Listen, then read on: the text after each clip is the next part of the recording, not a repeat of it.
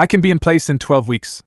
Meaning, specifically, 40 well-trained fresh divisions, 10,000 men per division, edition, at full TONE including all of our aircraft. And Koba, the troops are all pumped up. They just gave a humiliating whipping to the Japs, and they are very well provisioned and eager to get at this disgusting fascist enemy hand to hand. They know they can be the saviors of the country, and I have never seen morale so high, even back in the Civil War. Koba. At any rate, in 12 weeks, we will have these 40 divisions joining your elite 30 divisions within 100 kilometers, 60 miles, of Moscow in front of the Urals, where hopefully the Nazi forward air recon will not be able to reach. So it will be winter, or nearly so, when we launch the counterattack, and we will be better prepared for that than they will be. Furthermore, our army group will be moving forward to combat, directly in front of Moscow, without further preparation.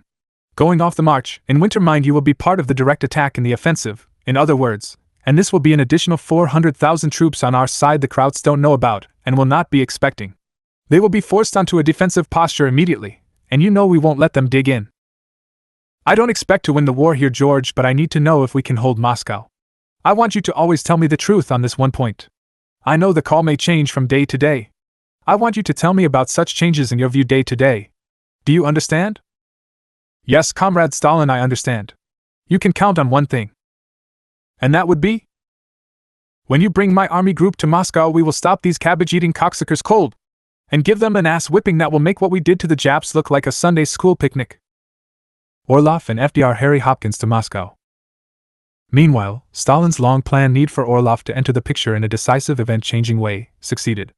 Orlov used his existing route to FDR to assure the US president the Soviet Union under its chief comrade Marshal Stalin would never agree to anything other than total destruction of Hitler and his entire Nazi gang, no matter what the cost or consequences. FDR then decided to send his most trusted representative to Moscow, Harry Hopkins, to see what the situation really was, and what if anything FDR could do to help. See the movie World War II, When Lions Roared, starring John Lithgow, Michael Caine and Bob Hoskins as Roosevelt, Stalin and Churchill. Moscow under siege on October 16, 1941, Stalin decided to evacuate the government to Kuibyshev, formerly Samara, where critical Civil War battles were fought in 1918, while the highest party leaders for the most part would stay in Moscow and run the war. On October 28, 1941, the Nazi bombing of Moscow drove Stalin and the others underground to the metro. There they had an emergency bunker headquarters. Inside snapshot Stalin November 7, 1941 at Red Square and Moscow subway. Stalin also insisted that the annual Revolution Day, November 7 new style, parade through Red Square continue as planned. The symbolism of the boss and the Comintern's number one, George Dimitrov, standing side by side atop the Lenin Mausoleum was of inestimable value as the climactic battle thus far in World War II, between capitalism and socialism approached. Tanks, artillery, airplanes and soldiers paraded through Red Square and then went straight to the front, now only a few miles from Moscow. Stalin spoke to them from atop Lenin's mausoleum for 30 minutes. Brothers, sisters, mothers, fathers, citizens and comrades, I speak to you today as we prepare to meet the fascist menace now so near to our dear working-class revolutionary capital. I want to assure you that the mighty Red Army is fully deployed to deal with the threat. Furthermore, I want you to realize when this battle is concluded, the Nazi spearhead against our country and our just cause will have been liquidated. Despite the propaganda of the Nazi worldwide capitalist press conspiracy against us, the fact is the Germans have suffered grievous losses. We know they have suffered over 1 million dead soldiers since their June invasion. Their military machine is grinding to a halt thanks to the heroic resistance of our great Red Army and the sudden appearance of our best ally, Old Man Winter. Hitler must have been rather ill-educated to have forgotten what happened to Napoleon in the winter. We have a new and powerful ally in the form of the United States of America, and I have already agreed with its president to conduct a common war against Hitlerism and the Mussolini gang. Now let each and every one of us march from here to the front. Again as at Kronstadt. Let it be so again. Everything for the front. Smashing the Nazis, Battle of Moscow. The Japanese capitalists resisted the strong pressure from Berlin to enter the war, and even though they had just discovered Stalin's and Beria's spy Richard Sorg operating from inside the Nazi embassy in Tokyo, in the fall of 1941, it was too late to undo the work he had done for the Soviets. The Japanese had been burned so badly at Kokkinjol 2 years earlier, thanks to Sorg's intelligence and Stalin's sending of Zhukov's superforce to Mongolia, that they opted not to get involved. Stalin, his confidence in Sorg reinforced, after Sorg had correctly predicted the Nazi attack down to the day, transferred crack Red Army divisions from the eastern frontier where they had been confronting Jap forces in Manchuria, to his western one, right in front of Moscow. Payback. On the 5th of December 1941, the Nazi offensive ground to a halt, and the next day, December 6, 1941, one day before the USA came into the war, because of the December 7th attack on Pearl Harbor, Stalin launched the counterattack that almost ended the war in Europe.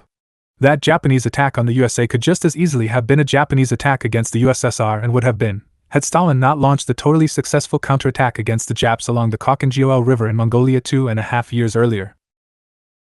Now Stalin, knowing the Japanese were not going to enter the war on Germany's behalf, was able to send a seemingly limitless number of fresh Siberian troops from the east, and they hit the Nazis like a tornado in a cornfield, dealing them death and destruction in front of Moscow. Stalin had placed his Siberian warrior chieftain General George Zhukov in charge of the Red counterattack at Moscow. He did on a much larger scale to the Germans what he had done to the Japanese a little over 2 years earlier.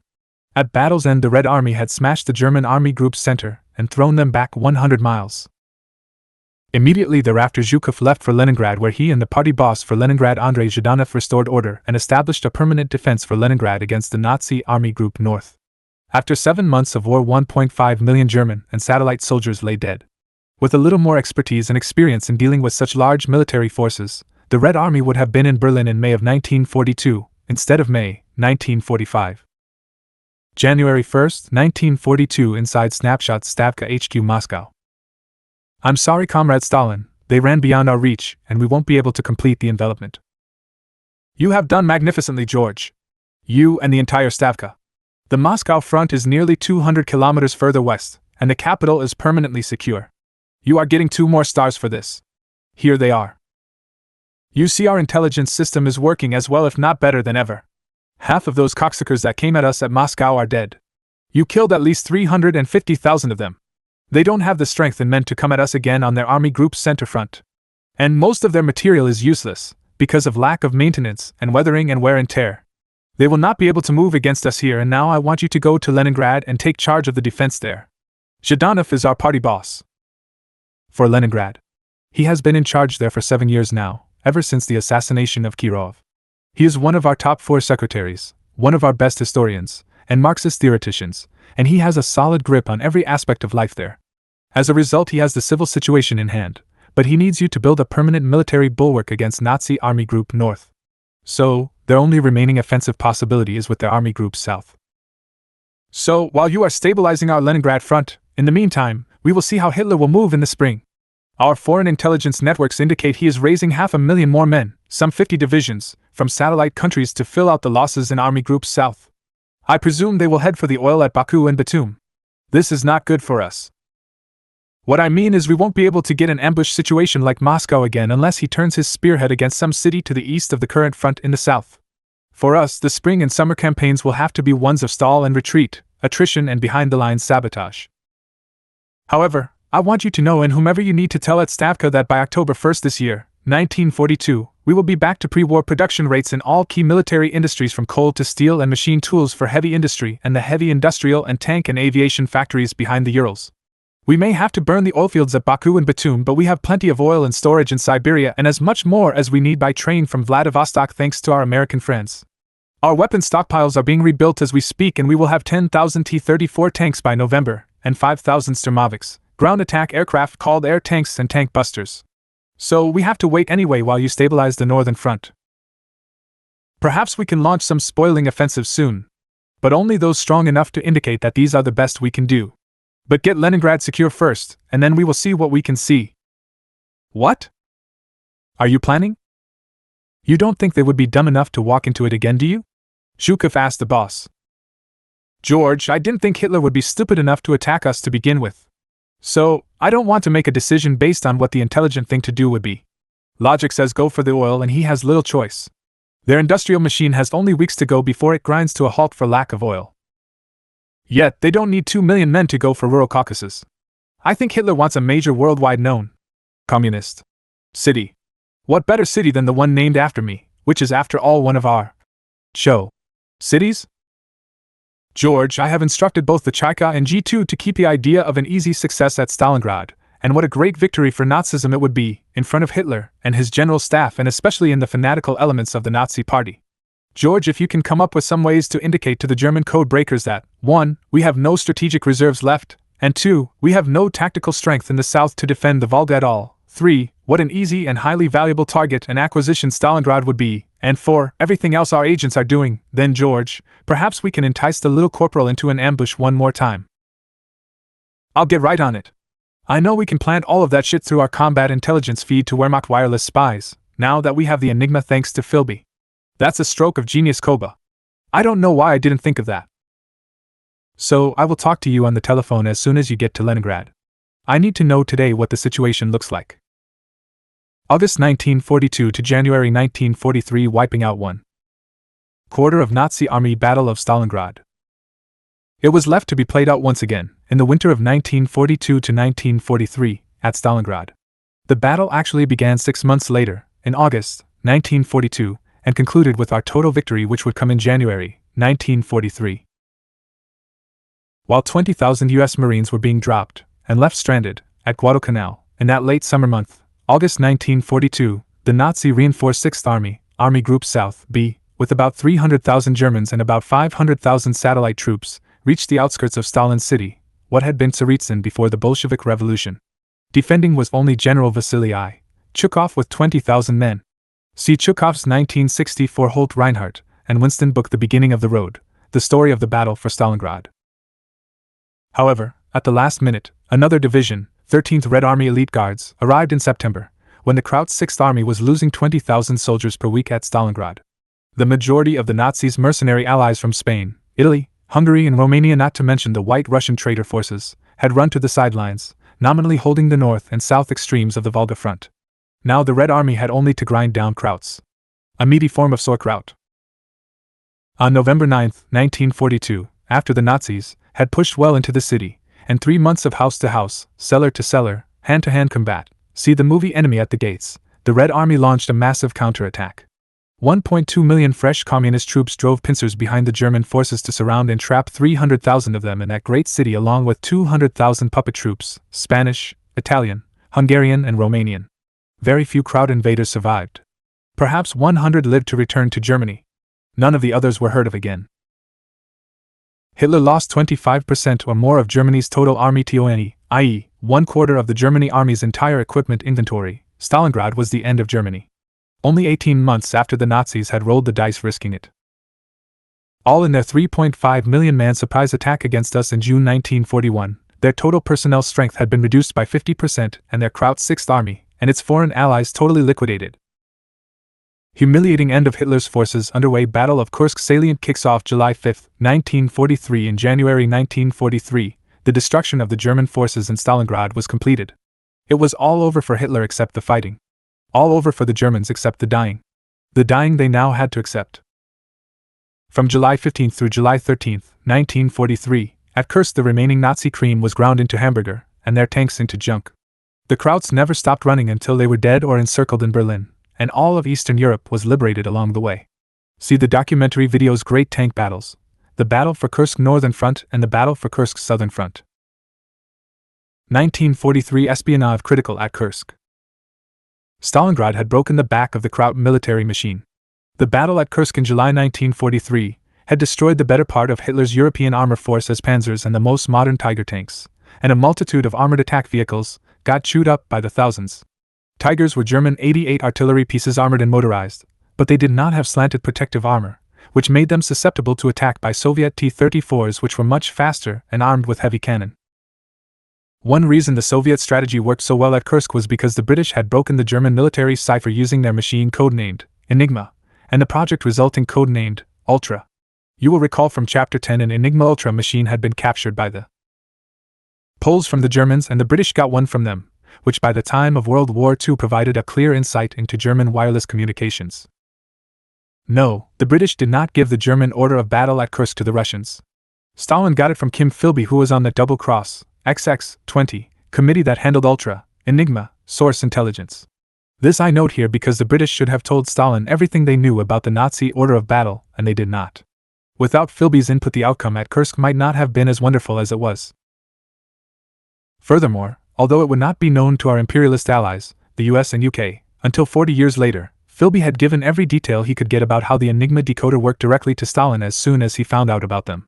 These details he picked up quickly as the newest MI6 member of the XX committee, and his initial MI6 assignment to the topmost secret cryptology section /Philby forwarded all these details to the boss. So at Kursk, the Soviet Military Intelligence Command was directly breaking German military communications on the spot because they now knew the Enigma machine and the Allies' ultra-secret.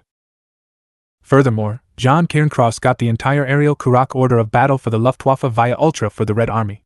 This allowed our armed forces to launch a preemptive attack on the eve of Kursk, wiping out 500 Nazi warplanes on the ground. For this he later received the highest award the Red Army could offer. Then just before the battle, against 1 million fascist troops, 70 heavily reinforced Kraut and satellite divisions, the Red Orchestra came through with the detailed jumping off and daily order of battle for these troops, as planned by the Nazi High Command. Penetrating Manhattan Project, the atom bomb, February 1943. So Lavrenti, how hard is this new uranium weapons program going to be to duplicate? Asked the boss of his intelligence chief, Comrade Beria. The Americans are just getting started, so whatever we do now should be two-pronged in my view. I have spoken personally with all our knowledgeable scientists. I have had to go back to school myself, literally. Under their direction I signed up for the appropriate physics courses at Moscow University. They will be the best tutors I could have. This is essential because you and I have to know the details of how this weaponry is developed and is to perform. For that, one of us at least has to become expert in atomic physics. Anyway, what it comes down to is we have to duplicate the initial experiments done in Berlin, and now in Chicago, to split the atom. With the data thus recovered, the Anglo-American think tank will be able to calculate how much explosive potential can be generated from a uranium bomb. How they are to acquire sufficient uranium of the right kind and then ignite it are problems they have not yet addressed. What we know now is that the American atomic scientists have told President Roosevelt there are 5 ways to get the necessary fissionable uranium in theory. They don't really have any idea which will work, if any. He has told them to proceed with all 5 varieties of producing the right kind of uranium, and these projects are in 5 different states. But the brains of the operation and apparently the central most important atomic weapons base is in the U.S. state of New Mexico. We have complete penetration on the chief of this project, a gentleman named Dr. J. Robert Oppenheimer, via a parallel *type espionage operation being run by Comrade Steve Nelson in the San Francisco Bay Area. So, at the moment we think New Mexico is the main place to control. * parallel espionage operations, a network is run alongside the target persons. This is a network of experienced, or most importantly, fanatically loyal party cadre, who happen to be friends of the targets. So our agent would never interview J. Robert Oppenheimer but would daily debrief his friends. Jane Edgar Hoover never figured out this simple standard operating procedure of intelligence agencies around the world, historically, and thus her anti-espionage, anti-red searches did little or no good. The FBI was doing backgrounds on persons not in any way associated with the Soviet espionage program. After that it was just standard tradecraft. The point is, Koba, if we launch a program against this industrial project along the same lines as we did for years, nearly 2 decades, against the industrial potential of Germany and Italy for example, then we could supplement our own research with the results of theirs. In this way overcome the handicap of our already overtaxed industrial base. In short, what I think is we need Lev Orlov to do for us in North America what he did for us in Europe. Fortunately he is in place. The problem is he is there for his special mission. But Koba, getting him involved in this would certainly compromise his original mission if Roosevelt were to learn of this new activity of his, somewhere down the road. That's a risk I am willing to take now. After Stalingrad, we can win this war without any foreign assistance if need be. Should we pull Lev back first, or send someone to him? I take it you are prepared to allow me to proceed with an industrial espionage program against this uranium bomb? It is undoubtedly going to be the most expensive we have ever mounted. Yes. Koba, I have examined the travel situation, and we could send him and bring him back via Alaska. Take a train to and from Vladivostok and then fly to and from the Americans who could assist in bringing him from Alaska to regular transportation. Without knowing why, of course. But it's a long trip and I don't advise it. Lev is not as young as he was 20 years ago in the Civil War. I think we should send our best agent to him. Lev can guide him and be training his replacement at the same time. I am sure he would prefer that. Did you ask him? Yes. That's fine with me if that's the way you comrades want to handle it. Frankly, I like your idea of Lev developing this program. He has done it several times before and against much more competent counter-espionage programs than anything the clowns in the FBI could put up against him. Where will he be stationed now, and how about the little girl?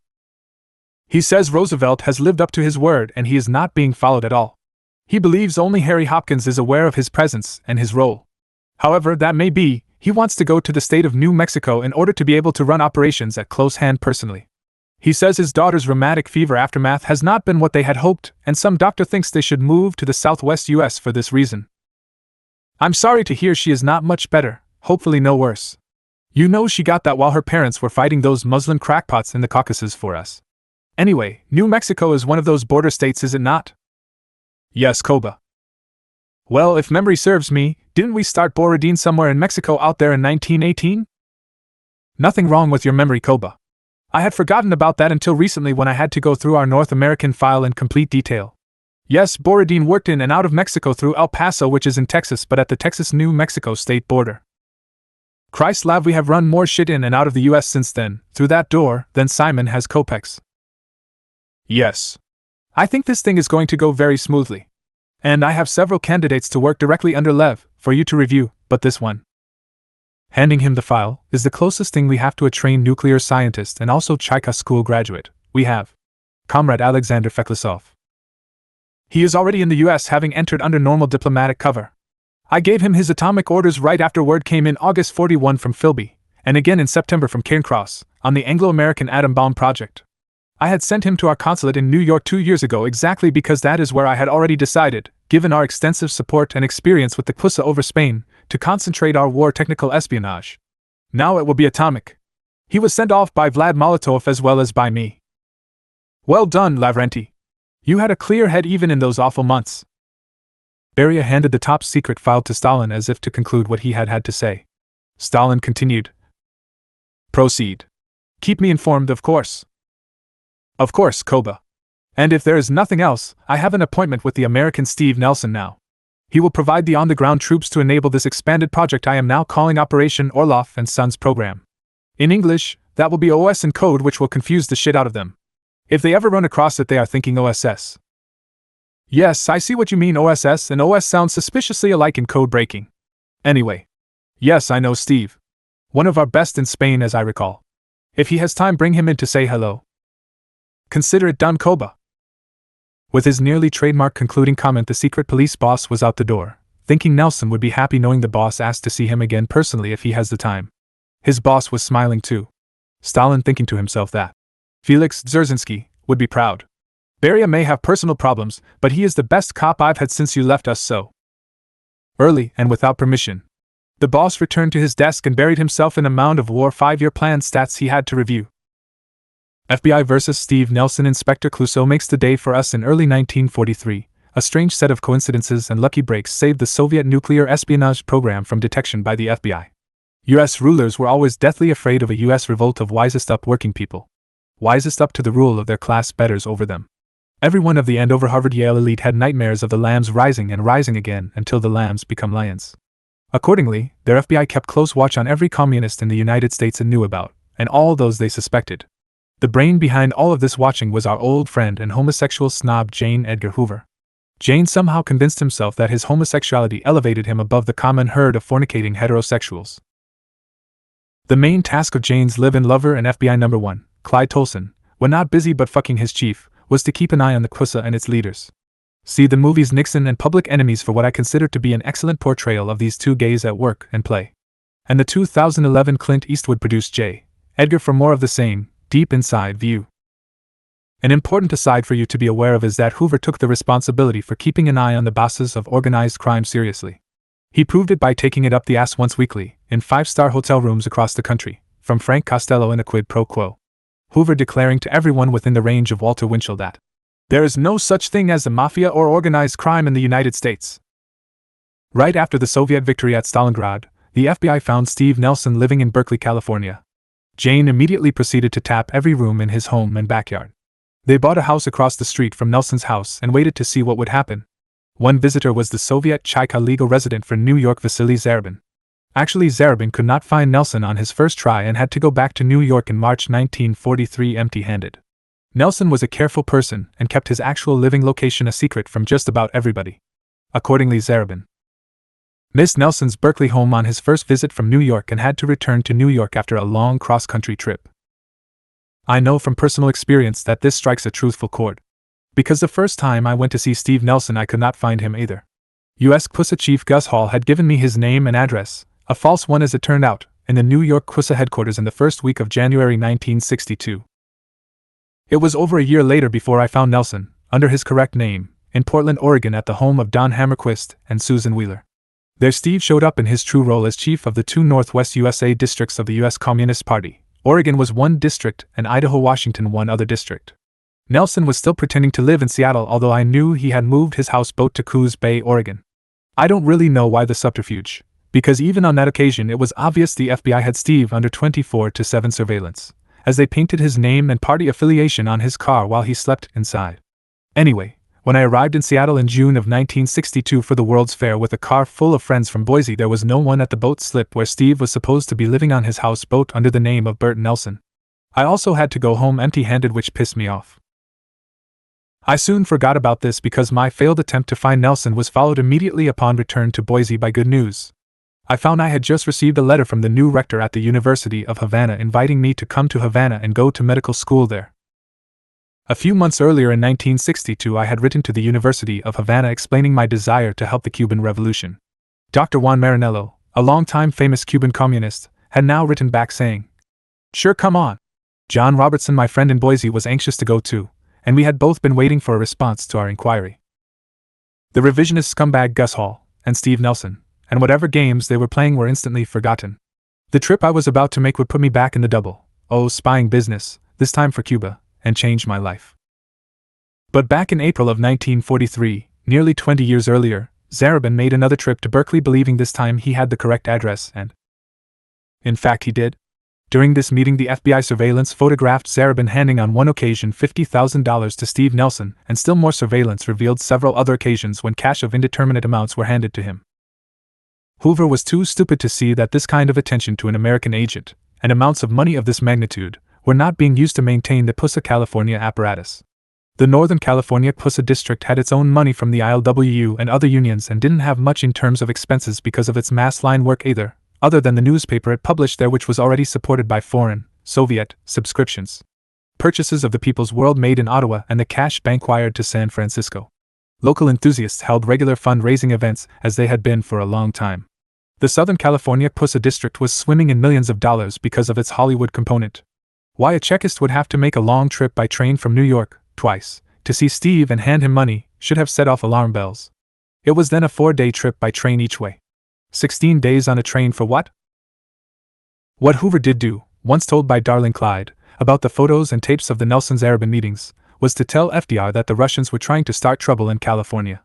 To back up her claim, Jane gave the president the photographs and tapes and records of the Zarabin-Nelson meetings. FDR knew that the very existence of the USA depended on the success of the Red Army, and this meant Gringo national existence depended on staying in Stalin's good graces. After dismissing the man he called alternately, "that old queen," and "that old queer," FDR called for Harry Hopkins, his closest advisor. FDR and Harry Hopkins on Steve Nelson. "Harry, we have a problem I want you to handle. That old queer Hoover has photographed the New York consul for the Soviet government handing money to that Abraham Lincoln Brigadier Steve Nelson in San Francisco.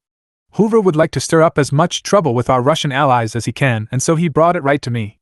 Frankly, I don't give a damn if the Soviets want to support the Spanish brigadiers in our country or the American communists." I told that to Hoover. "As far as I am concerned, they don't amount to a hill of beans, and even if they did, they were right all along about fascism, and we are all on the same side now. It seems to me like a waste of money, but when you are dealing with true believers, this is the sort of thing you could expect. Anyway, I want you to tell their ambassador about this, and to tell Stalin politely to tell his people like this Zarabin from their New York consulate to stop doing stupid things like getting caught and photographed, because in Republican hands this could adversely affect our relationship in fighting our common enemy, that crackpot in Germany." "I'll take care of it. Can I show him those photos?" "Hell yes, give them to him. I am sure the old queen has others, unfortunately, and anyway, once he handed them to me, they were mine. As I told that fag, I don't want any more of them, and I don't want this subject to come up again. That's it." Hopkins made his way to a meeting with Stalin's ambassador, and presumably that sufficed to prevent similar occurrences because there is no future reference to any such stumblings in the Chaika files in Moscow. Read Vasily Mitrokhin's account of what these files say about the Hopkins warning to Stalin about the surveillance of Nelson by the FBI until the business surrounding the Rosenbergs. The Sword and the Shield, the Mitrokhin Archive and the Secret History of the KGB, page 122, 1999, Christopher Andrew and Vasily Mitrokhin, Basic Books, New York, 700 pp. Actually, what Inspector Clouseau Hoover had stumbled across in Berkeley was a funding of Orlov's penetration of the Manhattan Project. As you may recall, the Chika penetration was run by Steve Nelson. Steve ran it as a parallel espionage operation against the atomic scientists at UC Berkeley and in the Bay Area. Hoover never figured that out because he was too stupid. Nelson was running thousands of agents directly and indirectly inside the 5+ state Manhattan Project bases ranging from California and Washington State to Illinois, Tennessee, and of course at Los Alamos, New Mexico. By early 1943, Steve needed a lot of money but not to overthrow the Cap regime in Sacramento. If Jane Hoover had any common sense at all, she would not have tried to build a non-existent communist plot to overthrow the capitalist government in Washington and asked the simple question as, why would Nelson need so much money in California? Whereas I say the Northern California Pusa District was well endowed and the Southern California Pusa District was swimming in millions of dollars because of its Hollywood component. And the concomitant question as to, why would Stalin spend money on such an esoteric possibility as a U.S. communist uprising when he desperately needs money for his own war machine? Inconvenient irrelevance.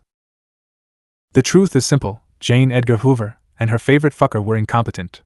If we can judge by the FBI's more recent performance in the Robert Hansen case, see the movie Breach, or the CIA in the TV series Assets on Netflix about Aldrich Ames, they are still just as incompetent. For the masters of both, they find it a matter of inconvenient irrelevance because the real mission of both is to act as thug cops and counter-revolutionary fascist assassins internationally. Stalin rescues allies, Battle of the Bulge, Stavka HQ, Moscow, Christmas 1944. Well, George, what can we do to help? Fucking pathetic.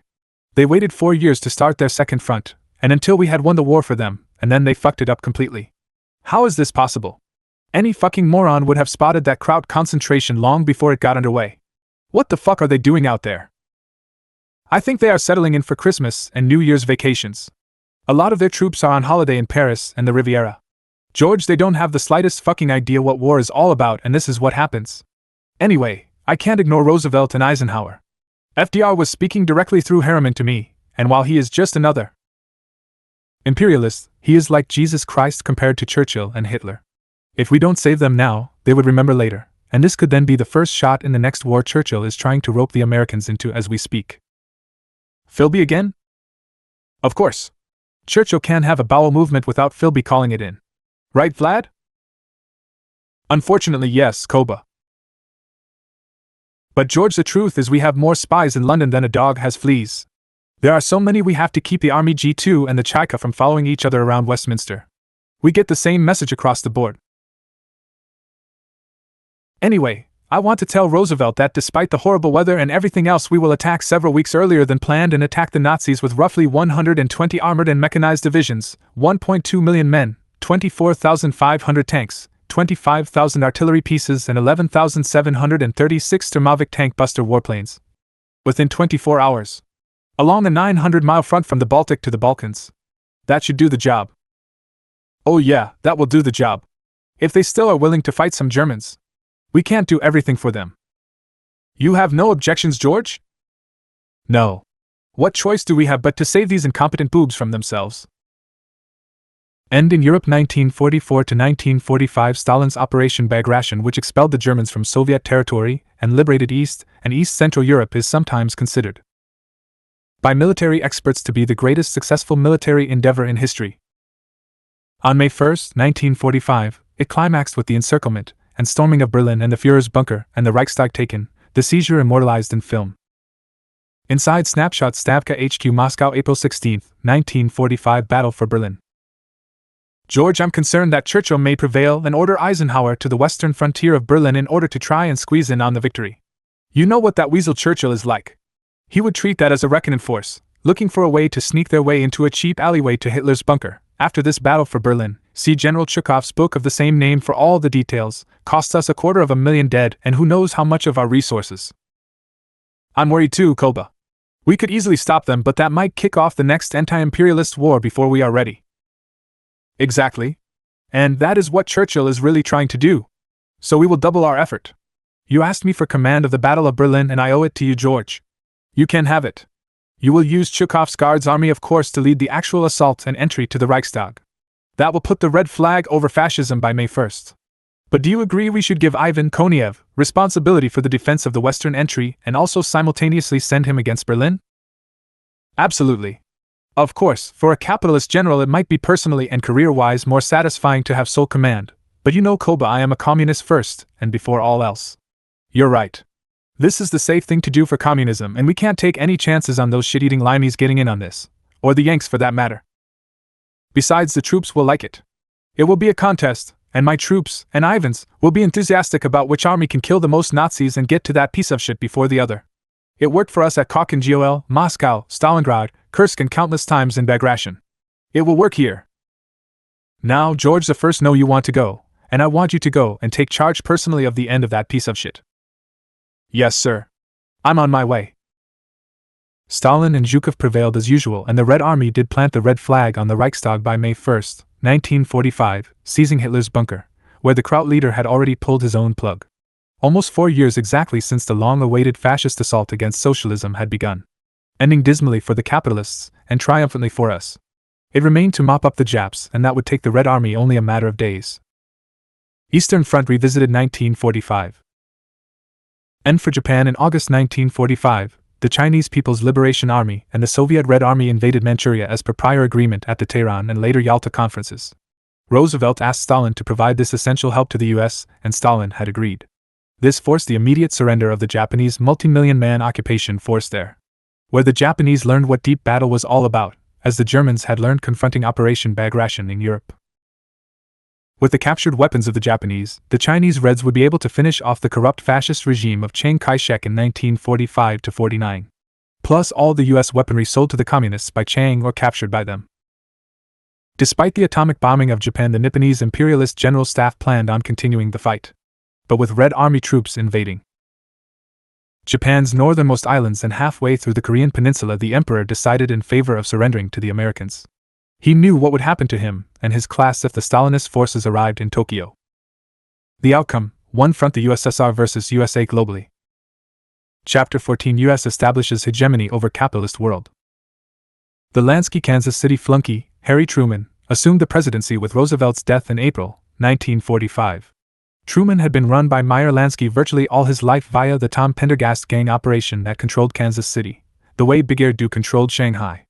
In fact, when Truman was first elected as a U.S. Senator from Missouri, his Senate colleagues referred to him as the Senator from Pendergast. Truman quickly became a favorite of the right wing of the Democratic Party, and with Lansky's help replaced progressive capitalist and U.S. Vice President Henry A. Wallace, Iowa, as the vice presidential running mate of FDR in 1944. "Go forth to win the war" was FDR's 1944 campaign slogan. This time the usually irrelevant VP spot was taken by a national nonentity, Harry Truman, Democratic senator from Missouri.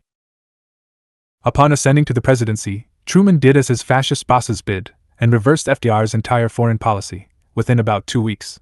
See D.F. Fleming on the speed of the reversal in the Cold War and its origins, 1917 to 1960, 1961, Doubleday, Garden City, New York. Truman would see to making the destruction of the Soviet Union his number one objective. What made this wild fantasy seem possible was the idea that the Gringo regime had a monopoly on the atomic bomb. Although the US was only able to make about one bomb a month by 1947, the US ruling families thought that would do the job. Stalin knew the US A-bomb production rate. The Japanese did not, and had been fooled by Truman's bragging after the atomic bombing of Hiroshima and Nagasaki, about having many more A-bombs to drop on Japan when in fact he had no more A-bombs to drop at all. The USA and USSR atom bomb production rate had increased to about one per month on both sides by 1949, with the possible superiority of the USSR in this rate. Henry Wallace tried to stop the fascistization of the U.S. Democratic Party and the war drive of the Truman administration as presidential candidate of the Progressive Party in 1948. Idaho Democratic Senator Glenn Taylor was Wallace's running mate. Wallace and Taylor failed, but their candidacy united New Dealers with communists. The PUSA was instrumental in creating this Progressive Party and Negroes, as African Americans were then called. Wallace and Taylor campaigned against segregation in the apartheid South and did put the brakes on much of what Lansky, Truman, et al. Were trying to do. It was this Progressive Party alliance of progressive and left forces which necessitated the U.S. ruling families bringing out nutball Wisconsin Senator Joseph McCarthy to terrorize the liberals in North America into silence. But by the time this reign of terror against the American people was fully extant, the Soviet Union was out from under the danger of a first U.S. atomic attack, as they had enough nuclear weaponry of their own. By 1948, Stalin had created a buffer zone of people's democracies in East Europe. In 1949, Stalin surprised the new U.S. bosses with the Soviet atomic bomb. In 1949, Red China became the People's Republic of China. Even if the gringos had enough bombs, they couldn't get close enough to the industrial might of the USSR to use them. By 1950, Stalin was surrounded by friends, and he had his own bombs and the means to deliver them, intercontinental rockets. Magnificent Five at war, hot and cold. Recap summary conclusion. From 1931 to 1951, we had agents all over the world of very high quality, as you have seen. However, in the first half of that period, the UK was the political center of the global imperialist encirclement of socialism's first national home bases, the USSR and the People's Republic of Mongolia. Thus, we have concentrated on the UK networks created by 1. 2. Orlov and thereafter run by the Cheka and the Soviet Red Army G2 in the British Isles and later also in the USA. From 1945 to 1963, our agents faced new challenges. In this section, W shall tie off a few loose ends we encountered along the way, e.g. US-American Michael Straight, and the eventual Mexican, Anita Boyer. What normally would have been a terrible situation of multiple agents knowing of each other's existence was bad enough. But knowing the intimate details of each other's work was so bad as to be almost unbelievable under normal operating conditions. Yet it had worked out perfectly in the difficult circumstances of the extraordinarily complex conditions of the 1930s international class war. This fortunate development occurred because the magnificent Cambridge Five were more than ready to take matters into their own hands and do what they thought best. Moscow's Central acceded to all of this, because Stalin wanted it that way. In 1938, however, at any rate, Stalin had, thanks to what Orlov had left behind in the UK MI6, a true 3D stereoscopic overlay from which to watch the Baldwin-now-Chamberlain plot against the USSR unfold. Keeping still another eye on all of this for Stalin was Roger Hollis in MI5. From 1941 to 1945, Stalin managed to turn the tables on Baldwin's UK plot to launch a unified capitalist assault on the USSR, winning the Second World War with a new Rapallo strategy. A Soviet Anglo-American alliance replaced the earlier Soviet-German alliance. At the heart of this was a strong intelligence operation supporting the Red Army. After 1945, when the gringos picked up the gauntlet dropped by Hitler, the MAG-5 continued at the center of the new Soviet strategy in the English-speaking world, as the hot war morphed into the Cold War for 6 critical years. The last of the MAG-5 spies in MI6, Kim Philby, would continue working for us until his final escape to Moscow in 1963, but for practical purposes it came to an end for all three with the Burgess-McLean defection of 1951. I think you might find the insights about Philby's actual escape to Moscow as revealed in Sharon Stone's 2004 movie A Different Loyalty of Interest. Burgess in December 1938, Guy Burgess managed to get himself recruited into MI6. Prior to this he had been inside the UK Foreign Office working for Cheka Intelligence. 1938 unfolded featuring the Chamberlain betrayal at Munich. Burgess had been seconding reports from Donald Maclean and Anthony Blunt. In 1938, Burgess's homosexual love life had led him to recruit a Swiss diplomat, Erich Kessler, a Swiss embassy employee. Early in 1939, Burgess recruited still another lover, Andrew Rivoy, a leader of what was called the Free Hungarian movement in London, for the Cheka. In 1940, Burgess recruited Rivoy into MI5 as well, where he acted, from Stalin's perspective, as a double check on Hollis. Burgess's lovers were often protective of him even when they themselves broke with our service, as in the case of Goran Rees, who could not stomach the German-Soviet non-aggression treaty and cut off ties with our controllers but never gave away his recruiter Guy Burgess. So again, one could say that homosexuality has done its part for our secret service and should receive appropriate respect. During 1940, Burgess had been out of contact with Moscow Central but had continued with his mission on his own. This was something true of each and every one of the MAG-5 at one or more points in their multi-decades-long careers. In the summer of 1940, Burgess had managed to get Philby recruited into MI6, running his own section of dirty tricks and guerrilla operations, Section D, and shortly afterwards both were back under control from Moscow Central. Early in 1941, Section D transformed and morphed into SOE, Special Operations Executive, which was a merger of several UK, Canadian and US intelligence operations. Burgess failed to make the cut, and thus returned to the BBC job from which he had jumped into MI6 to begin with. Philby did make the cut, and would become MI6 SOE Chief of Iberia. In the spring of 1944, using his BBC credentials, Burgess got himself recruited into the Foreign Office Press Department. He used this base to gain access to virtually the entire treasure trove of Foreign Office secret documents in its highly classified archives, carrying out at least 400 top-secret documents in that year alone for photographing. On September 4, 1945, Burgess' existence as a Soviet spy, and that of Donald Maclean, was put into initial play by the Soviet Cheka chief for Istanbul, Konstantin Volkov. Volkov used this knowledge as an enticement to the Brits to take him as a walk-in defector, and pay him what was then an extraordinary amount of cash. Fortunately for Burgess, upon receipt of the reported offer which came into London MI6 HQ by diplomatic bag rather than over the radio, as Volkov said, the Brit secret code was broken. Really sent Philby to bring Volkov back from Istanbul. That, of course, was the end of Volkov. Thus Burgess and Maclean, and later we would learn Hollis, not Philby, escaped by the skin of their teeth. For the details read Spycatcher. For Philby's account of this scrape see his book My Silent War. During 1947 and 1948, Burgess had not only survived to fight another day but this time penetrated the new anti-Soviet section of the Brit Foreign Office named the Information Research Department, IRD. Accordingly, Burgess also used IRD to establish new ties with every Brit embassy he could manage. In 1949, Burgess got himself back into MI6 and in this capacity carried out at least one mission to Gibraltar and Tangiers in 1949, and along the way delivered 660 pages of top-secret documents to Yuri Modin, and eventually got himself transferred to the MI6 station in Washington, D.C., USA. There he came under the authority of his old friend and Soviet agent Kim Philby, who was MI6 station chief in Washington. Guiding him was perhaps the most able Cheka foreign operations chief since Alexander Orlov named Yuri I. Modin. Modin saw to it that Burgess first did a stint in the Foreign Office Far Eastern Department, and then transferred to Gringolandia. One reason for this detour is that Modin was concerned about any Cheka control with Philby that might be detected before Philby himself made it to Washington. From 1947 to 1949, Philby was head of the MI6 station in Istanbul, Turkey, and preferred to use Burgess in this contact capacity as Burgess was not under suspicion. In fact, the long association of the two acted as a perfect cover for their contact when necessary. Stalin had sent Modin to oversee the penetration by any means possible, and at any expense necessary, the new heart of anti-Soviet, anti-communist world imperialist operations being set up in Washington, D.C., which would soon be known to the world as the CIA.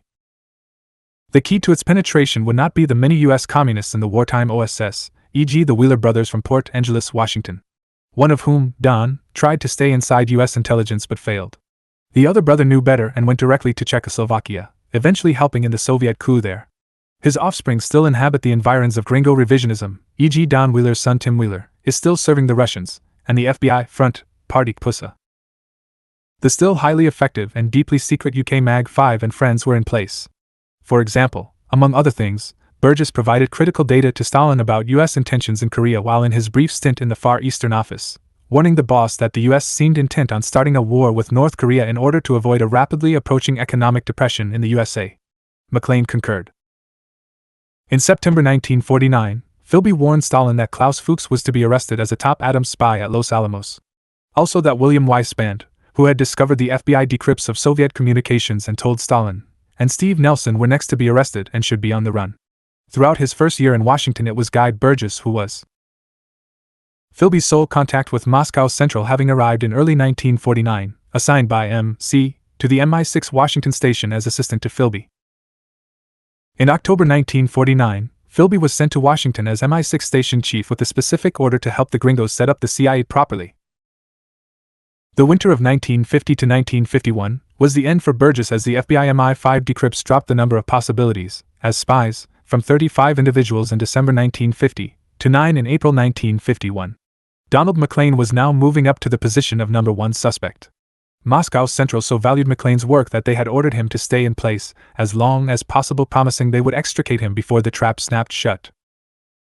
On May 24, 1951, Philby's controller told him the Fed trap was to snap shut on the 28th of May 1951.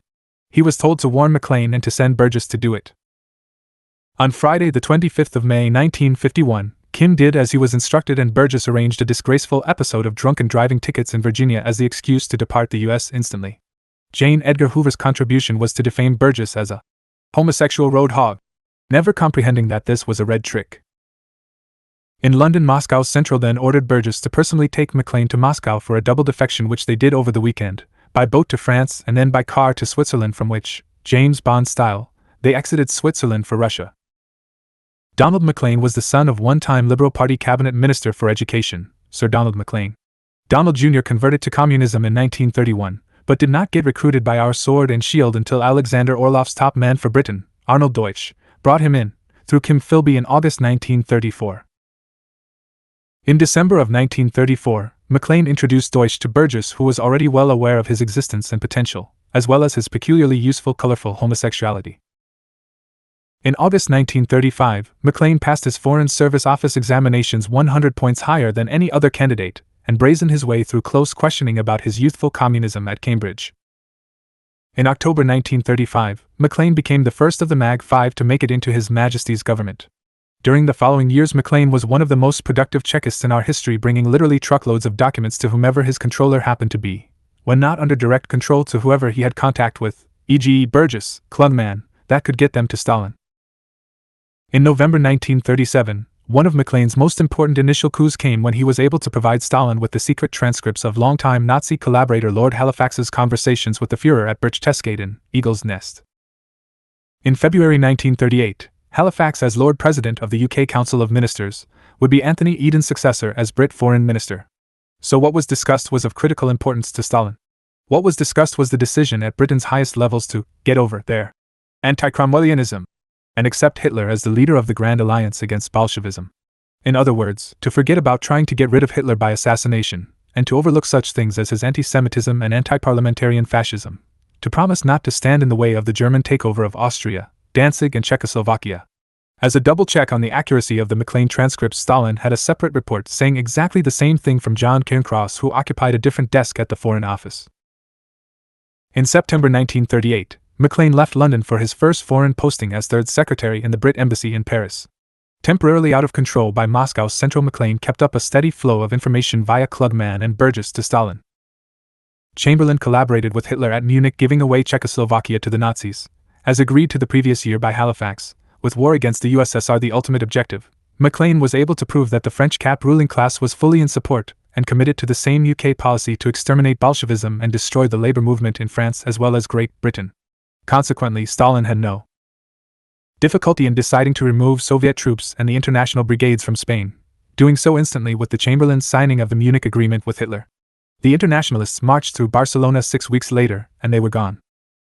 In January 1941, Donald McLean came back under control from Moscow Central after a lengthy hiatus through 1940. Even then, he kept providing large numbers of top-secret Foreign Office documents to Stalin via Burgess. As the song goes, the boys were back in town, serving whenever and wherever they happened to be, with or without controllers, proving the essential correctness of the original Orloff-Deutsch strategy. Throughout the Second World War years, the first 6 of the Cold War years, 1945 to 1951. Tales from the Decrypt. In March 1944, McLean was sent to Washington, D.C. as first secretary in the Brit Embassy, and right away became involved in the US-UK plot to build the atom bomb without the participation or knowledge of their Soviet ally. By March of 1945, McLean was able to provide large quantities of detailed material about the progress at Los Alamos, which gave Beria and Stalin just the insight they needed to confirm all of the many reports coming from inside the Manhattan Project from agents being run by Steve Nelson. It is no exaggeration to say that by this time Stalin had a timelier and more accurate view of the US-UK atom bomb project and its multiple staging subprojects than did the US president. However, this huge flow of data was also to leave its imprint when the FBI began a computer decrypting project a few years later on wireless intercepts recorded but not understood for several years. This project known as Venona. On May 26, 1951, these eventually came together and led to the unmasking of Donald McLean. This precipitated his escape to Moscow. A recent cinematic portrayal of these events can be seen in the Sharon Stone 2004 movie A Different Loyalty. In September 1945, McLean had first escaped detection by the skin of his teeth when Volkov had titillated his would-be British paymasters by telling them he knew of 2 Soviet spies in the Foreign Office, of which McLean was one. That time Volkov was undone by Philby before he could spill the beans. On Saturday, May 26, 1951, 6 years later, there would be no short-circuiting of his exposure, and he would have to make his James Bond-style run for Moscow. Philby. You will recall that Kim Philby shared his father's political outspokenness, if not St. John's Islamic fundamentalism. Accordingly, Kim's conversion to theoretical communism at Cambridge was well known. In 1933, in Vienna, Kim's future wife Lizzie Friedman and her girlfriend Edith Saskitsky had gotten their arms around him and brought him into organized communism. In 1934, after they were all together in England, Philby soon met Arnold Deutsch and thus made it first into the Cheka, sending Deutsch on to recruit McLean and Burgess shortly thereafter. Even so, Philby was the last of the Magnificent Five into His Majesty's service, and then only after years as an undercover Cheka agent in Iberia, where his cover was as a London correspondent with the Franco-fascists for the London Times. In the summer of 1940, he had been recruited into MI6, thanks to Guy Burgess. In MI6, Philby rose quickly, beginning in its guerrilla warfare section called Section D. In early 1941, Philby had made the transition from Section D into SOE, Special Operations Executive, which was a merger of several UK, Canadian and US intelligence operations. Also in 1941, heading back into Iberia as chief of MI6, secret anti-Nazi killing operations, because of his earlier success in Spain in 1937-1938. Now as a reporter for the Evening Standard and in few months for the London Times. He had been the winner March 2, 1938 of Franco's Red Ruby for Courage Medal. Philby stayed on in Spain as the Franco-fascist forces began their campaign to round up and destroy those Republicans who had failed to flee to France and onwards to Mexico, or wherever. What he was doing in those years is still a state secret in Putin's Russia. However, when I was in Mexico in 1962, 1965 and 1970, I became familiar with some of Philby's work via remnants of the Soviet operations in Spain who were now in Mexico and via Anita Boyer. It would appear that at least one of his tasks was briefing the incoming Polish Jewish boss of the Cheka for Spain under Franco, Comrade K. The Buccaneer tells the whole story. He was assisting in setting up some of his infrastructure. Shortly before the Nazi attack on Poland, September 1, 1939, Philby made it back to London. The Times subsequently sent him to France to cover the phony war, which is what the world was calling Chamberlain's so-called war against Nazi Germany. In June 1940, Philby made it into MI6, at last. MI6 sent Philby into cryptology, where he became an expert in enigma decoding, and then back to Iberia where he hunted down Nazi spies in Portugal and Spain using Cheka hitters to assist him in his work. Of course, London had no idea that he was doing anything other than using his own recruits. Back in London, M gave him the task of setting up the new anti-Soviet, anti-communist section of MI6. Once the Battle of the Kursk salient was successfully concluded for the Grand Alliance, and it was now clear that World War II would soon be won for the Allies by the Red Army, he was no longer needed in Iberia. Philby discusses his takeover of this most important section of MI6 rather extensively in his book My Silent War. After becoming chief of Section 9, the anti-Red section, Philby staged some spectacular successes in 1944 and made himself very well liked inside MI6. Accordingly, M had suggested Philby to the Prime Ministers, Churchill and then Attlee, to be his successor, and M's job had been offered to Philby during his stay as station chief for MI6 in Istanbul, Turkey. However, Philby had turned down the offer, at least temporarily, saying he wished to help the Americans, who M said were asking for him to go to Washington and help them set up the CIA. Philby saying that the struggle against communism was more important than his career objectives. In August 1949, Philby was dispatched to Washington as MI6 station chief. Before he left London for Washington, Philby had been brought up to speed on the FBI MI5, newly invented computer, decrypts of Soviet wireless communications to the USA called Venona.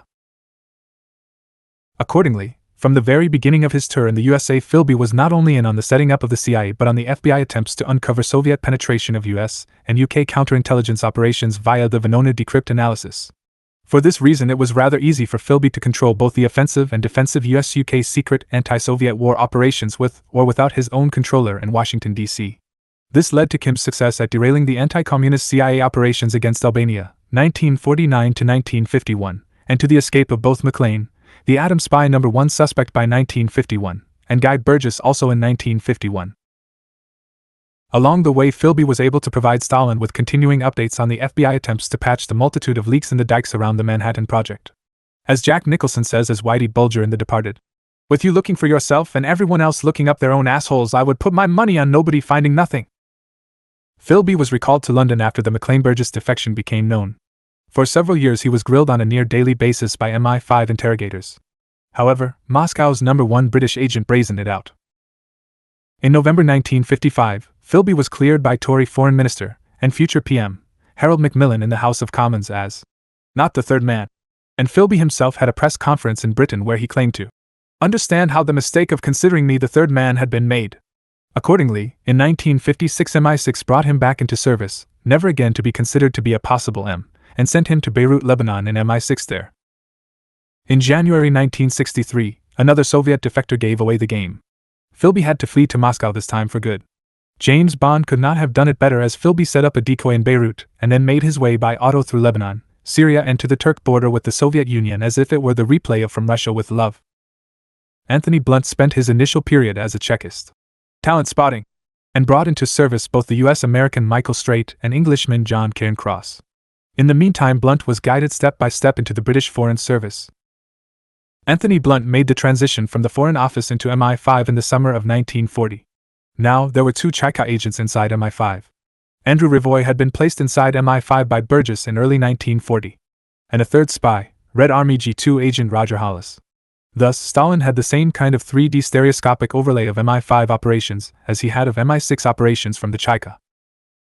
Along the way, Blunt ran a sub-agent he had recruited on his own initiative named Leo Long inside British Army G2. Consequently, Blunt gained access to Allied Intelligence HQ for SHAF, Supreme Headquarters Allied Expeditionary Force, which was only a couple of blocks from his MI5 London office. Blunt also discovered that a former Chika agent named Captain King, who had been out of contact with Moscow Central for 3 years, had been uncovered in 1939, at the beginning of the British conflict with Germany, as a Soviet agent. All of this was quite apart from his talent spotting, and his work after the summer of 1940 inside MI5. Blunt was paying his way, as they say. Most important from the point of view of Moscow Central was Blunt's ability to keep them posted on the progress, or lack thereof, being made by MI5 in uncovering Chika agents in Britain. This was an invaluable check on Hollis's work from Stalin's still more secretive and one more step removed perspective. As you can see, Blunt's check on Hollis made the possibility that counter-Chika measures in Britain could be successful at all, slim, or none whatsoever, as far as the boss was concerned. Blunt was able to report in 1945 that James Klugman had been identified as a Chika agent, and that he had been since 1942. This should not have been much of a surprise to anyone, as Klugman was a well-known British communist, a member of their political bureau, an author of nearly innumerable party tracts on dialectical and historical materialism, and longtime National Organizational Secretary. He had volunteered to assist the Allied war effort and had been active in Egypt and later instrumental in supporting the Yugoslav anti-Nazi war for MI6. However, it does show the utility to which the Chika put Blunt in his checking up on Brit counterespionage. In 1945, King George VI sent Blunt into Germany with the first Brit-US invasion forces in order to secretly retrieve letters the sitting king believed his Windsor relatives in Germany still had from his brother, the abdicated King Edward VIII, now Duke of Windsor, the traitor. What Blunt found was sufficiently valued by the king that he made Blunt the head of the Windsor Art Collection as surveyor of the king's pictures in November 1945, and Blunt consequently left his MI5 employment behind. However, on his way out the door, Blunt managed to get his sub-agent and protege Leo Long sent to Germany, where he became Deputy Director of Intelligence for the UK Control Commission in occupied Germany. He supplied Stalin with intelligence until the latter's death in 1953. Blunt was the fourth man in the MAG-5 Ring of Five and the subject of an intense press hunt for the fourth man.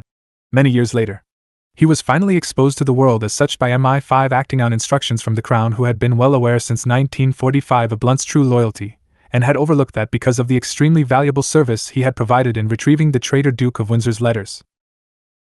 Cairncross in 1934, John Cairncross, a Scotsman, entered Cambridge at the age of 21 and was the last of the MAG-5 to be recruited and the last to be uncovered.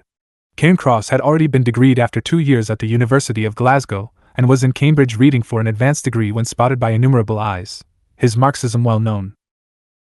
On April 9, 1937, he was approached initially by Burgess, acting directly under Deutsch's orders, and shortly thereafter recruited by James Klugman, also acting directly under Deutsch's command. Orloff was now running things in Spain. In May 1937, Klugman turned Cairncross over to Deutsch. The following month, in November 1937, Cairncross made a big hit with Stalin by providing the boss with a transcript of the Halifax Hitler meetings at the Eagle's Nest, thus confirming what Stalin already knew from Donald Maclean and his reports from his separate perch in the Foreign Office. In 1938, during the Munich crisis, Cairncross kept it up, providing Stalin with the inside transcripts of the Hitler Chamberlain meetings that betrayed Czechoslovakia. In December 1938, Cairncross was promoted and moved to the Treasury, which made him the first of Stalin's agents to penetrate that august agency of British imperialism. Cairncross stayed at Treasury nearly 2 years. In September of 1940, he was again promoted and sent to be the private secretary to one of Churchill's ministers, the Lord Hankey. Hankey, although not a member of the five-man Brit War Cabinet, did receive copies of each and every paper distributed to the War Cabinet. This meant that Stalin also received copies of all War Cabinet materials as quickly as the War Cabinet 5 and Prime Minister Churchill himself. On September 25, 1941, 3.5 months into the Nazi invasion of the Soviet Union, Cairncross reported by wireless to Stalin that the British were going to build a uranium bomb which would explode atomic energy. It was Lord Hankey in charge of the Scientific Advisory Committee that authored the atomic report to PM Churchill and the War Cabinet, the very man to whom Cairncross was private secretary. Kim Philby simultaneously told Stalin the same thing from his perspective as a member of the Double Cross, XX, also known as the 20 Committee, Ultra Enigma Cryptology Operation. Stalin then launched the Soviet uranium bomb project, placing Lavrenti Beria in charge. From 1942 through 1943, Cairncross then spent a year working on the Ultra Enigma decrypts at Bletchley Park. In June 1943, Cairncross operated under orders from Moscow's Central to decrypt Luftwaffe-coded messages so that the Red Army Air Force could launch a surprise preemptive attack against German warplanes as an opening salvo of the Battle of the Kursk salient in July 1943. As a result, over 500 Nazi warplanes were knocked out, on the ground, on the eve of the greatest armor battle in history. For this, Cairncross was awarded the Order of the Red Banner, the second highest award in the Soviet Union. Cairncross had to hand the award back to his controller for safekeeping in Moscow until some future date, when he might retrieve it, but according to his controller it certainly was appreciated. Shortly thereafter, Cairncross was transferred back into MI6 Section V, Counterintelligence. In 1944, Cairncross moved to Section 1, Political Intelligence. In 1945, after war's end, Cairncross asked to return to the Treasury and over the coming years was in charge of all the financial allocations for the British war industry. This included all the contracting for the atom bomb, guided missiles, submarines, radar, chemical, bacteriological and radiological weaponry, and just about anything else that should come to Stalin's attention. In 1985, Cairncross eventually retired to the French Riviera and was not uncovered until the great traitor Mikhail Gorbachev began selling top Soviet agents to foreign powers. Cairncross lost his pension but was not prosecuted and died from natural causes, taking surf and sand in France, his adopted bucket list country. Hollis, the Third Eye. I have mentioned the eventual MI5 chief Roger Hollis several times, but at this point I shall let the British espionage investigator Peter Wright take up this rather fascinating story and point you in the right direction. Namely to the Banned in Britain book Spycatcher, where Wright presents his thesis on Hollis. For several reasons having to do with contemporary living sources, it would be wiser for me to hold my peace on this matter for the moment, and beyond what I have already published herein and elsewhere, e.g., The Buccaneer. Loose Ends, Michael Straight, Anita Boyer. In the strange case of the US-American Michael Straight, he is sometimes confused with having been one of the Ring of Five, which is to say the Cambridge Five or Magnificent Five, because he was in fact recruited at Cambridge in England. In March of 1937, he was recruited by Arnold Deutsch only 2 weeks after the death of his admired Professor John Cornford. Cornford died fighting for us in Spain during the defense of Madrid. In June of 1937, Anthony Blunt led Deutsch to Straight. Deutsch split a picture drawn by Straight in half and told him to match his half with one that would be given to him later that year in New York City by his Chicot controller. His Cambridge graduation completed, Straight set out for his homeland. Michael Straight came from one of the old rich New England families grouped around FDR. For a recent cinematic view of these people, take a look at the family of Katharine Hepburn, Howard Hughes' girlfriend, in the movie The Aviator. In December 1938, accordingly, a year and a half after his graduation, he had tea at the White House with FDR and his wife Eleanor. In January 1939, he landed a job in the State Department. Straight, however, had difficulty with the German-Soviet non-aggression treaty in August 1939, and fell to the wayside as far as providing ongoing intelligence to the Chicot was concerned. In early 1942, Straight severed his ties with us, shaking hands with his controller, and saying a definitive goodbye. Anita Boyer. Whenever a known spy seems to consistently fail to come into the imperialist espionage literature, one should assume as a working rule that it is for a reason. Namely, that the person or someone close to that person is still being run. Rarely do you see the name Raymond Boyer in the trove of spy dossiers written since World War II, even to this day. One reason is that this first caught Canadian self-confessed Soviet spy Raymond Boyer, the first Soviet spy caught in Canada after World War II, was actually run by his glamorous wife Anita. Anita went on to marry a Vanderbilt, and acted as his controller too.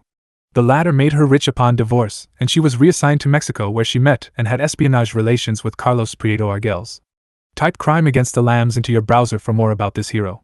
Vanderbilt himself died not so long ago, married to Diego Rivera's favorite model. See the movie Frida. In 1970, I met Anita Boyer via Carlos and Evelyn Prieto. I can testify that she was still glamorous and treacherous. That evening we met at her home in Mexico City. That same evening, the Prieto home was the subject of a second-story job, burglary, aimed at securing information about me. She and the Prietos, all having passed from the scene, I feel free to reveal what I have just said and look forward to more reports coming from other sources in the not-too-distant future about the Anita Boyer strange and cold case. Our Atomic Espionage Program. Now I will explain part of what for most of you will be the first true expose of what really happened in our attempt to stay abreast of the US and the UK, and their secret and illegal conspiracy to build atomic weapons without the knowledge of their main ally, the USSR. It is also nearly the last historical time we can visit modern espionage questions because of US and UK law. In other words, 1. The atomic espionage program we launched in 1941, and 2. The missile installation in Cuba program we put into effect in 1962 bring us to the boundary of what is discussable. I happen to have personal involvement in both of these arenas and so have a special perspective on these events I shall now pass on to you.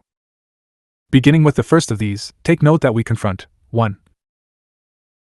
The Official Secrets Act in the UK and the Secrecy Protocols of the National Security Act in the US. 2. The de facto 50-year rule in both these English-speaking countries.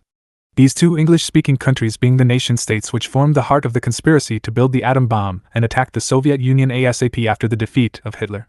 The 50-year idea refers to the assumption that, after half a century, witnesses the government would need to prove a case are either dead, senile, or otherwise unavailable. Retired in an offshore raisin farm somewhere like Majorca or Costa Rica, calling their Moroccan or Jamaican maids, mama. The two most important atomic espionage, as opposed to general intelligence, arenas we will visit in this chapter are accordingly 1. 2. The atom spy cases centered on our agent Klaus Fuchs in England. The FBI stumbled, as usual, through the hysteria of the McCarthy years and never really got to the bottom of anything. Jane Hoover settled on a better Simone than no one effort to frame up Julius and Ethel Rosenberg. The FBI never figured out that in the Rosenberg atom spy matter it was never Julius Rosenberg who was our principal agent, although they knew Ethel Rosenberg never worked for us in any capacity. Julius Rosenberg had been very active on our behalf during the World War II years, but never in nuclear espionage. Of the technological spies. Endangered by the unraveling of the Rosenberg network, the FBI missed out altogether on picking up the genius scientists Joel Barr and Alfred Sarant. They escaped the US for the Soviet Union through Mexico. In the Soviet Union, both Barr and Sarant went on to make historical scientific breakthroughs. We are reviewing these Rosenberg and Fuchs cases not necessarily because they were our most important spies, although Barr and Sarant certainly were, but because they came to the attention of the press and therefore of history. In other words, most of our agents remain safely undercover, and their identities are secret to this day. On June 9, 1953, the Rosenbergs were executed in an act of anti-communist terrorism. It was condemned by all persons following this case around the world. Even J. Edgar Hoover did not want the death penalty for Ethel Rosenberg. He said there was no evidence against her. The way the District Court, Appeals Court, and U.S. Supreme Court handled the matter effectively destroyed the reputation of U.S. federal courts for decades. Later, that discrediting continued for other reasons. Most recently, the Cuban 5 case. For those of you with a special interest in the Rosenberg matter, I recommend the autobiography of one of our best agents, longtime Soviet Chekist, Alexander Feklisov, entitled The Man Behind the Rosenbergs, 2001, Enigma Press, New York, 432 pp. For now, let us review the highlights of the nuclear espionage program that Stalin and Beria began putting into effect in the late summer of 1941 and kicked into high gear after Stalingrad in February of 1943. The atom spies. As we have seen, our agents in London reported to Beria beginning in August 1941 of the Brit intent to build a uranium bomb to explode atomic energy. Earlier, Philby had alerted Moscow Central in 1938 that according to his communist wife, Litzy Friedman, Klaus Fuchs had told her the Caps were thinking about building an atomic bomb. Beria had immediately created a Soviet committee to investigate this possibility. In 1941, Stalin ordered Beria to duplicate that program. During 1942, Beria assembled a distinct approach focused on duplicating the uranium bomb and nothing else. This program would have 4 departments. 1. Red Army, G2, Intelligence, GRU. 2. The Chika. 3. 4. They would work, each, through the Operational Legal Residency for Soviet Intelligence in New York under Consul Vasily Zarubin and through the Illegal Residency in San Francisco headed by longtime U.S. Communist Steve Nelson. In 1943, Stalin gave the go-ahead to spend any amount of money to duplicate the secret US-UK uranium bomb.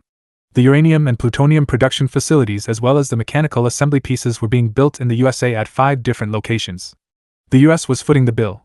The Brits were providing key technological parts in the form of scientists and their institutes.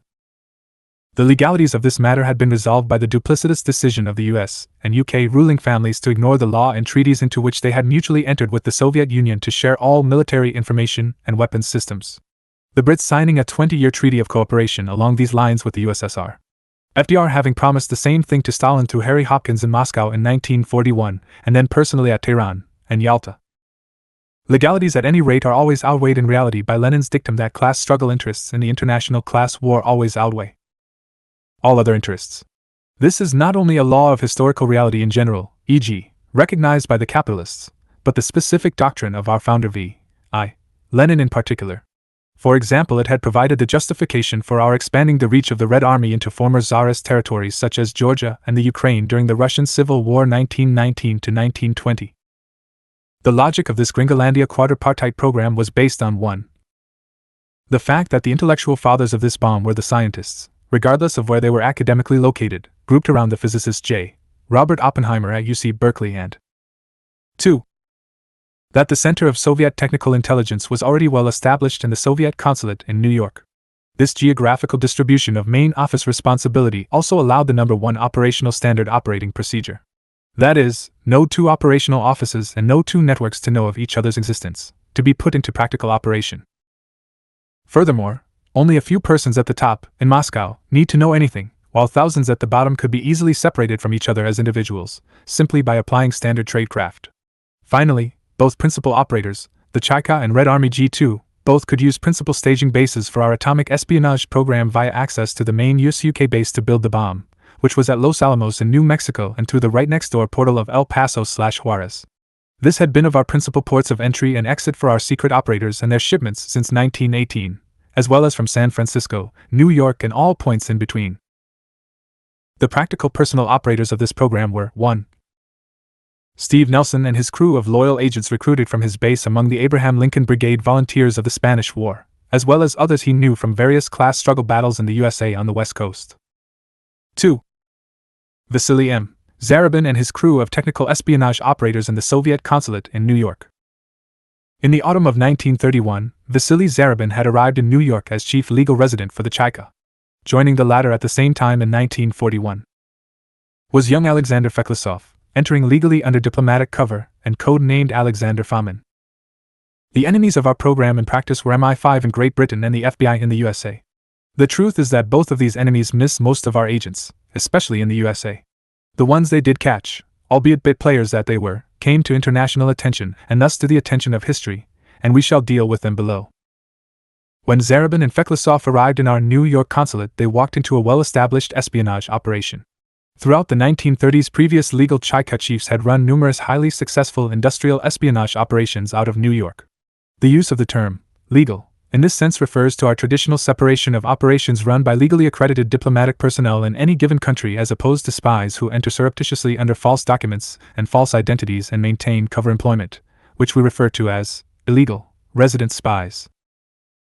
Actually, our legal spies were accredited to our embassy in Washington, with cover jobs with our diplomatic corps, and then assigned to our New York consulate because in this way the danger of exposing the USSR ambassador and his regular diplomatic work to possible embarrassing exposures from FBI counterintelligence was avoided. Besides, it was in the greater New York, New England area that the overwhelming majority of U.S. industrial concerns were centered at that point in history. These industrial espionage operations were identical to those Orlov had established in Western Europe in the same time period, but of course featured different controllers and different field agent spies. Working directly under Zarubin were Cheka sub-chiefs. The 3 most important colleagues of incoming Alexander Feklisov for the New York atom spy work were Anatoly Yatskov, Leonid R. Kvasnikov, and Semyon M. Simayanov. 1953 The Rosenbergs Jane Edgar Hoover. And me 1953 opened with the anti-communist witch hunt hysteria of the McCarthy period at its peak. As it happened, I was only 10 years old. However, for Christmas of 1952 my parents had given me subscriptions to 2 magazines, Scientific American and the Bulletin of Atomic Scientists. This was the objective national setting when students in my Twin Falls, Idaho, 4th grade class had been given the assignment in January 1953 to work up a report on a foreign country. We had each been given a country. We would use library resources and write to the embassy of the country involved asking for information about that country. When my turn came up, I was given the USSR. So I wrote a letter in pencil and sent it through the mail. However, I got no answer and had to work up my report from what I could get from the encyclopedia and perhaps some travel books, I don't recall. Some weeks later, probably in February or March, my father, a local Republican attorney and politician, he had been county prosecutor and was about to be Idaho Attorney General, called me into his home office and asked Jason, did you write a letter to the Soviet embassy? I replied that I had, but that I had not received an answer and had had to write my report without any input from them. Actually, you did get a response, but the FBI seized it. And actually, a lot more happened. The FBI steamed your letter open, and J. Edgar Hoover sent Clyde Tolson and a gang of red hunters from Chicago, San Francisco, and Seattle out here to investigate you.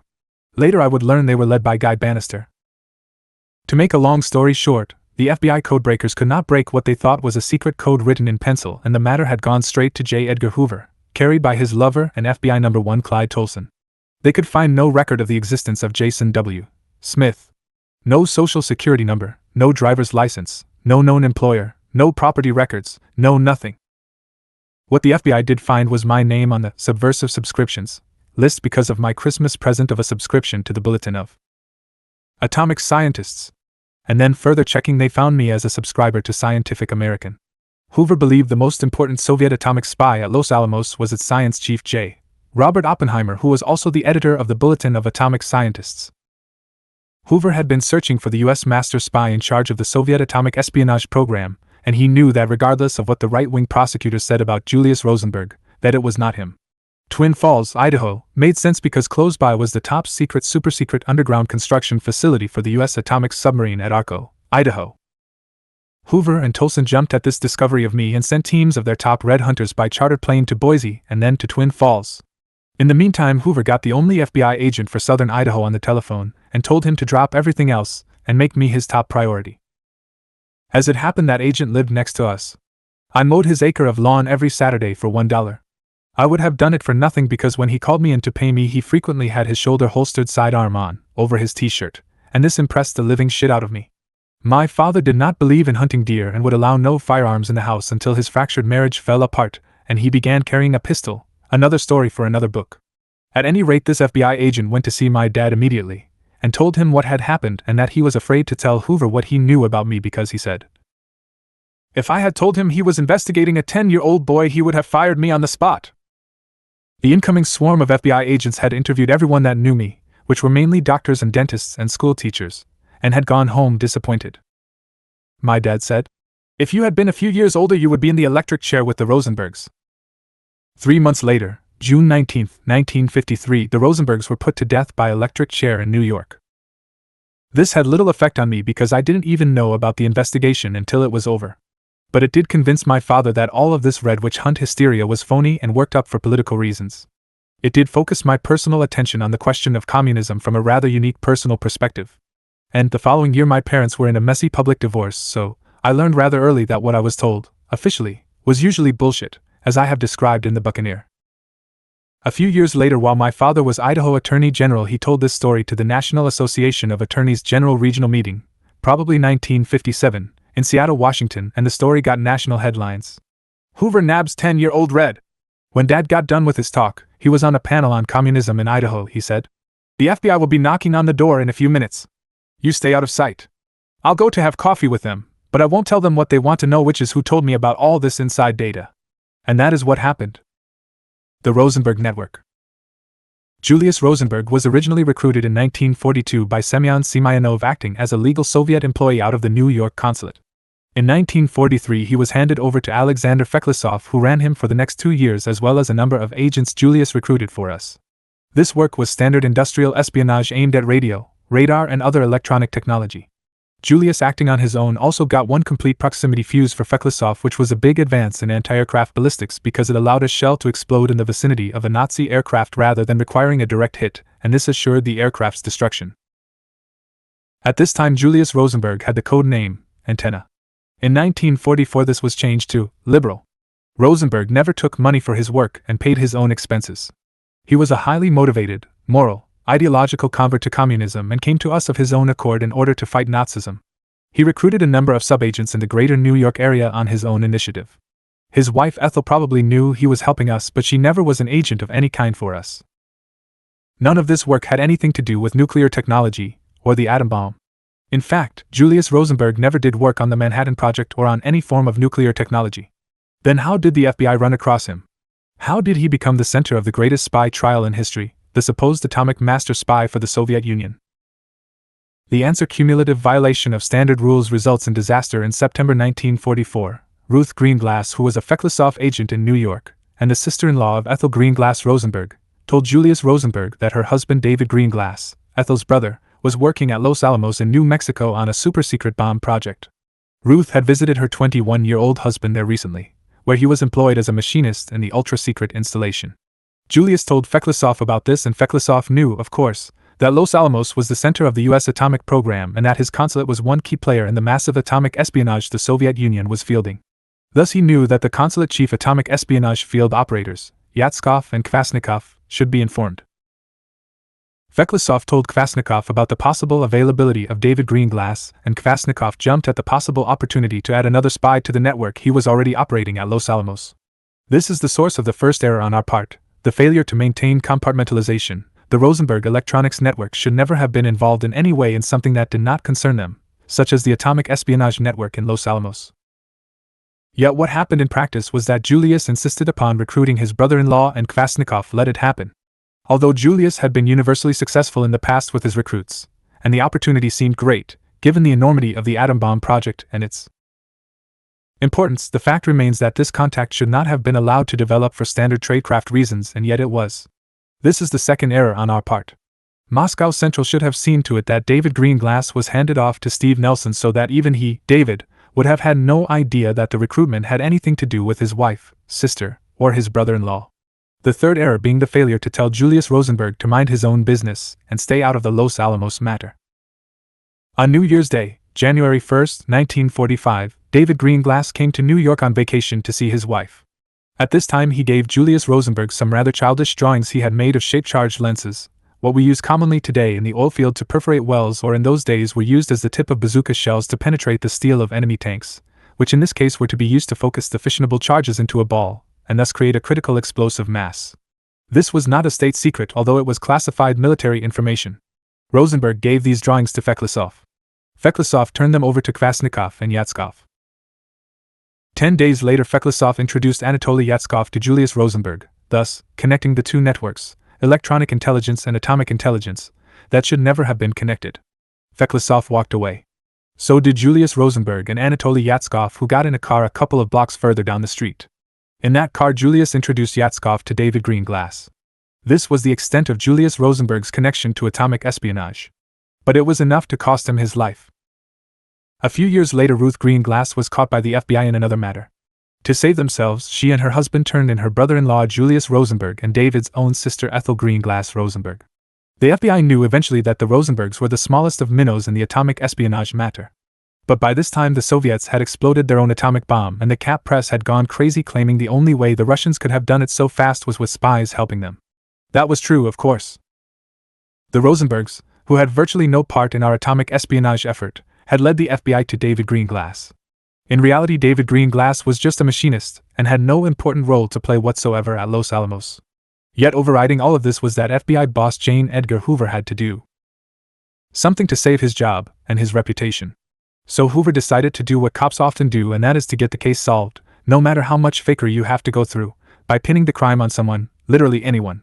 The upswing was the execution of the Rosenbergs after a trial that made a complete and total farce of gringo justice.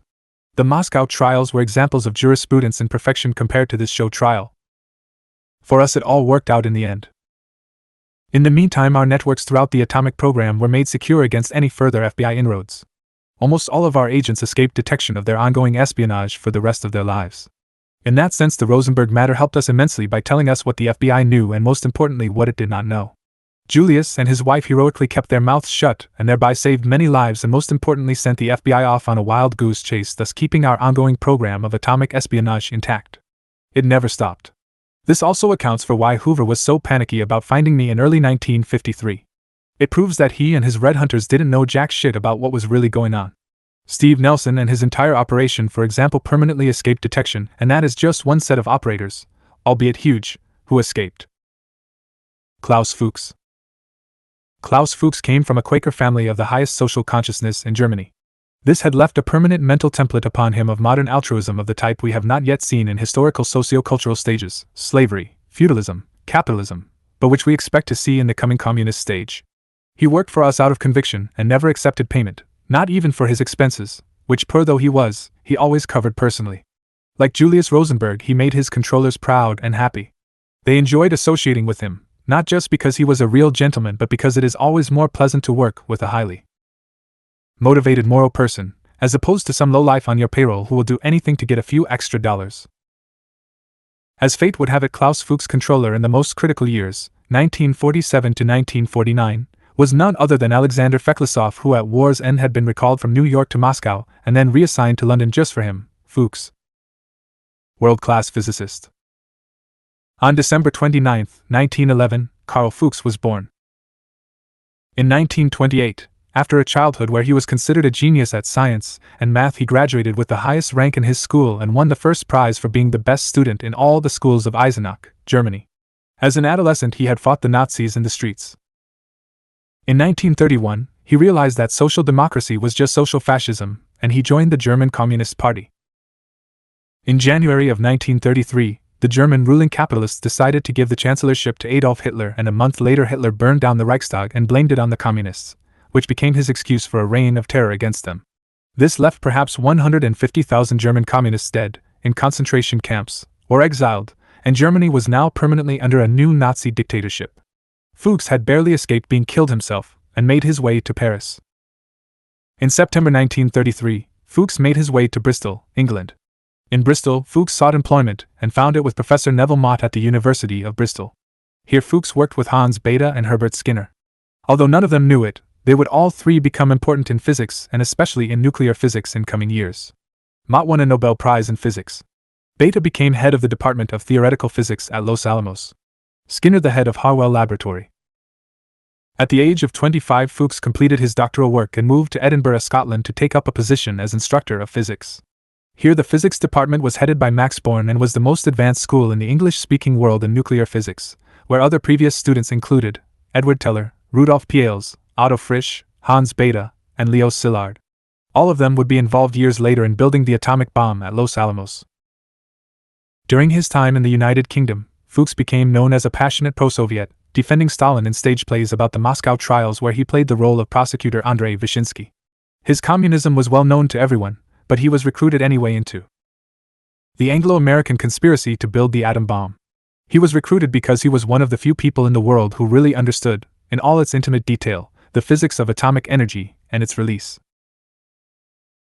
In 1942, Fuchs came to us of his own accord and volunteered his services in providing the Soviet Union with progress reports on the construction of the Anglo-American bomb, to which he had access since June of 1941, when he was officially brought into the British uranium bomb project called Tube Alloys, which soon merged with the U.S. Manhattan Project. Fuchs from that time forward passed on everything he knew about the A-bomb projects to us through his controller Sonia. Sonia was the code name for the sister of London-based, legal, Red Army G2, GRU, agent Jurgen Kuczynski. By the time Feklisov arrived to take direct control of the most important atomic spy we had ever run, 1947, Fuchs had provided Stalin with every last detail of how the Anglo-American bomb was being built. In December 1947, the U.S. manufactured these bombs at a rate of about one per month. For this, Fuchs received the Red Army Medal, Red Star, which is a combat medal rarely awarded to foreigners. For all the details of how this high-drama spy thriller played out over the next few years and to the discovery of Fuchs, I refer you to Feklisov's autobiography, The Man Behind the Rosenbergs. As for Fuchs himself, he was caught and received a 14-year sentence. After completing the required number of years for release for good behavior, he was so released. He made his way to East Germany, where he spent the remaining years of his life teaching physics and advising the GDR, East Germany, on nuclear matters. U.S. picks up the Nazi gauntlet. Having picked up the gauntlet dropped by the Nazis, the gringo reactionaries thought they could still get the upper hand because they had more bombs than the communists. Korea taught them that they were not going anywhere. Stalin backed the Korean communists with the Soviet nuclear umbrella, as he had earlier protected the Chinese communists by distracting the U.S. imperialists via Berlin, threatening atomic war in Europe. At that time in 1949, Truman was threatening to use A-bombs against Mao's advancing armies. The surprise explosion of the Soviet atom bomb set the fascist from Missouri back on his heels. This time in 1950, British Prime Minister Clement Attlee balked when Truman said he was going to use 5 A-bombs on the Korean Communist forces, Attlee saying, "If you do, you're on your own." The bomb itself had been a joint US-UK undertaking and the British had to be consulted. When I was in the US intelligence service in Europe, 1960 to 1961, I became personally familiar with all of this history, as part of my work in Great Britain, as I have recounted in my book The Buccaneer. Stalin seemed to be prepared to trade A-bomb for A-bomb in the event the Americans used theirs. The Chinese communists continued unfazed and along the road of national liberation, the first task before they could get on to national reconstruction. We know now the Soviet Union's production rate of A-bombs had matched in 1949 the USA rate, and probably surpassed that of the USA. See the Russian Academy of Sciences 1996 report, American and Soviet Bomb Development Programs, Historical Background. In Physics Uspeki. 39, 10, 1022 to 1044, 1996. Today both the USA and Russia produce 4 new warheads per day. The Chinese Revolution, the People's Republic. Having dealt with the Japanese imperialists, the Chinese communists turned their attention to the regime of the fascist Chiang Kai-shek and his new sponsors, the U.S. imperialists, the would-be puppet masters replacing the Japanese. However, there are puppets and there are puppets. The Green Gang, of which Chiang was still just one member among the elite bosses of this Shanghai Crime Commission, saw an opportunity to make even more money with the disappearance of their major ally, Japan, and leached themselves onto the U.S. imperialists. Now they really made some money.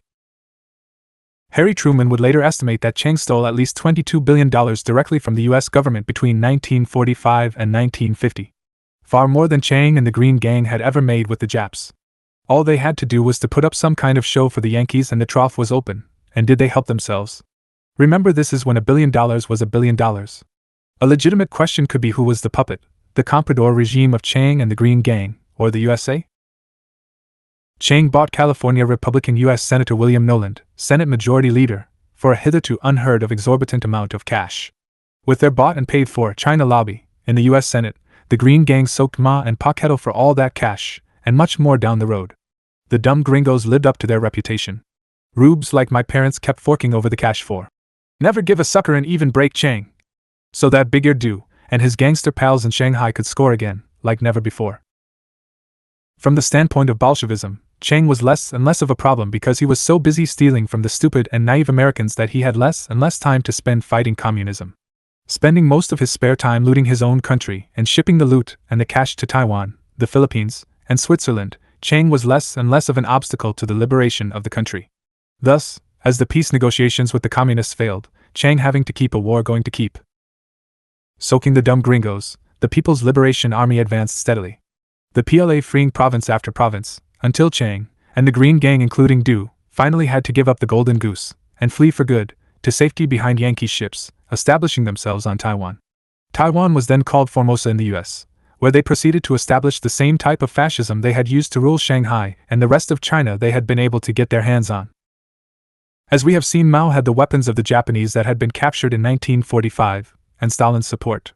He could and did mobilize the Chinese masses in the millions, so it had always been just a matter of time until the Reds wrapped up the fascist forces in China and established a broad national front government.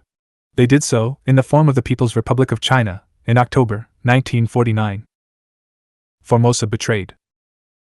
For a 2010 cinematic view of Chiang Kai-shek's fascism and why he and his gang were so hated, see the movie Formosa Betrayed, which shows in detail the kind of fascism that Chiang and his gringo sponsors imposed on the people of Taiwan. This was a replay of what Chiang and the Green Gang had done in Shanghai in 1927, and in many other cities in China thereafter. In the countryside. Now the challenge for the communists would really begin, because China was technologically far more backward in 1949 than Russia had been on the eve of the First World War in 1914. Mao and the Chinese Party Politburo understood, even given the great historical task they had just accomplished, in terms of world socialism they were now right back where they would have been in 1927 if things had gone their way then, instead of the way they did go. In other words, the time had come when they would have to face the question of China's technological backwardness, and what to do about it. The US press went crazy inventing stories about the evils of Chinese communism, because the US bosses now thought they understood, even though the communists were moving in a broad national front way, in the end they would take China along a road similar to that of the Soviet Union. However, the truth was far different. China was as far from socialism of the Soviet type as it was from communism. Mao and his associates had had decades now to think about Lenin's initial analysis. They were in agreement with it then, and continued to be throughout the Civil War. Now in power, it was their task to act on that initial assessment. For the technological situation had not changed for the better, with the possible exception of certain parts of China having been further equipped with constant capital. Japanese industrial plants exported to Manchuria and elsewhere to utilize cheap Chinese labor. That had been the very reason for Japan's invasion of China to begin with. In October 1949, the entire agricultural population had to be freed from the feudal fascist regime it had been living under outside the Red liberated areas. This was a three-stage process that would take them until about 1958. First, a massive agrarian reform was undertaken to eliminate gentry capitalist-owned agriculture. Secondly, by collectivization. Thirdly, a supercollective known as the People's Communes. Then, or simultaneously, China would have to industrialize. In the cities. Starting from scratch, the Chinese communists would have no choice but to begin industrialization in the cities. They knew to start with that even when successful, 90% of the country would still be in an agrarian setting, unless the transformation of the countryside, which was underway and much smoother than it had been in Russia, should help in not only mechanizing the countryside, but in the freeing of hundreds of millions for wage labor in the country towns as well as the cities, and the resulting situation would probably be unrealistically unbalanced. That is, full of inherent antagonistic contradictions among the working population. Trying to spread industrialization throughout the country was a task that would take 30 years before it would successfully get underway. China's struggle to modernize would take up the remaining part of the 20th century, and was all along terribly complicated by attempts of its own new class to go the route of the Soviet revisionist bosses. The latter taking control of the USSR, in a slow and sneaking way, the minute Stalin died in 1953. This process was further complicated because the reality of new class takeover of the Soviet Union, see Chapter 15, did not become fully apparent until perhaps 1958 to 1960. Clear at least to Mao and associates, who had no previous experience to draw upon. Like the Russian Bolsheviks in 1921, they would have to improvise. In the end, the Chinese Communist Party would succeed in finding a new way to speed up industrialization. New, compared to what Stalin had had to do in the Soviet Union anyway. But only after experimenting with the Great Leap Forward, and then the Great Proletarian Cultural Revolution, would they find their way. This new way was initially just the NEP of Soviet times but would be allowed by history time to develop fully. This new program began under the leadership of China's old Bolshevik cadre led by Deng Xiaoping. This history we shall examine later in this book. In the end, the Chinese solved their problem. The process of completing the industrialization and modernization of the Chinese nation would get underway once again under new CP leadership in the post-1975 and Mao's death period and would be headed by Deng Xiaoping. This would amount to a return to the NEP of the pre-1928 years in the USSR. This time the strength of the socialist world camp would be sufficient to offset the threat of imperialist intervention, giving time for a mixed economy to develop and prosper. Stalin has the first H-bomb. On November 1, 1952, the U.S. hydrogen bomb explosion in the South Pacific was the size of skyscraper and weighed 70 tons. On New Year's Day 1953, Stalin was told that he would soon have the world's first militarily usable hydrogen bomb. Stalin died that spring, but the process he had set in motion to make the USSR the nuclear, and now thermonuclear, equal to the USA came to fruition over these coming months. This is not widely known to North Americans who get little more than a daily diet of propaganda. On June 8, 1953, Eisenhower officially withdrew the U.S. from the Korean War. This was only 2 months before the first Soviet successful H-bomb test and 3 months after Stalin's death. Ike adopted a policy of belligerent containment toward world socialism. In the U.S., with the pressure for containing the American people off, for the moment, McCarthy was retired, and a more traditional form of thought control resumed prominence in U.S. political life. On August 12, 1953, 9 months later, the Soviets triggered their first bomb, airdropping the first militarily deliverable H-bomb from an airplane 27 months after that. The Yanks, already checkmated in Korea and aware of Stalin's H-bomb progress, gave up on the strategy for a preemptive strike against socialism. The October and November 1957 launching of the 2 Soviet space satellites, Sputnik 1 and 2, confirmed what the Pentagon thought it knew. The Soviets did have the rocket lifting and aiming capability to launch hydrogen bombs against U.S. targets without ever having to launch a single bomber. I remember this so clearly as we teenagers in the Boise, Idaho, Astronomy Club gathered nightly to view the Soviet satellite from the offices of one of our members' fathers, who had installed a telescope, which he allowed us to use, to witness the rapid, nighttime, trans-skyline flight of the Sputnik. While all this had been going on in the international political and military arena, the U.S. ruling families consolidated their mechanisms for economic hegemony via financial engineering of the post-war global monetary system. Have Levi and Varoufakis put it thus. The United States came out of the Second World War as the major and, with the exception of Switzerland, the only creditor nation. For the first time since the rise of capitalism, all of the world's trade relied on a single currency and was financed from a single epicenter. Recognizing this remarkable opportunity to achieve unhindered dominance, and to challenge the Soviet Union, a non-capitalist entity which, at the time, the best Western economists thought of as a miracle in the making, the United States took upon itself the role of reconstructing the capitalist world. The grandiose project soon acquired two strands. First, American policymakers were keen to end the dollar's monopoly as the world's single convertible currency. This monopoly was undesirable because a world trade system relying on a single currency, supported by a single real economy which is only a subset of the global economy, is inherently unstable and prone to major upheavals during the unsavory parts of the business cycle. Initially, they toyed with the idea of propping up the pound sterling and using it as a potential shock absorber for the dollar's own. However, with sterling's collapse in 1947, U.S. officials gave up on the idea. Instead, they favored, supported, and cajoled the rise of two important supporting pillars for the dollar, one in Europe, the Deutschmark, and one in Japan, the yen. The architects were three men: Secretary of the Navy James Forrestal, Secretary of State James Burns, and George Kennan. In their eyes, extending credit to Europe and Japan was to become a crucial component of U.S. policy, as it would enable these two zones to buy technology and energy products, fundamentally oil, as well as to attract and utilize, often, migrant labor. The choice of Germany and Japan seemed entirely logical. Both countries had been rendered dependable, thanks to the overwhelming presence of the U.S. military.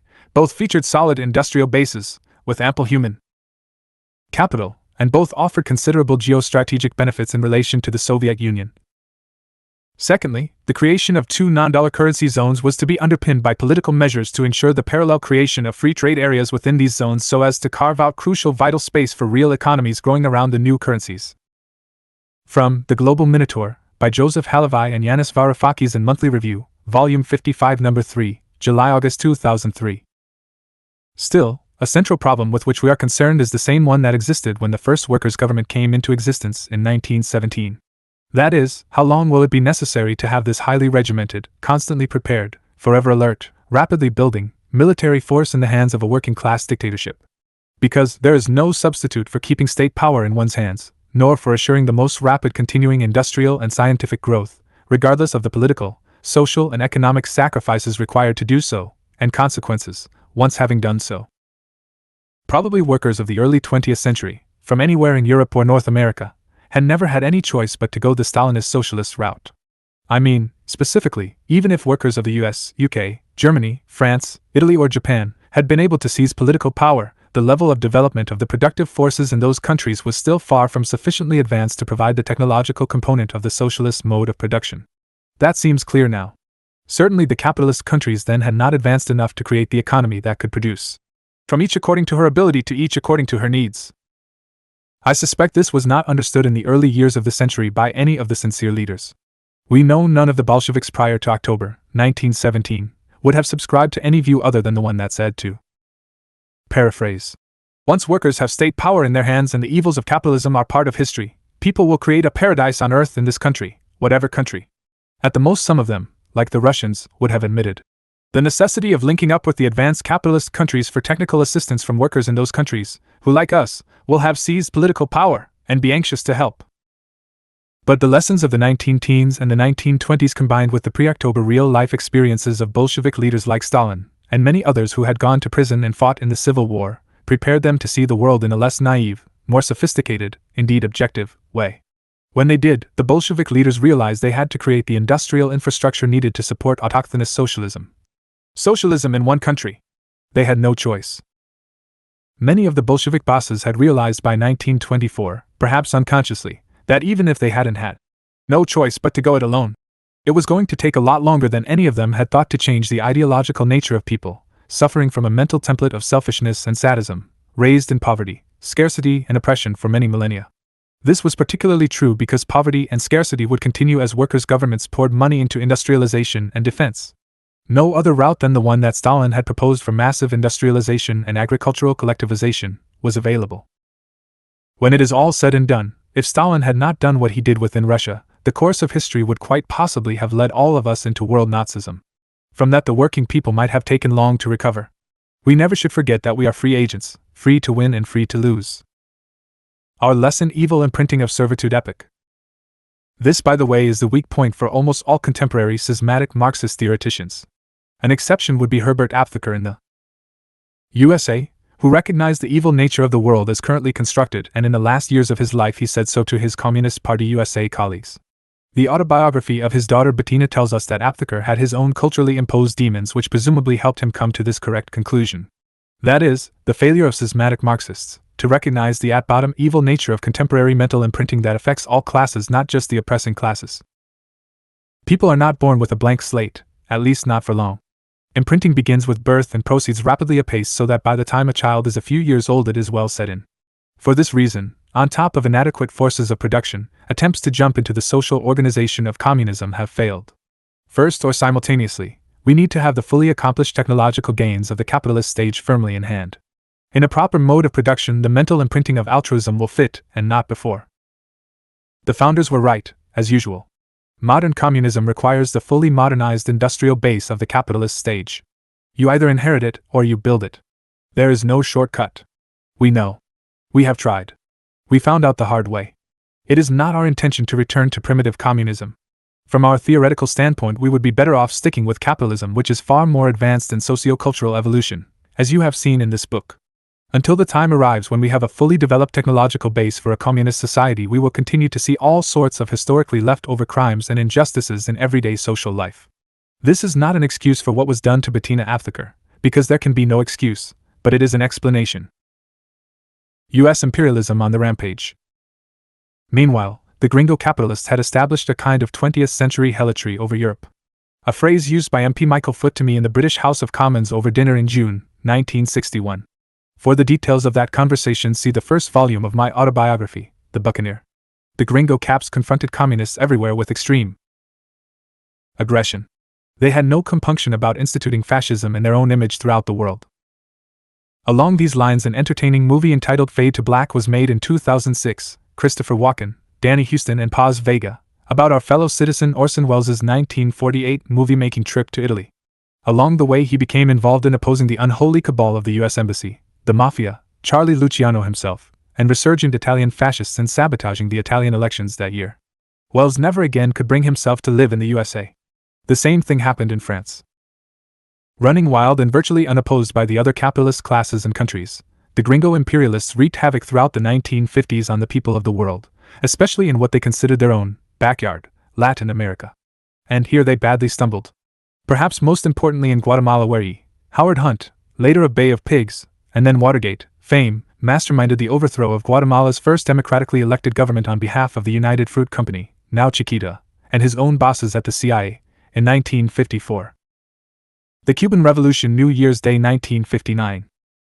www.woldcat.org. It was shortly thereafter that I walked onto the stage of history. I have told that story in the context of a history of the Cuban brothers Fidel and Raúl Castro, Che Guevara, and the pantheon of Cuban heroes who learned from the success of U.S. fascist intervention in Guatemala and prevented the same thing from happening once again in Cuba. See the first volume of my autobiographical series, Idaho Smiths. Search for the foundation, entitled The Buccaneer, 2003, Jason W. Smith, Writers Press, Boise, 330 pages. The series is available in university libraries across the U.S. and Canada. The second edition can be purchased directly from Kindle Books. www.amazon.com. www.amazon.com. Suffice it to say for our purposes that the Cuban Revolution put the brakes on U.S. imperialism, once and for all. South of the border. And to a degree in Africa as well. A common theme from African leaders at Fidel's recent burial and memorial. The dialectical conundrum in practice experienced by the U.S. imperialists was that their success in Guatemala ensured their failure in Cuba. In turn, this failure led to their defeat over broad swathes of this planet, and to the current turbulent struggle between the CIA and the anti-gringo regimes in Latin America. Confronted with the success of the Cuban Revolution, the permanence of socialism in China, and a Soviet party leadership rejuvenated, if temporarily, the richest U.S. oligarchs could not decide upon a common strategy for a final solution. The Soviet bosses would have to do what they had absolutely not wanted to do, i.e., stand up to U.S. imperialism. As we have seen in my autobiography, the U.S. ruling billionaire families would not finally resolve their attitude toward socialism, among themselves, until they played one last hand. That of the Indochina War. With the rather quick demise of that strategy in Vietnam, Cambodia and Laos, it was momentarily over for the camp that advocated a violent solution to the problem of Bolshevism. Vietnamese Revolution in 1920. Ho Chi Minh joined the Communist Party of France while in Paris as a founding member. Then he became a Comintern special agent for Asia. In 1941, he welded together a party and a fighting force in Vietnam that fought the Japanese. He established a government in Hanoi with the end of World War II. In 1946, French imperialism, supported financially and militarily by the US, reinvaded Vietnam. After a successful landing of troops in Hanoi, the French imperialists won back the colony they had had prior to their expulsion by the Japanese imperialists in 1941. However, with the Chinese communists now butted up against their northern frontier, the Vietnamese communists and their government were able to obtain all the supplies and advisors they could use. In 1954, the French were defeated by the Vietnamese Revolutionary Army at Dien Bien Phu and expelled from Indochina. Ho re-established his revolutionary government in Hanoi. Big power talks brokered the French exit and provided for free elections to reunify the country. The gringos were always bent on destroying communism in Vietnam, and knowing Ho would win a free election, they prevented the 1956 elections. In 1956, they instead established their own puppet regime in Saigon. It would take another 20 years to militarily defeat US imperialism and liberate the entire nation. But the Vietnamese did so, with the help of the entire socialist camp and the international communist and working class movement, as we all know. Consequences of defeat of US imperialism in Indochina in 1972, after the ignominious defeat by the communists of the vaunted US military forces under the fascist grouping in command of Washington, D.C., the not-so-fascist Rockefeller brothers resumed command of the US government and military. They sent their flunkies Kissinger and Nixon to make peace with the leader of the world Stalinist socialist stage, Mao Zedong.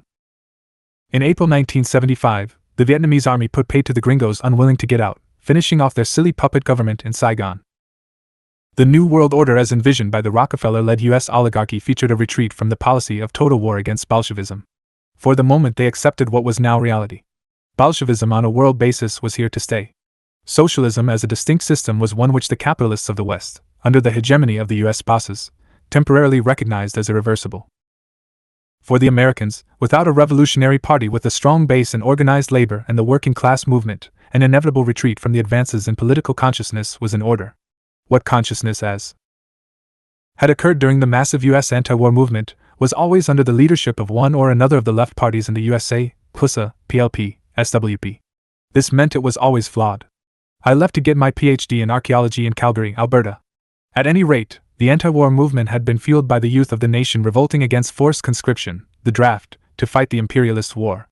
With the war gone, the cannon fodder was gone too. The revolutionary tide in North America ebbed as the Rockefellers knew it would, and the American people were reduced once again to decades of exploitation by their own rulers. After 1975, with the pressure off, socialism in China was able to advance into its second stage. The Chinese Communist Party led China into an advanced socialist stage featuring the devotion of its resources to industrialization and the modernization of every aspect of the Chinese economy, in an NEP, Soviet Union 1921-1928, fashion. Meanwhile, although the Soviet leaders still mouthed socialist ideas, they set about doing the opposite. Their ultimate, if temporary, success in 1989-1991, in this regard was simply the end of a long program of de facto capitalist restoration that began with the death of Stalin in 1953 and really got underway after 1975. The great traitor Mikhail Gorbachev delivering the coup de grace. The post-traitor governing result, a new class Russian government, one eventually fighting back against the gringo imperialists under the leadership of Vladimir Putin that continues to this very day. Other than the liberation of Vietnam and much of Indochina, these were the three major consequences of the great anti-imperialist war of the Vietnamese, Laotian and Cambodian communist parties. That is to say, revolutionary stagnation in the USA, tremendous advances in socialist construction in China, the final, if temporary, defeat of Bolshevism in the Soviet Union by the modern revisionists of post-Stalin CPSU variety, i.e., Khrushchev and successors. We shall return below to a discussion of the current second socialist stage and what comes next. For now, let us recap the position of the class struggle for socialism on a global context in terms of the phase periodization of the Stalinist socialist stage. 1917 to 1920 Strategic Offensive, 1921 to 1943 Strategic Defensive, 1943 to 1949 Strategic Offensive. 1950 to 1975 Strategic Stalemate Part 1, 1976 to 1990 Strategic Stalemate Part 2, 1991 to 2010 Strategic Imbalance, 2001 to 2018 Strategic Rebalance. Chapter 15 Collapse. Revisionism, circa 1990 US Hegemony, circa 2004, Global Capitalism, circa 2008. The betrayal began with Khrushchev and modern revisionism. The betrayal of socialism in the USSR and its East European dependencies did not begin with the Gorbachev gang or even with the rise of the mafia. It was wholly a product of modern revisionism, and its beginning occurred within weeks of the death of Joseph V. Stalin in March 1953. Without the 3 decades of preparation between 1953 and 1983 by the modern revisionist leaders of the CPSU, it could not, and would not have happened. Mao Zedong warned the international communist movement of what was happening in the Soviet Union in the late 1950s and early 1960s. Exactly what he predicted came to pass as modern revisionism strengthened its hold in the USSR and those parties it controlled abroad, including the KPUSA under the Khrushchev stooge Gus Hall and gang. This was brand new territory for the CPC and the international working class movement, and began before the Cultural Revolution in China. But Mao did buy us time. In 1975, the Deng solution continuing through 3 subsequent Chinese presidencies has proven that in backward countries the best way forward is to keep the new capitalist elements of the social equation above board and open so they can be legally regulated. The Cubans have recognized the same thing. By keeping the, so far, always present, in our socialist camp, second economy open, legal and above board, the level of technological development Marx and Engels required for the transition from the capitalist stage to the communist stage can be achieved. Denying the existence of classes and capitalism in the USSR and Eastern Europe worked against us, not for us. In China under the party administrations of Deng Xiaoping, Jiang Zemin, Hu Jintao, and Xi Jinping, the opposite has been proven true. See accompanying lectures 48A, B, and C, 49, 50, and 54 on YouTube at the ABCs of Communism channel. In the USA and Canada we have achieved, in our capitalist stage, the necessary technological foundations that the founders of our science required. We will be able to move directly to communism through a very brief transitional period.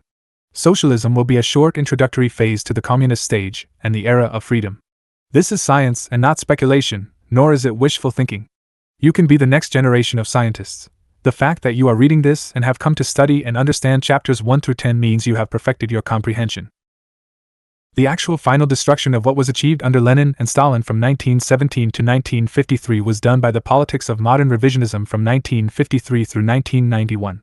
The gun of assassination was handled by the mafia in Russia. Then the revisionist mafia candidate Mikhail Gorbachev finished the job from 1985 to 1991. In summary, modern revisionism was the gun. The trigger was pulled by the organized crime elements within Soviet society. Story unfolds. The collapse of the revisionist regimes in the Soviet Union and Eastern Europe left in its wake an extraordinary imbalance in the global positioning of class forces. From the standpoint of Bolshevism, getting rid of the labor-faker institutionalization of revisionism in those countries was a tremendous positive. There is no credibility whatsoever to the idea that the presence of sabotaged forms of industry and agriculture under the revisionist control of what had become reactionary de facto anti-communist new class dictatorships in the USSR, Eastern Europe and Mongolia, made them worth defending, and now commiserating over. It is not only the organizational form of the economy which determines whether it is socialist, but the intentions of those in command, and the classes upon which they depend. Lenin said it best and early when he answered ultra-left critics with, "We are building socialism because we say we are." To the degree that Stalinist first economy socialist organizational forms remained by 1985, they were being swamped by de facto second economy capitalism with all the programmatic and ideological and organizational corruption this implied. What was left was just the name communist. Just the name, communist, usurped by Stalin's Russian East European successors, due to historical happenstance, does not mean they really were communist. Mao discovered this to his chagrin in the 1950s, and the not well-read or educated Euro-American left should have learned that lesson long ago. The Russians learned it the hard way under the great traitor Mikhail Gorbachev from 1985-1991. On the other hand, the simple fact that the revisionists were fakirs had often required them to play a positive role in the global class struggle many times after 1953 and Stalin's death. The defense of the Cuban Revolution, for example. This makes the less educated left in the West think, or feel they have lost something worth having. We Bolsheviks are far better off with the Putin-Medvedev new class leaders in power with their open capitalist system at work than we were with that whimpering traitor Gorbachev and his gang of labor fakirs parading around calling themselves communists. The current new class government is standing up to US imperialism because they learned the hard way that there is no living with imperialism forever. The newly reformed and reorganized Communist Party of the Soviet Union may enter the historical scene once again. Or another new Bolshevik party. In the meantime, Putin will do. No one knows exactly how this is going to play out. A second Bolshevik revolution in Russia must eventually be on the historical agenda. Perhaps the honest and open new class leaders, Putin and Medvedev, will enter into a formal alliance with the new and improved CPSU. That would be the easiest thing for us, and we should certainly consider this as the next step forward in that part of the world. Then the CPSU can deal with the second economy according to the Chinese style of the last 30 years and lead the reconstituted USSR. Collapse of modern revisionism. In the USSR and Eastern Europe. The collapse of the Soviet Union and its East European people's democracies is also the final and definitive collapse of modern revisionism in the international working class movement. Exactly, this was predicted by Chinese Party Chairman Mao Zedong in a series of papers issued during the early 1960s and widely disseminated to the international communist movement in a variety of publications. Those of us in the USA followed Peking Review, now Beijing Review, with avid attention in those years. Over 30 years have passed since the collapse of Soviet/East European and Mongolian revisionism. We can look back with some confidence that the analysis which follows is correct. With this historical perspective, we can reconstruct why the collapse happened in those countries, and why it did not happen in the People's Republic of China, Cuba, Vietnam, Laos, and Korea. In this section of your textbook, we will divide the discussion of the collapse of revisionism into 3 parts. 1. Guanlong capitalism. 2. Tyrannosaur capitalism. 3. Coup de grace. Soviet New Class Guanlong Capitalism 1953 to 1975 Classless Intelligentsia in Transformation. What begins to occur with the death of Joseph Stalin and the emergence of the new class explains the collapse of the Soviet Union. I have approached this matter in 3 parts reflecting a. The mild Guanlong predation form of the post-Stalin, post-1953, new class in the USSR, the East European people's democracies and Mongolia. b. C. The monster tyrannosaur form which devoured all the accomplishments of Soviet socialism after about 1975. The final coup de grace delivered to Soviet socialism by Mikhail Gorbachev using the CPSU to do the job that all the whites, foreign capitalist interventionists, Hitlerites, and gringo imperialists had failed to do. 1975. First of all, why this particular labeling, Guanlong and Tyrannosaur? The answer is it is an analog. Because the monster we all have come to know as the 7-ton Tyrannosaurus rex of Cretaceous times actually began as a fairly small, 150-pound, cougar-sized carnivorous predator in the Triassic period some 100 million years earlier. We call this original little fellow Guanlong after the fossil locality in China's Gobi Desert where it was found. I think this is a useful analogy, for in this sociocultural case, the relatively powerless new class Stalin created, and named, the classless intelligentsia, that had been essential to the construction of socialism in the backward conditions of the USSR, and which he kept in check during his lifetime, began to grow into something monstrous. In other words, with Stalin's death, the new class went from being a potentially dangerous small-scale predator to something much more fierce. We can distinguish 2 growing forms of the monstrous new class. 1. 2. The truly monster form of its post-Stalin final manifestation. The Tsarist Russian, technocrat, new class itself had been the product of long and intricate evolution from the earliest days of class society. This was the case globally in all centers of the origin of civilization as we have reviewed in chapters 1 through 10, and it began some 6,000 years earlier. Under Stalin's leadership, the Soviet, technocrat, new class emerged in its classless intelligentsia phase of early Soviet history. Then it morphed into what at first was a relatively mild predation form. At the end, it transformed. Today, new class-ruled Russia is coming to grips with the inherent contradictions which, as history proves, all class societies must eventually confront and resolve. The way forward for the shattered remnants of the old Soviet Union is being worked out. At the moment, the new class is joined by USA Trotskyites of a variety of stripes, ranging from SWP Trot Peter Lavelle to the PSL Trots writing for Sputnik headed by Brian Becker. The Russian Federation communists will eventually have to deal with this Trot infection. Mr. Putin, echoing the comments of others, calls the collapse of the old Soviet Union the greatest tragedy of the 20th century, and he may well be right. In my opinion, our side will require the people and party of the former Soviet Union internalizing this scientific account of what happened. The study and understanding of the facts of history is preparatory to a second Bolshevik revolution. This time one that prevents this capitalist restoration event from occurring once again in those former Soviet republics and East European nations. It is also preparatory for you in pursuing your historical task of bringing communism to the USA and Canada. Learning from the past, application in the present, hope for the future. The correct path means bringing the hidden capitalist class of the Guanlong Tyrannosaur form out of hiding and into the open as the Chinese Communist Party has done since 1975, allowing our party and its state and government in the PRC to clearly identify the capitalist elements in the nation and regulate them. This was impossible in the old Soviet Union because the transforming new class was largely hidden from view, denied to exist. Accordingly, it could not be confronted and defeated under the system then extant in the USSR. The multiple English-language Chinese periodical internet publications shows us that a constant muckraking of Chinese capitalist and socialist sectors is ongoing. Alongside is a constant rectification movement in the form of teaching and studying Marxism-Leninism. The 2017 19th Congress of the Chinese Communist Party demonstrates how communists worldwide can deal with the problem of the internal bourgeoisie.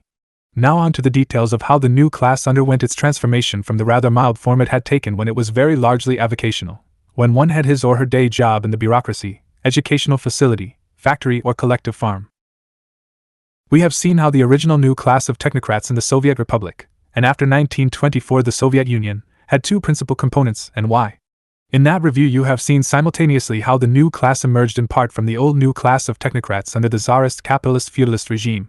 But these bourgeois specialists left over from the pre-revolutionary period, even being supplemented by those finishing college and technical schools in the first 5 years of Soviet power, were joined immediately by Communist Party-generated technocrats, or wannabe technocrats, who wanted the technocratic positions for their own employment. This was especially true for the 300,000 officers and non-coms who had served in the 5.5 million-man Red Army. The party-originating candidates for technocratic employment won out over the former during the period of the 5-year plans that began in August 1928. In the coming decade they were supplemented by millions more from the new Soviet universities and technical institutes who had proper proletarian or poor and middle farmer backgrounds. By 1938, there were about 10 million of them. The old petty bourgeoisie specialists had been swamped out of the picture. There was always a capitalist economy even in these years, but it was relatively small. Some of it was legal but much was not. The multitude of small forms of exchange and functions of a small-scale economic nature had also to be fulfilled. These functions could best be handled in the second economy, shadow economy, black market economy, way, and in fact in practical terms could be handled in no other way. For reasons of expediency and efficiency, as long as this secondary capitalist economy was not threatening rule by the party, Stalin and his, e.g. Molotov's, governments allowed it to continue. Doctor's plot. Toward the latter part of Stalin's reign as General Secretary he received a letter from a citizen, and you will recall anyone could, and millions did, write to the boss whenever they were pissed off. A very large staff read them all and certain types of letters were routinely taken to the boss for his personal examination and reply. This particular letter claimed that corrupt medical doctors were doing a series of illegal things. These included charging unlawful fees in order for citizens to obtain medical care, medicines, hospital admittance, and other things of this nature. Stalin investigated through Beria and found this complainant's allegations to be true, common practice. Furthermore, he began to see that the second economy, the capitalist sector previously small and non-threatening, was growing by leaps and bounds. There were a variety of reasons for this, but for our purposes suffice to say the boss decided to fully investigate the growth of this second economy, a de facto secret capitalist economy, and to conduct a thorough purge of the entire phenomenon. This would have involved a massive press campaign against this sub-rosa corruption as had characterized the thousands of trials of local agricultural tyrants in the 1930s, Chapter 13, and a complete public expose of the entire second, capitalist, economy phenomenon. Stalin died before he could get this anti-capitalist campaign underway. Trotskyists and other imperialist historians have made a mountain out of this fact ever since, calling it the doctor's plot, implying another irrational and paranoid adventure was in the making by Stalin, just before his death. In their mythological narrative this was another of the irrational and paranoid plots they claimed the boss had made against them in the 1930s. We have already reviewed the truth about the purges of the 1930s, chapters 12 and 13, and won't rehash old ground here. Guanlong capitalism grows by leaps and bounds. An excellent summary of this secret capitalist, second economy, is provided by the historians Roger Kirin and Thomas Kenny in their book Socialism Betrayed, Behind the Collapse of the Soviet Union, 2004, International Publishers, New York, 230 pages. I recommend you read it, especially beginning with their Chapter 3. There are numerous ways this second economy is referred to in scholarly works: black market economy, private economy, illegal economy, shadow economy. For our analysis it is best to refer to the second economy for what it was scientifically, which is to say as a capitalist economy. In the USSR it always had two components, a legal component and an illegal component. However, the entire legal economy is where virtually everyone worked. That is, the first economy. Therefore, what inevitably had to happen was that everyone with any kind of private enterprise was taking things from their job for use in the capitalist second economy, whether the activity was legal or illegal. Illegality was therefore inherent in the way in which the capitalist economy in the Soviet Union worked. This illegality was always there. It grew and grew, mostly unchecked, in the 37 years from 1953 to 1990. Khrushchev and his crew enabled the capitalist economy to undergo this rapid expansion in a variety of ways. The point is that with the death of Stalin, and the removal of Beria as boss of the Cheka, Stalin's entire planned campaign to isolate and liquidate the capitalist second economy was itself isolated and liquidated. Showdown from June 18 to 21, 1957, the Politburo, named at this time the Presidium, voted 7-3 and one abstention voted to kick out Khrushchev and his policies. The fat boy managed to get a full Central Committee meeting called immediately thereafter with just enough Moscow party bosses and allies present. Khrushchev had been party boss for Moscow before being elevated to chair of the Politburo. To reverse that decision, they kicked out the key anti-Khrushchev Politburo, Presidium, members, including the leaders of that seven-man group, Molotov, Kaganovich, and Voroshilov, labeling them the anti-party group. Khrushchev held on another 7 years until even the compromised bureaucrat, second economy advocate, members of the Central Committee had had enough of his bullshit and threw him out. His failure to counteract U.S. imperialism over the Bay of Tonkin incident being the straw that broke the fat camel's back. Party disarmed. This was not the last time the Soviet Party had a chance to correct the capitalist course the nation was on. But it is symptomatic of a fundamental change in power at the top of the Communist Party. In a little over 30 years after Khrushchev's consolidation of power, capitalism would be fully restored. The major reason this secret restoration policy was successful was because the party denied that there were classes in the Soviet Union and that capitalism in any form even existed in the USSR. If you don't recognize a growing dinosaur about to devour your system, you can't fight it. The party had permanently disarmed itself. The true anti-party new class leadership had succeeded in reversing Stalin's entire domestic policy in only 4 years. On the other hand, as D.F. Fleming pointed out in 1962 in The Cold War and Its Origins, Doubleday, New York, it had only taken the most fascist reactionary section of the U.S. ruling class 2 weeks under Truman to reverse FDR's entire foreign policy. Guanlone capitalism unleashed. The backbone of Russian capitalism and the primary demographic of the Soviet Republic and early Union had been the farming classes. In 1926, these classes constituted 83% of the Soviet population. By 1975, the total farming population had been reduced to 20% of the population. Furthermore, almost all of that 20% were devoted first to their collective farms for regular paychecks, and only secondly to their private plots of 3/4 of an acre. The industrial working class and those workers involved in the construction and transportation industries had grown from a total of 5 million persons in 1926 to 62 million by 1975. Of the latter, some were involved in private market legal selling, service providing and exchange, but this was clearly the type of income we have come to call supplemental to their regular paychecks. Truly illegal private capitalist activity existed by 1953 but had been closely watched, regulated, policed, and even utilized, MOCR style. All this aside from the fact we have stipulated that legal capitalist activity always implied some degree of theft. Persons involved took from the public teat for private benefit at least some of their tools and/or resources. In a manner similar to the way secretaries in North America take from their day job employment, office supplies, for their home businesses. Soviet law allowed certain forms of hiring of labor. Household domestic staff, for example. The law allowed certain kinds of private entrepreneurial activity. In this latter case, the boundary between legal and illegal was arbitrary and not difficult to evade. Collective farmers were allowed to cultivate up to 3/4 of an acre for private gain. Certain other non-farming elements were accorded the same privilege. By 1974, only 17 years after the Khrushchev Central Committee victory, 1/3 of collective farmer work time was spent on these plots. That was 10% of national GDP work time. One can see that in the case of agriculture, this system invited corruption inherently in the form of stealing seeds, fertilizer, equipment, cattle feed, water, and of course transportation. You can't really blame the farmers, because where else could they turn to get what they needed, since all of this was publicly owned as part of the first economy? They did not have the option of going to Walmart or Home Depot to get these things. Contrary to capitalist propaganda, personal property was never endangered by the socialist order. Included in the category of personal property was housing. Or at least if you had a house before the revolution, and were not a class enemy, or built one with your own hands after the revolution, it was your legal personal property. Thus, housing became another source of growth potential for the second capitalist economy. By 1975, 1/4 of the Soviet city population lived in such private housing. Inevitably, this led to corruption in the form of renting rooms. Charging rent was illegal, as was commonplace in Cuba when I visited 15 years ago.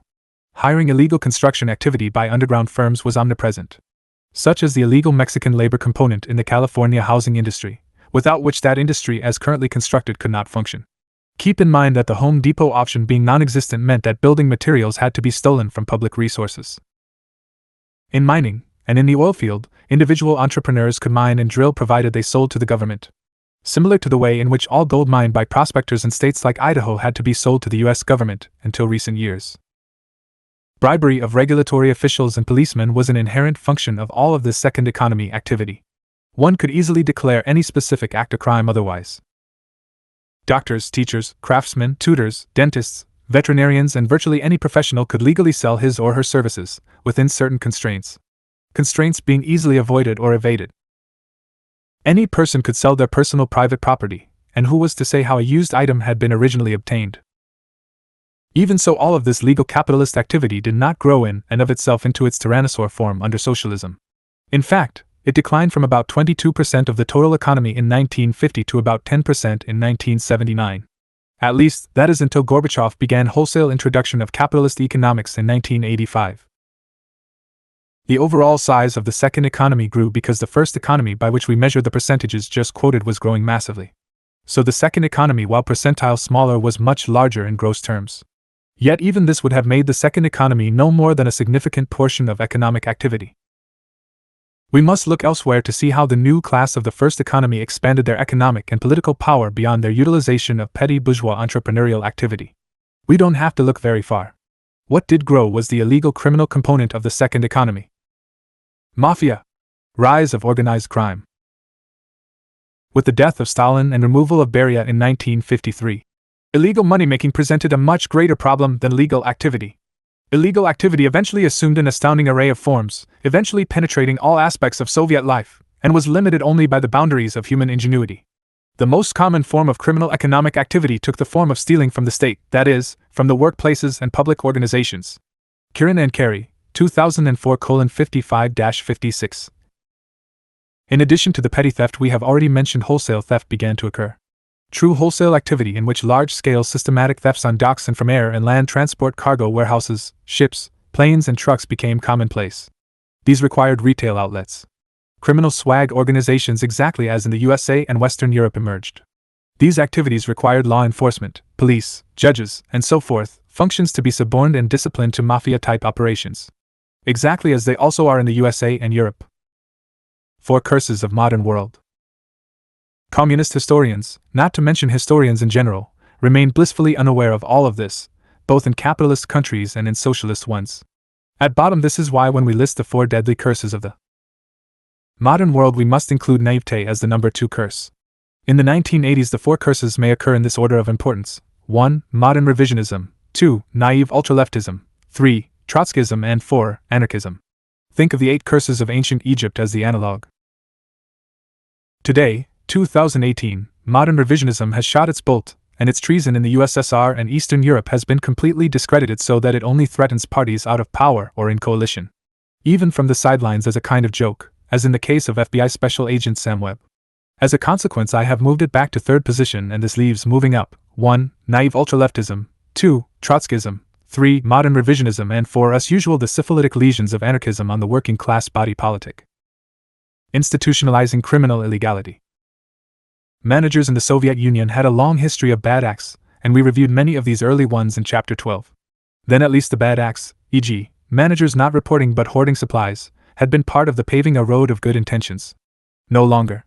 Now these bad acts were pure criminal endeavors aimed at lining one's pocket to the max, including 1. Black market selling of large quantities of goods reported as spoilage, or lost, layaway plans for the well-to-do buyers of the best merchandise, goods, food, and to hell with the public. These buyers paid special tips to those so engaged. 2. Putting goods on waiting lists, invited the practice of selling list positions to highest bidders who paid to go to the top of said list. Speculation was invited when higher income persons could buy more than what they required for personal consumption for purposes of selling at a later date at a much higher price. 3. Organizing of the repairs and services for houses, cars, sewing and tailoring, moving furniture and transporting household contents, became major sources of illegal profit-making. 4. It was not long until large-scale tract housing construction operations were organized by the Russian mafia so that personal home construction, always legal for an individual worker, now was transformed into the completely illegal capitalist spec housing construction business. Identical to the way it was and is conducted in the USA. Large-scale bribery of police and judges was essential here. Nor was this large-scale production restricted to housing. By 1975, tens of thousands of illegal factories had been built nationwide on the QT. Every conceivable type of commodity began to be produced in these illegal factories after 1953, including clothes, shoes, household appliances, and a variety of small items such as sunglasses, handbags and gloves, knickknacks. Such large-scale underground illegal production could not happen in a cottage industry way and had to take place through the back door of legal above-ground factories. These factories meant workers were hired and exploited for their labor power exactly as in the USA. Capital was accumulated through a variety of typical capitalist investment house practices as in New York City and Chicago. Every cop on the beat and every judge on the bench were suborned. A bourgeois class structure emerged in the Soviet Union, with New York five-family-style super-millionaire Russian criminal family clans at the top. Big bourgeois soprano-style boss families as middle-level management, and your basic hood and one-man, or one-woman house-hooking, criminal enterprise at the bottom. The Communist Party of the Soviet Union played the role of the Catholic Church and its hierarchy in New York's Italian boroughs, going on as if everything were fine except for a few persons who had lost their way. Needless to say, a simple Stalinist police operation would have prevented all of this and or reversed it once underway.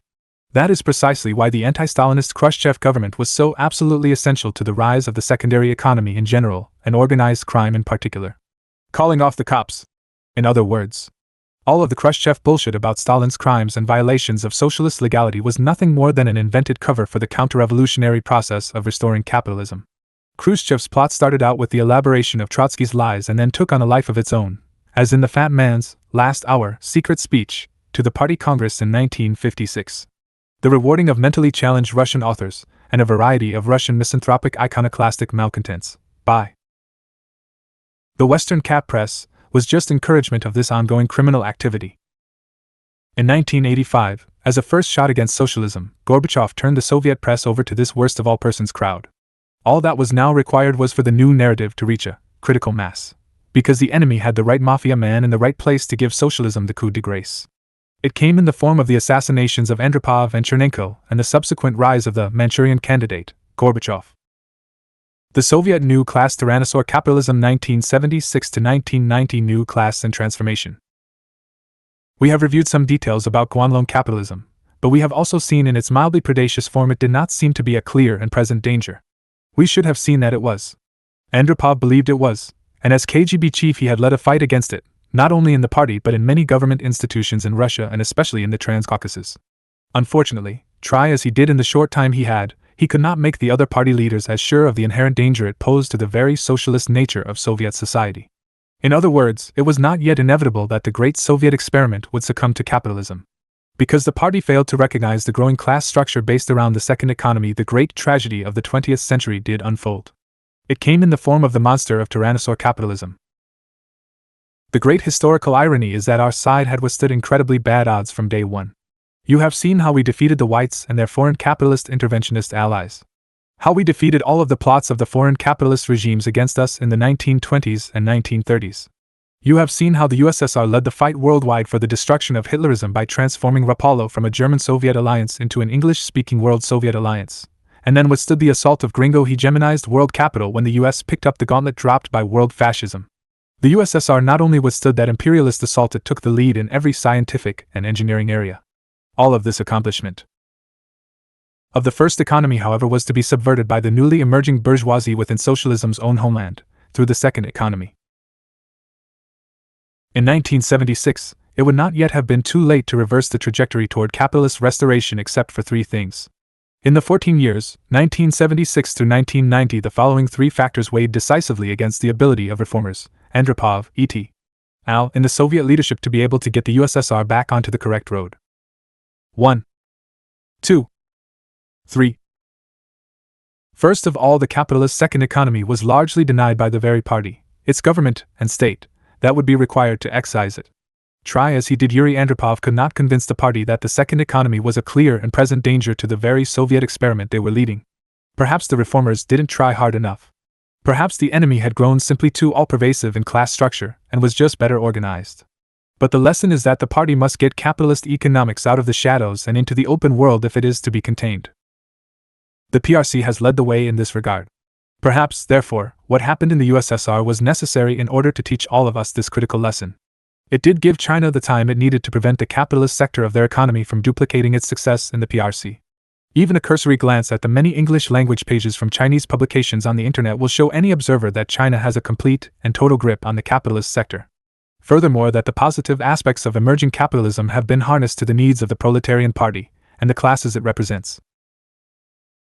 In Russia and the republics, the small exchange and service supply functions, which had justified leaving the second economy in place all along, continued to be important, and it would require some approach to the organization or at least control of small exchange we had not yet seen if the second economy as constituted was to be replaced. This was still the pre-computer era, and the option of computerized total planning and centralization in government large-scale planning was just being born in the most advanced capitalist countries. For example, in the work of H. Ross Perot and eds in Dallas. 4. Throughout the USSR, the mafia component of the second economy was prepared to push their plan through, and in fact did so. To counter our state apparatus, they used their gangster tactics to eliminate opponents, that is to say those who indicated they might be prepared to take steps to liquidate the second economy. Mafia doctors plot assassination of Yuri Andropov. Taking the last point first, the most dramatic example of mafia power came in the form of the case of General Secretary Andropov. The assassination of Andropov. Yuri Andropov was by this time an old Bolshevik. Following Brezhnev's death in 1982, he was elevated to the general secretaryship of the CPSU.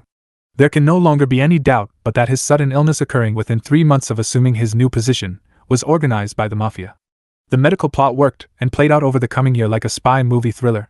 The bottom line was that the plot reduced Andropov's 15-month tenure to one of constant illness before he finally succumbed.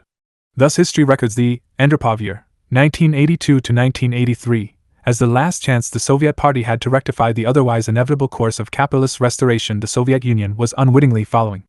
After that, it was all over for socialism as it had come to be known in the USSR. At least for the time being. Why was Yuri Andropov, 1914 to 1983, so dangerous to the mafia and the entire second economy class? 1. 2. First, because he was a highly prestigious old Bolshevik. Although he had joined the party nearly a generation after the October Revolution, he had been mentored by some of Lenin's top men, beginning with Otto Kuzynin. Second, because Andropov embodied all the personal traits admired by the party: austere living, dedication to work, a Stalin-like workaholic personality, constant self-education. 3. He had an impressive history of having dealt successfully with the most difficult assignments the party had to offer, including the 1956 mess in Hungary. 4. 5. Fourth, because he had a proven record of policing effectively against the second economy as KGB chief over the previous 15 years, 1967 to 1982. Most importantly, he was a danger to the mafia, and because he had proposed the complete and final uprooting and liquidation of the entire second economy. As General Secretary, he would have the power to do just that. Accordingly, as far as the mafia was concerned, he had to die. The Cheka, called KGB by this time, of which Andropov was boss for the preceding 15 years, was the structural equivalent in the Communist Party of the Jesuit order in the Catholic Church. Andropov had a close association with the theoretical purists of the party from the date of his joining the Bolshevik Party in 1936. From these earliest days, he had the good fortune to be directly mentored by the old Bolshevik Otto Kuzynin, and his association with this group continued over the following fateful years, especially with Anastas Mikoyan and Mikhail Suslov. He had an absolute personal hatred of the criminal element in the Soviet republics and an outstanding record in breaking it up, in and out of the party, in his years as KGB boss. Finally, he was one of the few highly placed Politburo leaders who admitted, and in fact emphasized, the existence of the mafia and the scope of its activities, meaning the entire second economy. As head of the KGB, Andropov took responsibility for the crackdown on dissident intellectuals, like Alexander Solzhenitsyn. Andropov's willingness to defend these actions openly and to withstand the criticism of Western commentators and such Soviet intellectuals as Yevgeny Yevashenko strongly suggested that Andropov would have avoided Gorbachev's blunder of turning the media over to anti-socialist elements. As head of the KGB, Andropov also showed courage and conviction by investigating corruption in high places. On his KGB watch, the entire Presidium, Politburo, edition, and government of Azerbaijan were dismissed for corruption, bribery, and embezzlement. Moreover, in 1981, Andropov's deputy exposed and arrested some of the black market-ridden La Dolce Vita crowd. That included Brezhnev's daughter and son-in-law. Even investigating crime in the General Secretary's family did not daunt Andropov. From Socialism Betrayed, Behind the Collapse of the Soviet Union, Roger Kirin and Thomas Kenny, International Publishers, New York, 230 pages. This citation, page 40. Leading to the decision to elevate Andropov to the position of General Secretary had been the fact that the Politburo, Presidium, and the entire party had been impressed with his theoretical preparation for tackling the problems of constructing socialism in the USSR, which included liquidating the second economy. Belatedly, many in the party from the leadership on down were beginning to see the entire second economy phenomenon as a serious threat to Soviet socialism, or at least some of them had. Those Politburo and Central Committee members who did not yet see the second economy as a clear and present danger still thought Andropov's analysis of the problems of the first economy was correct, and that he could set things straight there. Andropov led the way in his call to reform the first and second economies in the following theoretical way. 1. There were the internal discussions among the high priests of Soviet socialism, to which Andropov had added 2. 3 papers also delivered as speeches in 1. November 22, 1982. The better we work, the better we will live. 2. December 21, 1982, again on the same topic, and 3. On June 15, 1983. Analysis of the existing situation and landmarks for the future, and 3. A longer treatise on the matter also in 1983.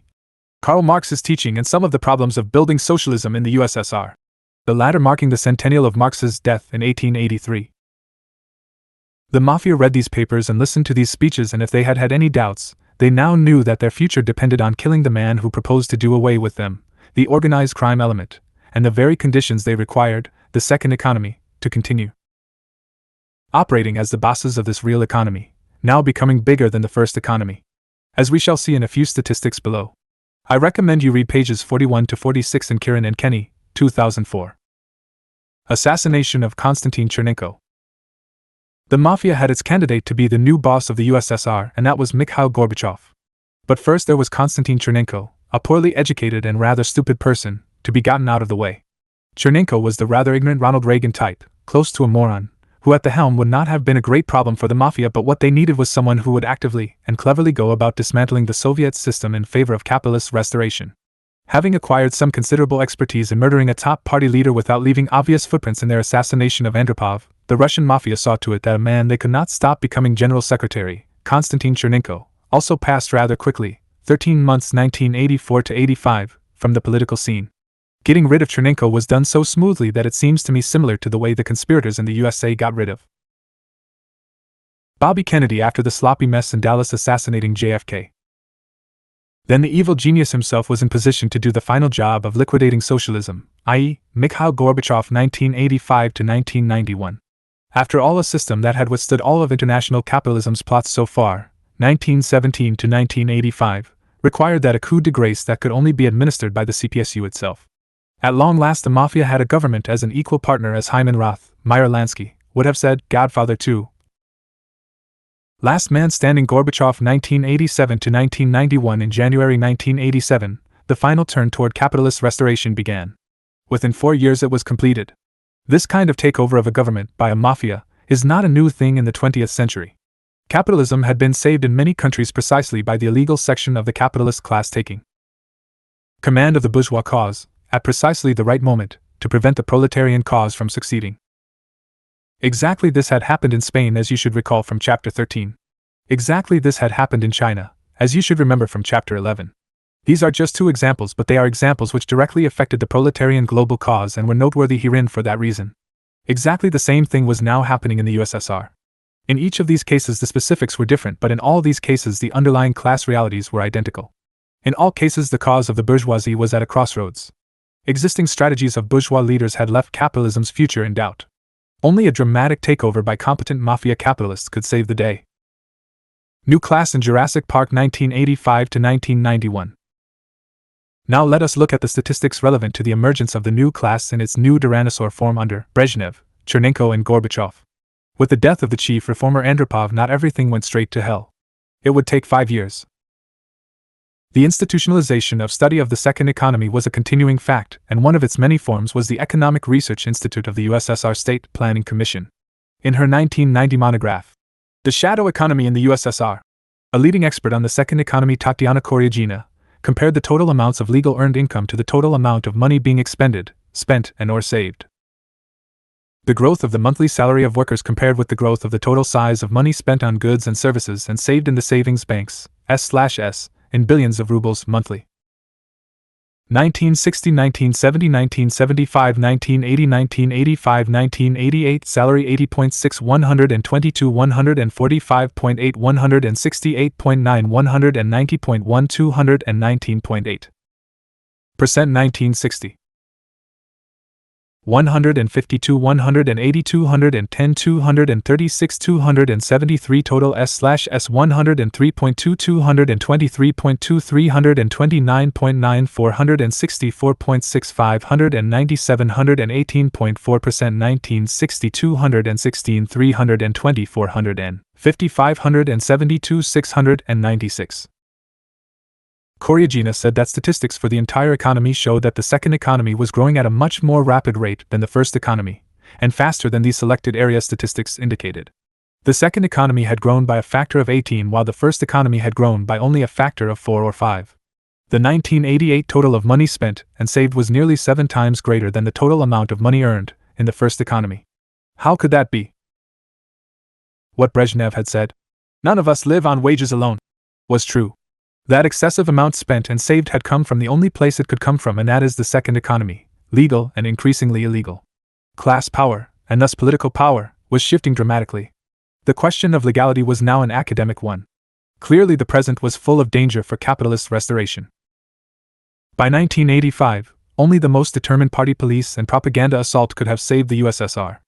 Instead, the Soviet Union got the great traitor Mikhail Gorbachev, who enabled the new class form of capitalism to emerge in 1990. He was followed by another traitor, Boris Yeltsin, who outlawed the Communist Party itself. Taken together, a variety of monographs provided a kaleidoscopic view of the second economy during the Brezhnev years. Private food vendors sold goods valued at 35.5 billion rubles a year. Soviet barbers and state-owned barbershops customarily collected very high tips, in effect transporting the transaction into the second economy. The home production of grape and fruit wine and beer, the illegal resale of state beverages, and the sale of stolen ethanol accounted for as much as 2.2% of the gross domestic product in 1979. By the late 1970s, the black market sale of gasoline by drivers of state-owned cars and trucks allegedly accounted for between 33 and 65% of all gasoline sales in urban areas. Privately rented housing brought illegal landlords an estimated 1.5 billion rubles in 1977. Tips, bribes, and payments for private services, such as religious ceremonies, associated with funerals involved more than 4 times the amount of money spent on official funerals. Prostitution and illegal drug sales constituted another part of the second economy. Kiran and Kenny, 2004:57. Part of the changing nature of the class structure was the concomitantly changing nature of technology and the social organizational system extant. Even the perhaps 30%, 1989% of the population with income derived primarily from the second economy still had first economy jobs. The rest of the population, 70%, whose primary income was from the first economy, still participated at one level or another in the second economy, if in no other way than with what Western capitalist economists call disposable income. Of course, many persons within that 70% also operated small second economy businesses from home. Back to Founding Fathers. In this sense, the operation of the second economy brought ongoing stability to the Soviet regime. As late as 1989, some 96% of the national population, the party knew from constantly polling, were all in favor of the Soviet system. The most common comment being, to paraphrase, "What we have is the best system in the world despite all its problems, and we could solve these if we went back to the Founding Fathers." In this case meaning Lenin and Stalin. Seduction enabled promoted. The second economy had always provided those consumer items the first economy could not provide, given the party's emphasis on heavy industry, steel, aluminum, electricity, and then on light industry devoted to increasing overall production, e.g., trucks and tractors. Furthermore, the increasingly prosperous Soviet citizenry had more and more disposable income to get the second economy things it wanted. Why? Because the first economy guaranteed them a cradle-to-grave annual income, covered all medical and educational as well as communication and transportation expenses. What they had monthly was largely expendable disposable income. As Gorbachev turned the press and media over to the most reactionary elements in the country, the citizenry was being enticed with knowledge about consumer items many had never even heard of before. They had the money to get these things, and anything one wanted could be obtained in the second economy after 1985 if not before. Party succumbs to corruption.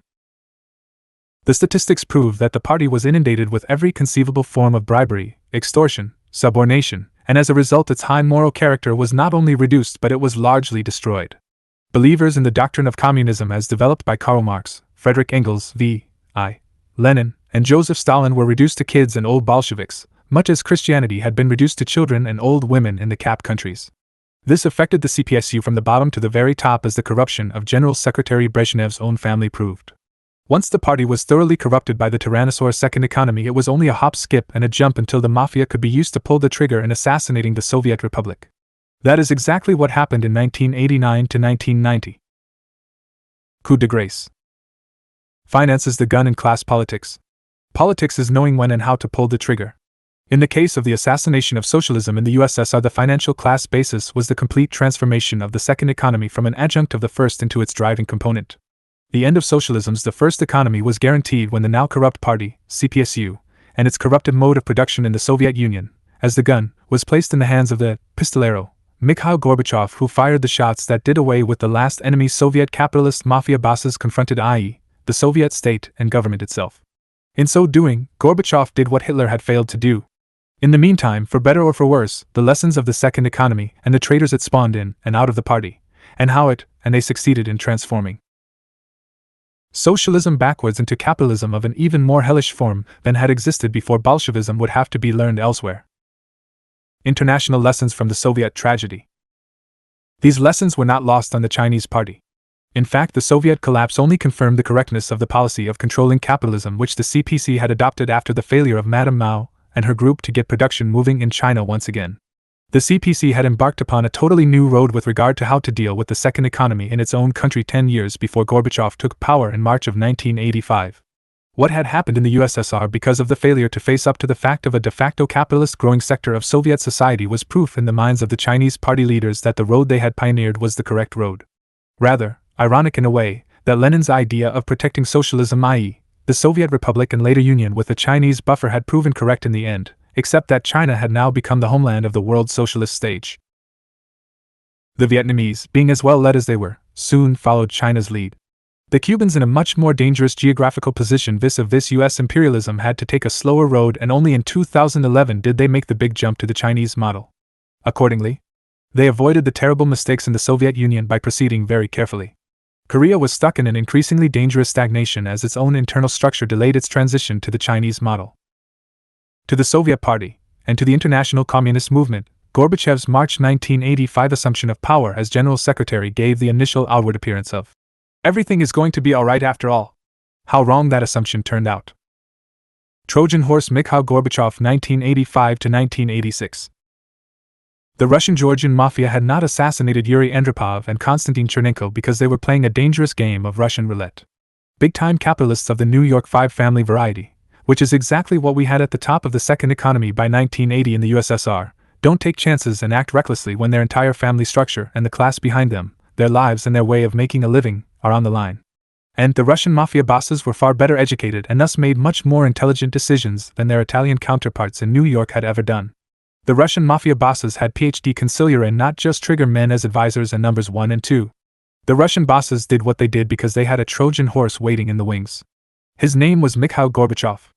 The removal in rapid succession of these two general secretaries, Andropov and Chernenko, after Nikita Khrushchev and Leonid Brezhnev, had cleared the way by putting the first economy into a tailspin of stagnation, and this was no accident. The Mafia High Command, equivalent to Meyer Lansky's U.S. National Crime Commission, was confident in their Trojan horse because they had had their man under their wing virtually all of his life. The only time Gorbachev was not physically under their direct influence was when he was in college in Moscow. They knew their man and he knew what he was to do. Mikhail Gorbachev was born in the year 1931, in a farming village named Privolna about 124 miles from the city of Stavropol, in the Stavropol region of the Russian Soviet Socialist Republic. This part of the Transcaucasus was where so many Bolshevik leaders had begun their careers. The city of Stavropol was an early example of Soviet industrial success, and wheat farming supplemented by sunflower cultivation was the agricultural mainstay.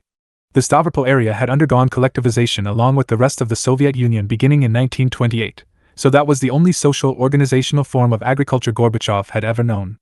Gorbachev lived through the German occupation too young to participate in the war as a soldier, 10 to 14 years old, but not too young to observe all the suffering of his people, and he witnessed directly or indirectly the deaths of at least 7 of his relatives as the Germans raped the countryside and the city of Stavropol.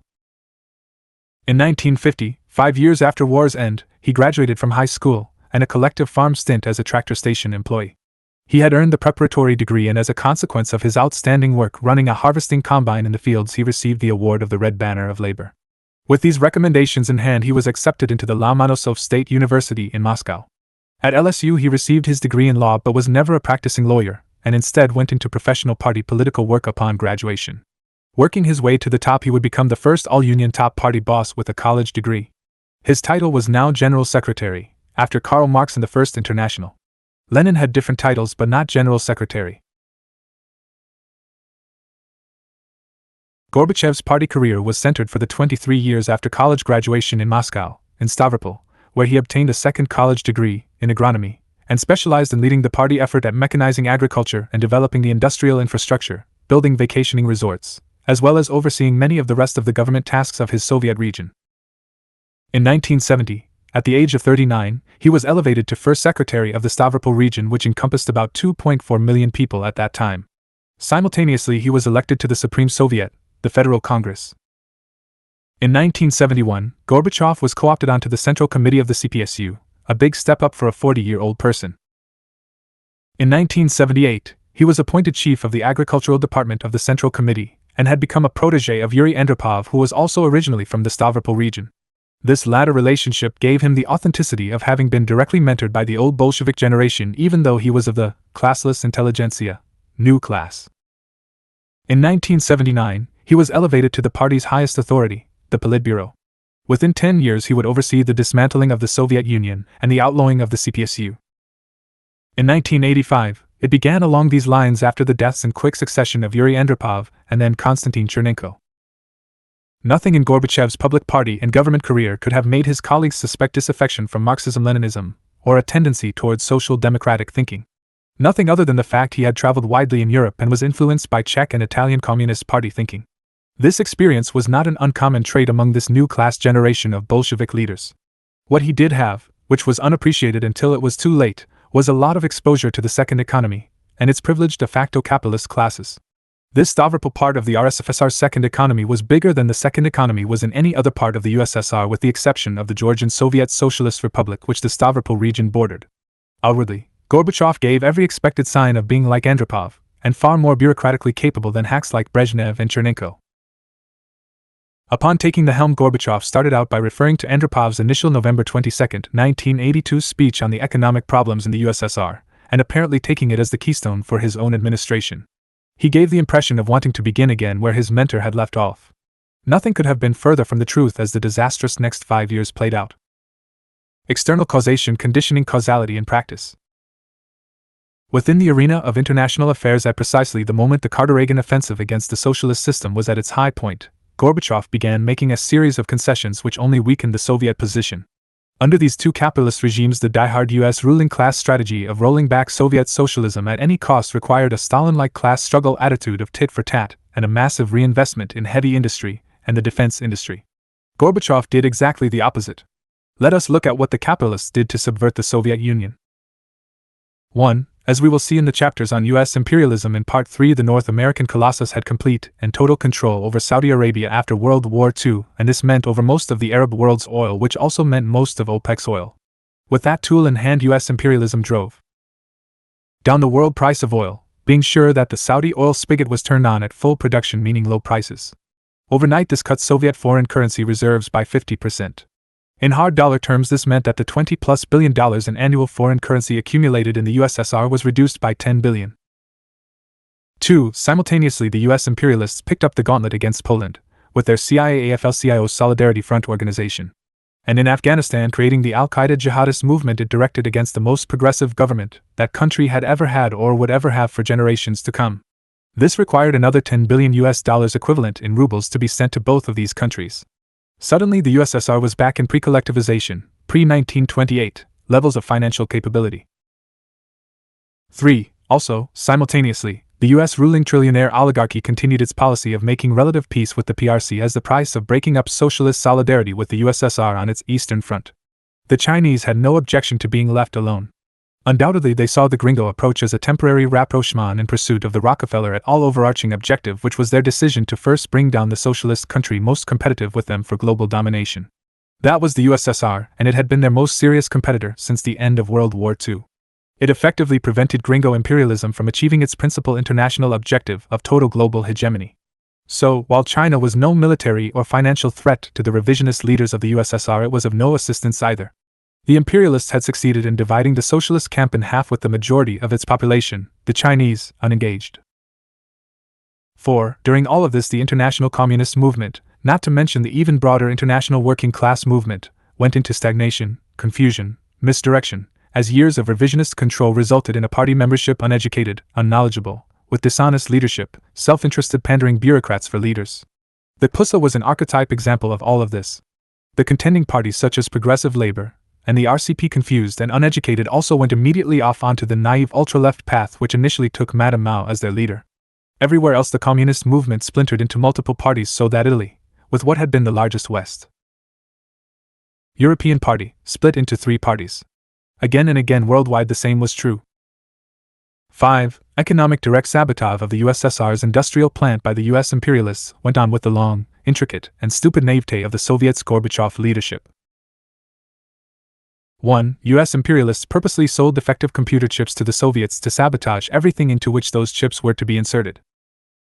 2. Faulty industrial equipment was purposely created and shipped to the USSR as part of the gringo collaboration in opening up the Soviet Union via trade. 3. Sabotage blueprints for gas turbines were created by the imperialists, using the CIA, and sold to the Russians. Primary internal causation: Gorbachev proves not to be what he appeared to be. Gorbachev initiated a series of economic policies which quickly showed an antithetical approach to what had been outlined by the great theoretician Andropov. What he called restructuring, perestroika, took the factor of centralization as the key problem facing the government. His programs began dismantling what was in fact the most successful part of the Soviet system.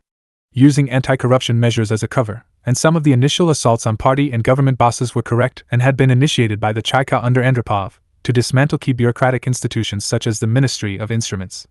There Gorbachev fired 1,000 technical workers, fired 50,000 industrial managers, fired 1/3, 50 plus, of the first and regional and district secretaries, fired 14 of the 25 Central Committee department heads along with their staffs, and often obliterated their functions. 40% of the USSR's ambassadors were fired. Over half of the Politburo's full and candidate members were dismissed. Gorbachev had disarmed his opponents and dismantled the party and government structure in his first 3 months. Simultaneously, Gorbachev began to turn the media over to the worst enemies socialism could imagine within its own borders. Contrary to his history of ideological orthodoxy, he now turned 180 degrees in the opposite direction. Everything was wrong here, not the least being the almost overnight introduction of capitalist concepts of the good life, which most Soviet citizens were only vaguely aware of. This precisely at the time that the US imperialists had stepped up the massive radio broadcasting into the USSR, encouraging all sorts of sedition, spreading all sorts of envy, creating jealousy about living standards. Then Gorbachev enabled the entire US radio propaganda campaign by stopping the jamming. Hitler in Moscow could not have been worse. Theory and method: causality and process. It is time to review our theory and method. In doing so, we should always begin with dialectical materialist epistemology, that is, the theory of knowledge of dialectical materialism. The first principle therein is that primary causation must always be sought internally, not externally. For example, while an environmental change may trigger a specific event, the way in which the phenomenon involved subsequently evolves, that is, the locus of the primary causation, was determined first by whatever a phenomenon's internal structure may be. The internal structure, and changes within it, may have triggered the event change in question. But it was the internal structure of the phenomenon in question which determines how the processual interaction is going to play out. In other words, environmental causes, in this case the international social environment, is as much of the environment as the earthly natural environment, can only be secondarily or conditionally causal. In real-world terms, the reaction of hunting and gathering advanced Paleolithic bands to the environmental change at the end of the Pleistocene was often migration during part or all of the year, away from the areas drying out, e.g., the Great Basin USA. The reaction to a heat wave of a modern capitalist society in the same area, e.g., Las Vegas, Nevada, is to turn on the air conditioning and continue as usual. It is critical for you, cadre, to first of all get this epistemological scaffolding in place so that your construction of the social process is itself correct. Unlike bourgeois historians and social scientists that have never started correctly, you must always start correctly. The next step is to get our general theory into the reconstruction. Our general theory is that of historical materialism. We know that humanity, unlike previous biological forms, adapts to its environment culturally. Culture being the buffer between biology and the environment. Here is where we depart from all the other incorrect views of society and its culture and their history. Archaeology in particular, and anthropology in general, has proven that humanity has socially and biologically evolved through a series of cultural stages.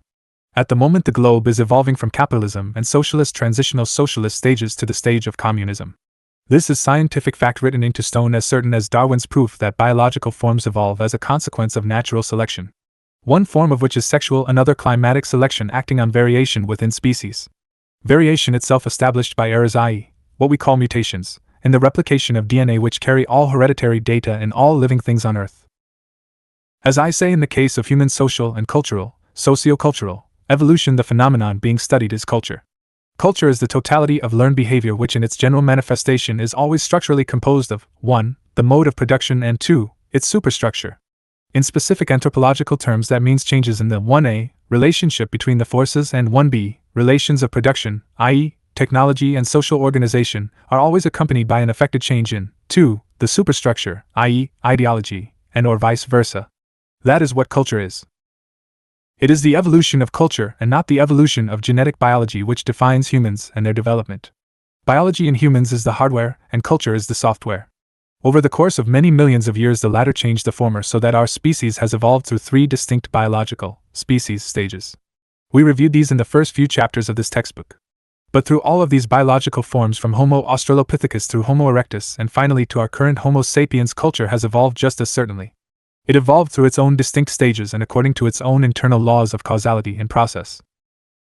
This is basic Marxism, but one can never get too basic in science to remind us to review the elementary building blocks of our science. This is especially true when we are trying to reconstruct sociocultural evolution in process, as we are when we examine the events of the last 2 decades in the evolution of the transitional stages of socialism. Application. As I say, the foregoing is elementary Marxism, and its internalization most important at this point.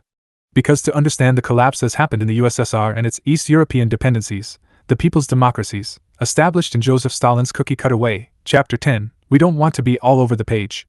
We must begin not by looking to external environmental factors such as US-led capitalist aggression against the USSR, that can only be conditionally causal epistemologically. Instead, we must look first to internal factors. We must analyze the collapse process first at the general level of the evolution of the 3 components of culture, technology, and social organization and ideology. Then we must have a specific theory of collapse. That must be a theory based on class analysis. Why class analysis? Because we know from our general theory that in the servitude epoch it is class struggle which is the primary internal source of causation, the prime mover, the primary cause, the internal essence of the mode of production, the originator of the extant superstructural ideology. It was the growth of the second economy and the capitalist classes behind it which doomed the USSR. In other words, in this case it was the Soviet Union's primary internal structure of class division, the 3rd stage new class itself, which was the prime mover. That is, the locus of primary causality. The first source of failure to prevent socialist collapse was in failing to admit that the Soviet Republic, and from 1924 forward the Soviet Union, always had an internal class structure. The final source of failure to prevent socialist collapse was in always failing in this regard and its counterpoint, which was the false assertion, when it was made, that classes and class struggle in the USSR had ceased to exist. Whereas in reality class division evolved and deepened throughout the history of the Soviet Union. We can divide the history of that class struggle into 2 parts. And in fact, we have reviewed the emerging Soviet Union in historical terms sufficient for the task at hand in chapters 10 through 13. Chapter 14 prepared us for this discussion by taking us through the post-World War II years of USA/USSR jockeying for global supremacy. Capitalist/Stalinist socialist jockeying. In part 3 below you can follow the details of the evolution of class struggle within the USA itself. For now I shall summarize the outlines of the evolution of the class struggle within the Soviet Union. First 36 years of Soviet power, 1917 to 1953. Mode of production, technology and social organization. To begin with, in the history of the mode of production in the Soviet system you will recall that the Bolshevik Revolution was a proletarian revolution in intent, and led by the Proletarian Party. But in practice, as Lenin pointed out all along, our revolution was a bourgeois revolution of the farming masses at the beginning. The farmers being petty bourgeois, small capitalist farmers, in the main, and all bourgeois. If we include the large capitalist farmers, middle and big, then the agrarian bourgeoisie were the bulk of Bolshevik support at the beginning, and this made it a bourgeois revolution. It is for this reason the Bolsheviks were successful, as Lenin points out, that is, the Bolsheviks marched in Lenin's words with the mass of the Russian population. The revolution liquidated the feudal parasite nobility and city magnate landowners. In the aftermath of Bolshevik seizure, when state power was in our hands, we saw the liquidation of the rich capitalist. Farmers. This left by 1922 millions of small and very small capitalist farmers. In 1922, to continue with the agricultural setting, we had a situation in which 90% or more of the Soviet population existed in capitalist agriculture. Some of the middle farmers became rich farmers once more, and as we saw, they were given their old name of kulaks, fists. In 1928, these kulaks were liquidated as a class. In that as a class they were rounded up and sent to Soviet Central Asia or Siberia to begin again as common farmers and not allowed to return for 5 years. If and when they and or their offspring did come back, they were specifically excluded from participating in the collective farms, and this meant after 1928 excluded from farming. Upon return they would have to find another way of earning a living, which under Bolshevik economics meant the government would have to find some non-farming place for them to work, or get a higher education. Otherwise they might as well stay where they had taken new roots. Simultaneously, within the urban population there were the true proletarians, now employed by the government, and we reviewed the growth of NEP and its subsequent transformation into all government enterprises under the 5-year plans in Chapter 12. However, simultaneous to this growing urban proletarianization via government employment in all key industries of the first economy, there was also a growing urban second economy. The latter began as largely a black market economy under war communism. Then huge sections of the second economy became legal under NEP. At the same time as a legal second economy capitalism was allowed and in fact encouraged to thrive, there was a necessary second economy in the shadows. However, the line between the two was rather arbitrary in that they both handled all forms of small exchange that backward Soviet Russia and associated Soviet republics could not possibly handle as part of the first economy. For that reason this second economy shadow portion was allowed to exist by the party and its government and state police. In the 1920s, there was warfare between the old bourgeois specialist managers and the new old Bolshevik wannabe managers that was finally resolved in favor of the latter by the addition of millions of new college and technical school graduates absorbed into the managerial, classless intelligentsia, new class. This swamped out the old bourgeois specialists and created a vested interest new class in the Soviet system that initially made the system very stable. Simultaneously, however, there was this growing shadow second economy class with a distinct traditional petty bourgeois mentality, exactly as characterizes the petty bourgeoisie in capitalist countries. The growth of this petty bourgeois shadow second economy class was kept in check by 1. The Stalinist police and by 2. The reality that there was very little disposable income available to the working stiffs and their managers in the first economy. Without money to spend on things in the shadow economy, that economy was very restricted in size and scope by objective financial reality, in a way analogous to the way a governor restricts rotation in machinery. Scarcity acted as a socio-cultural economic governor under Stalinist socialism, superstructure, and the ideological class war.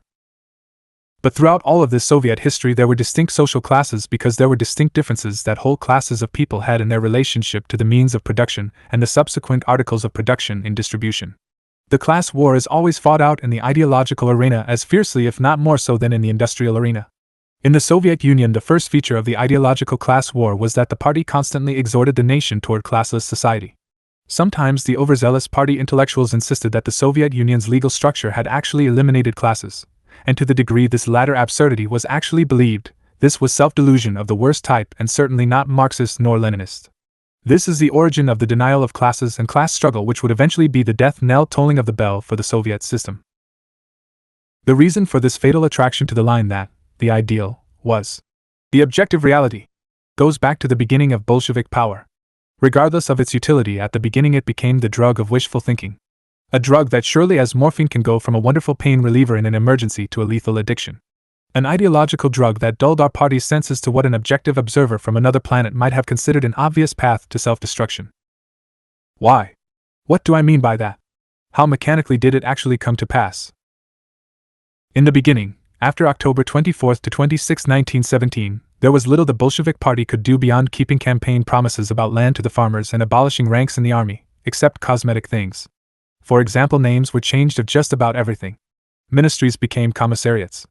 Officer ranks were democratized in title, meaning rank names such as the traditional lieutenant, captain, major, lieutenant colonel, colonel, brigadier, major general, general, became platoon commander, company commander, battalion commander, regimental commander, divisional commander, army commander.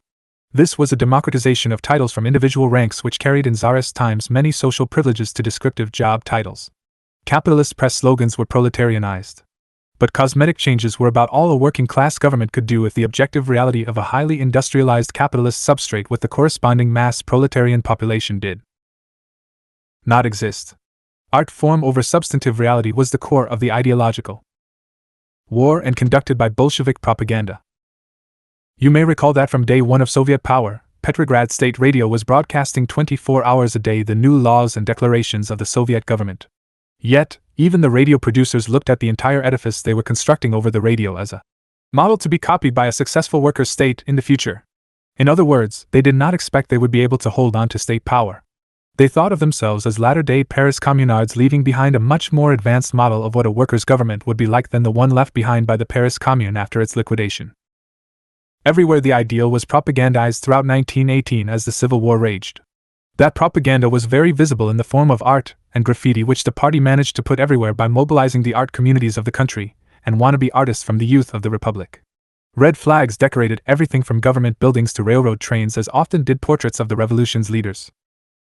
But, as far as serious social change was concerned, there was not that much that could be done beyond propagandizing the ideal. Consequently, as Marx speaks of in Chapter 1 of Volume 1 of Capital, in servitude systems such as capitalism, the material relations among people appear as social relations between things. In the transitional period under Bolshevism, what happened occurred in the most common delusional way. In other words, the desired material relations among people were pictured in the apparent social relations between artistic things. Propaganda substituted for reality. Not in all minds, of course, but in too many of them. Throughout the nation, the ideal was propagandized, as it should have been and had to be for the party to hold power based on its moral high ground. But the objective reality behind the ideal was much different. We want to recognize that the nation changed rather quickly from a geographically small republic about the size of the original Rus, with landed estates of a feudal oligarchy of lords and ladies within a few hundred miles of a center which became Moscow, to the entire breadth and scope of the Tsarist Empire. The Russian Bolsheviks destroyed and dismantled the latter, and then reassembled it in their own image. All of that in the years 1917 through 1924. War communism created a few model communities in the territory under Soviet power, but they did not amount to much more than Onite social communities such as had emerged during the 1800s in the USA. They were not much different than 20th century hippie communes.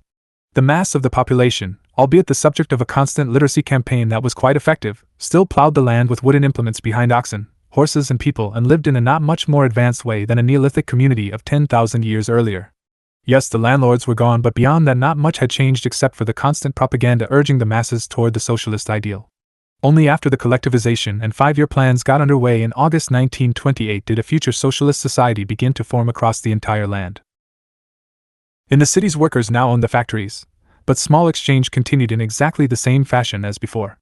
Petty bourgeois activity, although now largely illegal, was part of a second, officially unrecognized, but very real economy. The government owned all the stores where people could legally buy things, if they had the money or the ration coupons. These stores were terribly inadequate in that they never had enough of anything, under NEP and, even if for different reasons, the 5-year plans. The schools made the most determined departure from capitalist culture, as did the arts, which now included motion pictures. Lenin described movies as the greatest art form in human history. This was not only true, it was in motion pictures the party could actually do some very material things. These film-employed artists could also engage in manufacturing textbooks, audiovisual aids, literary works, and posters. The point you 21st century cadre want to take is that the ideal was so sought after by the party that its honest members tended to delude themselves into thinking that the ideal was the reality. Much the same as honest church-going Christians may delude themselves into thinking that the ideal they ascribe to biblical teachings is in fact the way in which people in their community relate to one another. Cynical members of the community, however, notice that no matter what the petty bourgeoisie does on Sundays, their day-to-day business Monday through Saturday features the exploitation of man by man. The lowest forms of chiseling out a penny or a kopeck is the mirror opposite of Sunday school fairy tales. The Eagle Scouts, Hardy Boys and Nancy Drew, meet the Bloods and Crips. Certainly Karl Marx and Friedrich Engels took this as their starting point, and it is for this reason they concluded that as long as mankind lived in a system of servitude relations, slavery, feudalism and capitalism, that freedom was impossible except for the very few at the top of the heap. That is why they referred to all previous forms of society as comprising the era of necessity. The great promise of the last stage of the servitude epoch, capitalism, was that it unleashed truly great productive powers. So great that people could imagine a day when their technology would have advanced to the point where all things could be provided to all citizens according to their needs regardless of their ability to make a contribution. But mankind could not advance to the next stage of modern communism without this technological foundation of capitalism having been built. Once it existed then, and only then would it be possible to restore the ancient order of primitive communism and social life of true egalitarianism. This time on the advanced technological mode of production created in the servitude epoch and especially in the final stage of that epoch, i.e., capitalism. Then it would be possible for humanity to enter the era of freedom. This keystone scientific discovery is the first great discovery Marx and Engels made. It is the entire basis of what we call historical materialism, and it is the recognition of this truth that separates us from all other social thinkers, all of whom take one or another incorrect departure when they fail to begin from this fundamental and elementary scientific truth. No real Marxists have ever disagreed with this fundamental discovery, although many have tried to make up for the lack of technological preparation in some social organizational way. For example, all of us Bolsheviks tried to make up for the lack of technological preparation in Russia and its associated Soviet republics and in Red China. We had to use our proletarian dictatorship through our party and its state, police and army, to suppress our class enemies, while we proceeded to build the industrial foundations we should have inherited if we had moved lockstep from advanced mature capitalism into socialism. In short, we have had to use state power, police and army, to enforce our will. We did not inherit what we needed anywhere, and to this day we have not yet inherited what we need from capitalism. But we are building the mode of production we need, most importantly in China, where 2 stages of socialist development will be completed by the mid-21st century. Everywhere where we have seized state power, the industrial and mechanized agricultural infrastructure was far from adequate, in fact desperately primitive. This is why we have always said that one cannot build communism without having first on hand, or at least well on its way to completion, the industrial and mechanized agricultural advanced mode of production built in the capitalist stage, or in practice built by us under the party's dictatorship over society in transitional, socialist stages. This is elementary Marxism that cannot be avoided or evaded, which must be taken as the starting point in any serious discussion of building communism. The Soviet Union did not have this in its first 36 years. For us under Soviet power, it was a constant struggle to get the minimal technological preparation on hand to allow our armed forces to conduct successful wars of defense and offense, e.g., concluding the First World War, then winning the Civil War in the Tsarist Empire, followed by wars of jockeying for position between 1922 and 1941 such as that in Spain and China. Inevitably we had to fight and win the Second World War. After 1945 we had a continuing war with the capitalist world under US hegemony. When Joseph Stalin died, the socialist world camp was struggling to complete its first transitional stage. That is, the stage of Stalinist socialism. Specifically a first transitional stage between the servitude epoch and modern communism, equivalent to the stage of simple chiefdoms in the transition from primitive communism to the servitude epoch. Second 36 years of Soviet power 1953 to 1989, the mode of production, technology and social organization. The death of Joseph Stalin marks the approximate beginning of the end of the first transitional period between the servitude epoch and modern communism. It would be completed under the leadership of China's Communist Party during the administrations of Xi Jinping. At least one more distinct sociocultural stage will yet be required. Stalin's death also signaled the beginning of the end of old Bolshevism. The actors were old and dying. Along with the end of the initial phase of this first transitional stage, also came an end to the second economy in its initial shadow phase. 3 phases of the post-Stalin new class. Coming out of the shadows, the second economy now began to grow. In the succeeding 3 decades it grew, and with it so did a new class with a distinct petty bourgeois mentality. This new class growth of 1. A petty bourgeoisie engaged in the same kind of petty bourgeois activity it engages in capitalist countries, also occurred alongside the evolution of 2. The Stalinist, classless intelligentsia, or new class. The latter having initially been purposefully created by the party to fulfill the necessary management functions inherent in having to do what we had expected in theory to inherit from capitalism. This classless intelligentsia, or new class, continued to evolve in the second 36 years of Soviet power from its primordial form of minimal privilege in the first economy.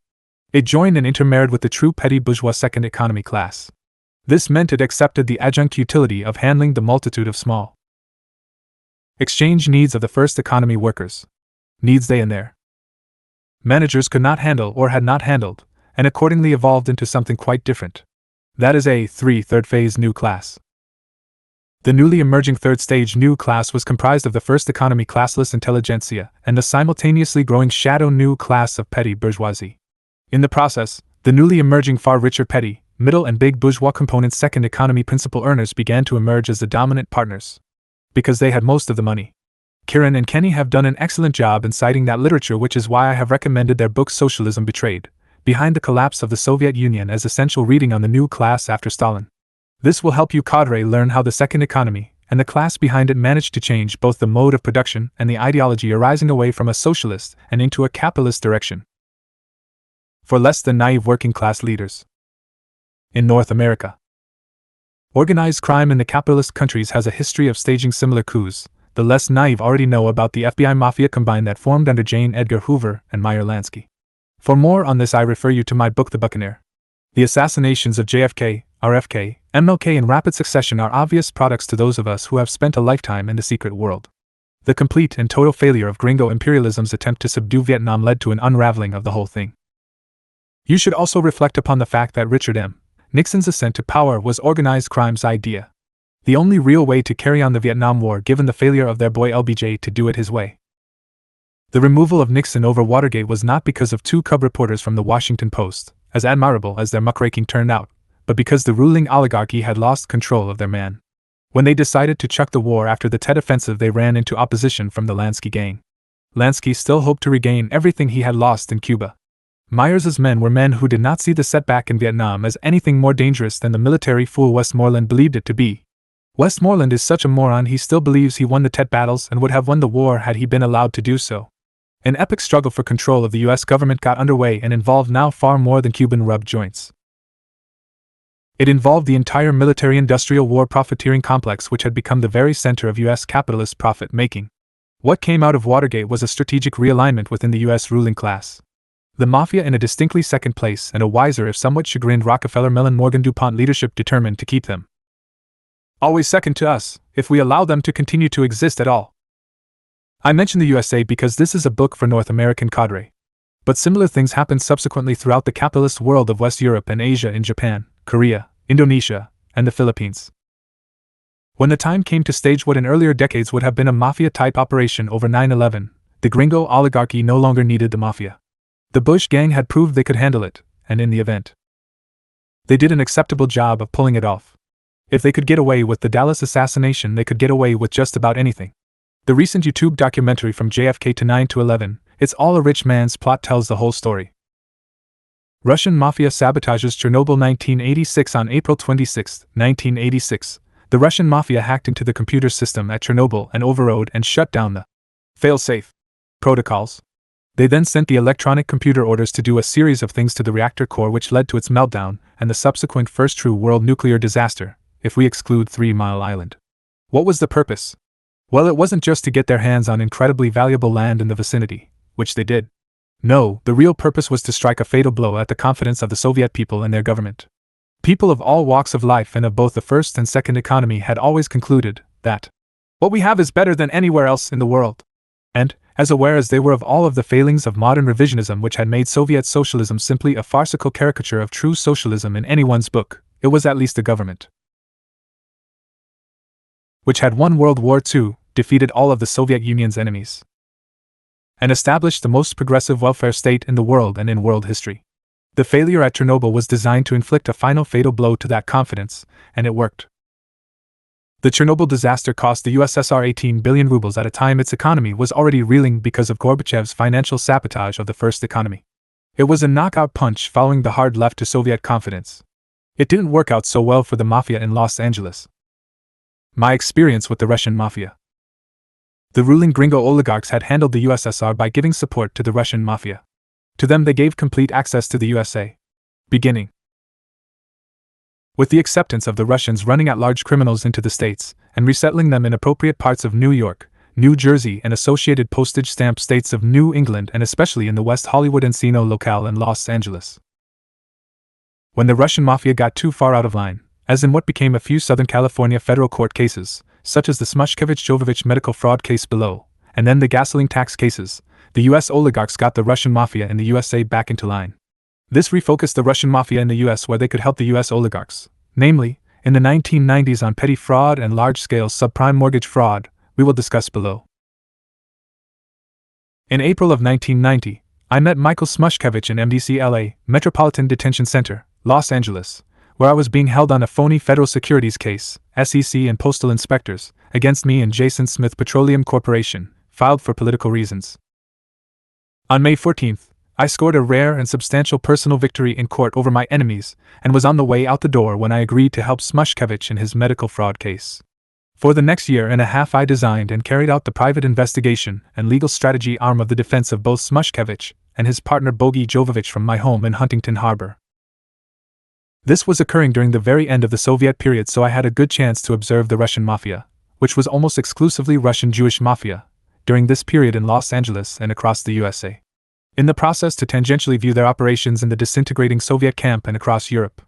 This is far beyond the scope of a textbook for young communist cadre, but it has given me a rather unique, among communists, insight into the issues herein. The Smushkevich-Jovovich case would have concluded successfully for them in its first phase had Michael Smushkevich not lost his nerve and plead guilty. Worse, he and the feds hammered Jovovich into doing the same thing. Within days both of them tried to withdraw the plea. I knew Judge Hatter and knew he never would agree to that. I had advised them accordingly at the time, but I was told to go away and shut up. Stark fear drove them to do what the prosecutors were demanding. A few days after the plea was entered, they tried to withdraw it, but Judge Hatter said no. The Ninth Circuit upheld his decision. They were stuck in prison. As for the background to that epic Smushkevich stumble, Michael had experience in ripping off the Soviet and East European governments, which were much more difficult to handle than the US feds. He had a series of the most modern medical clinics in the entire USA, and they used them to run scans of roughly $10,000 on every patient who entered, with insurance, for any ailment, such as a common cold. He fed an incredible number of people in Southern California into these clinics, and actually did perform the services. The patient feed done by telemarketing. My defense for him was designed on the principle that this is exactly what was done routinely for wealthy people in the USA, but when it came to common everyday folk, the US government was not interested. This would have been a winning combination in court. What jury properly selected would say that what was good for the rich was not good for the middle class. Defense trial counsel would tell the jury, if you want your healthcare needs determined by the post office, why don't you just go straight down there the next time you are sick? The postal inspectors were the cops in this US attorney for LA's case. I put together with Smushkevich a booklet called Early Detection, and at the end there was a place to sign.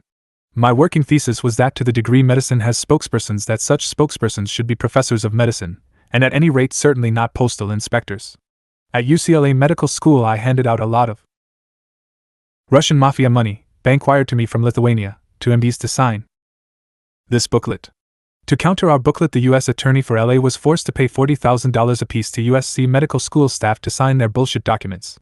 $1 million later we were ready to go to court. The case originally had come to the Fed's attention when large numbers of persons on the lifetime public TEAT, e.g., military families from Los Angeles to San Diego, who have insurance provided by a government insurance company, swamped that company with claims. The U.S. Attorney's Office for LA pulled off a TV-designed spectacular arrest, sealing off Smushkevich's home with troops, SWAT, helicopters and TV cameras, and the U.S. Attorney had been on TV claiming a $1 billion medical fraud. He said was the biggest in history. You know how they stage these so-called news conferences, like a James Bond Hollywood premiere for their own political purposes. Anyway, the defendants had collected about $70 million of a billing substantially larger. About $1 billion. Cutting to the chase, in the end Smushkevich turned rat on his partners in the US and Russia, and Lithuania and others in Europe, such as those behind the Lithuanian bank. I got my money in the years I worked for him, by wire transfer. He got out of prison and the feds put him into witness protection. His partner had too much self-respect and would still be inside except for his daughter, the actress Milla Jovovich, who made a lot of money with Bruce Willis in the movie Fifth Element, and spent $1 million of it at the Ninth Circuit to get her father a trial. The feds had lost interest by that time and accepted the inevitable. Bogi got to enter a plea to a lesser charge rather than put himself and the feds to the trouble of a trial and got time served, about 7 years as his sentence. Today he lives happily in a safe place. These Russian mafiosos are very well educated and much smarter than any other mafia in the world in my personal experience. For example, during my tenure with them they made $400 million in 24 hours on the German East-West currency exchange, which took place with German unification. They made the old-school Italians look like a sorry joke when it comes to organized crime. The Italians started to catch up with Countrywide and related banking schemes a decade later. The world has not seen the last of them yet, and will not for a long time to come. Russian mafia shakes down Thatcher and Reagan for $20 billion cash. But it was Reagan's successful backing of the Russian mafia ploy by his pressuring of Soviet finances and financing Gorbachev's Russian mafia demand for a $20 billion cash payment made to Margaret Thatcher by the Trojan horse himself on his December 1984 visit to London. This was not just the final victory for the Russian mafia but the real proof that Reagan and his road, more appropriately the Rockefeller management team's road, that cinched the new gangland boss's reign. That is the U.S.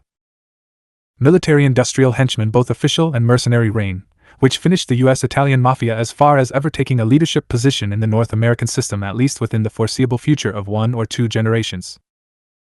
Within hours of Gorbachev's exit from London in December 1984, Thatcher was on a top-secret flight to Washington. In Washington, she flew immediately to Camp David and was closeted with Ronald Reagan the entire time. She returned to London immediately, and the trip was not disclosed to the press for some rather long time. Even today, in every biography in the U.S. cap press of Gorbachev I have seen, this Thatcher flight is ignored. In fact, it is ignored in the U.S. cap press in general for what should be obvious reasons. However, in her autobiography The Downing Street Years, Mrs. Thatcher admits to the trip and says she wanted to talk to Reagan right away about what Gorbachev had to say about SDI. Why would Star Wars suddenly be of such importance to the Prime Minister of the United Kingdom to jump on a jet and fly immediately to Washington? It doesn't make sense. What was all this about? At the time, I learned of the visit almost immediately but did not attach the significance to it I should have. It was obvious that she had come to tell Reagan something that could not be communicated in any other way. It had to be something that came out of her visit with Gorbachev, who was angling to be the next general secretary. We could not have known over here that the Russian mafia was planning an actual takeover of the Soviet Union and that Gorbachev was their stalking Trojan horse. In her autobiography, Mrs. Thatcher says she knew she was the stalking horse for Gorbachev's upcoming visit with Ronald Reagan. As the years passed, it became common knowledge in secret intelligence circles in the socialist countries, and then even in the always intelligence-challenged gringo NSC, that Gorbachev had told Thatcher he needed $20 billion in cash, a slush fund, at his disposal if his campaign to overturn Soviet socialism were to be guaranteed success. Thatcher didn't have the money, but she knew where to get it.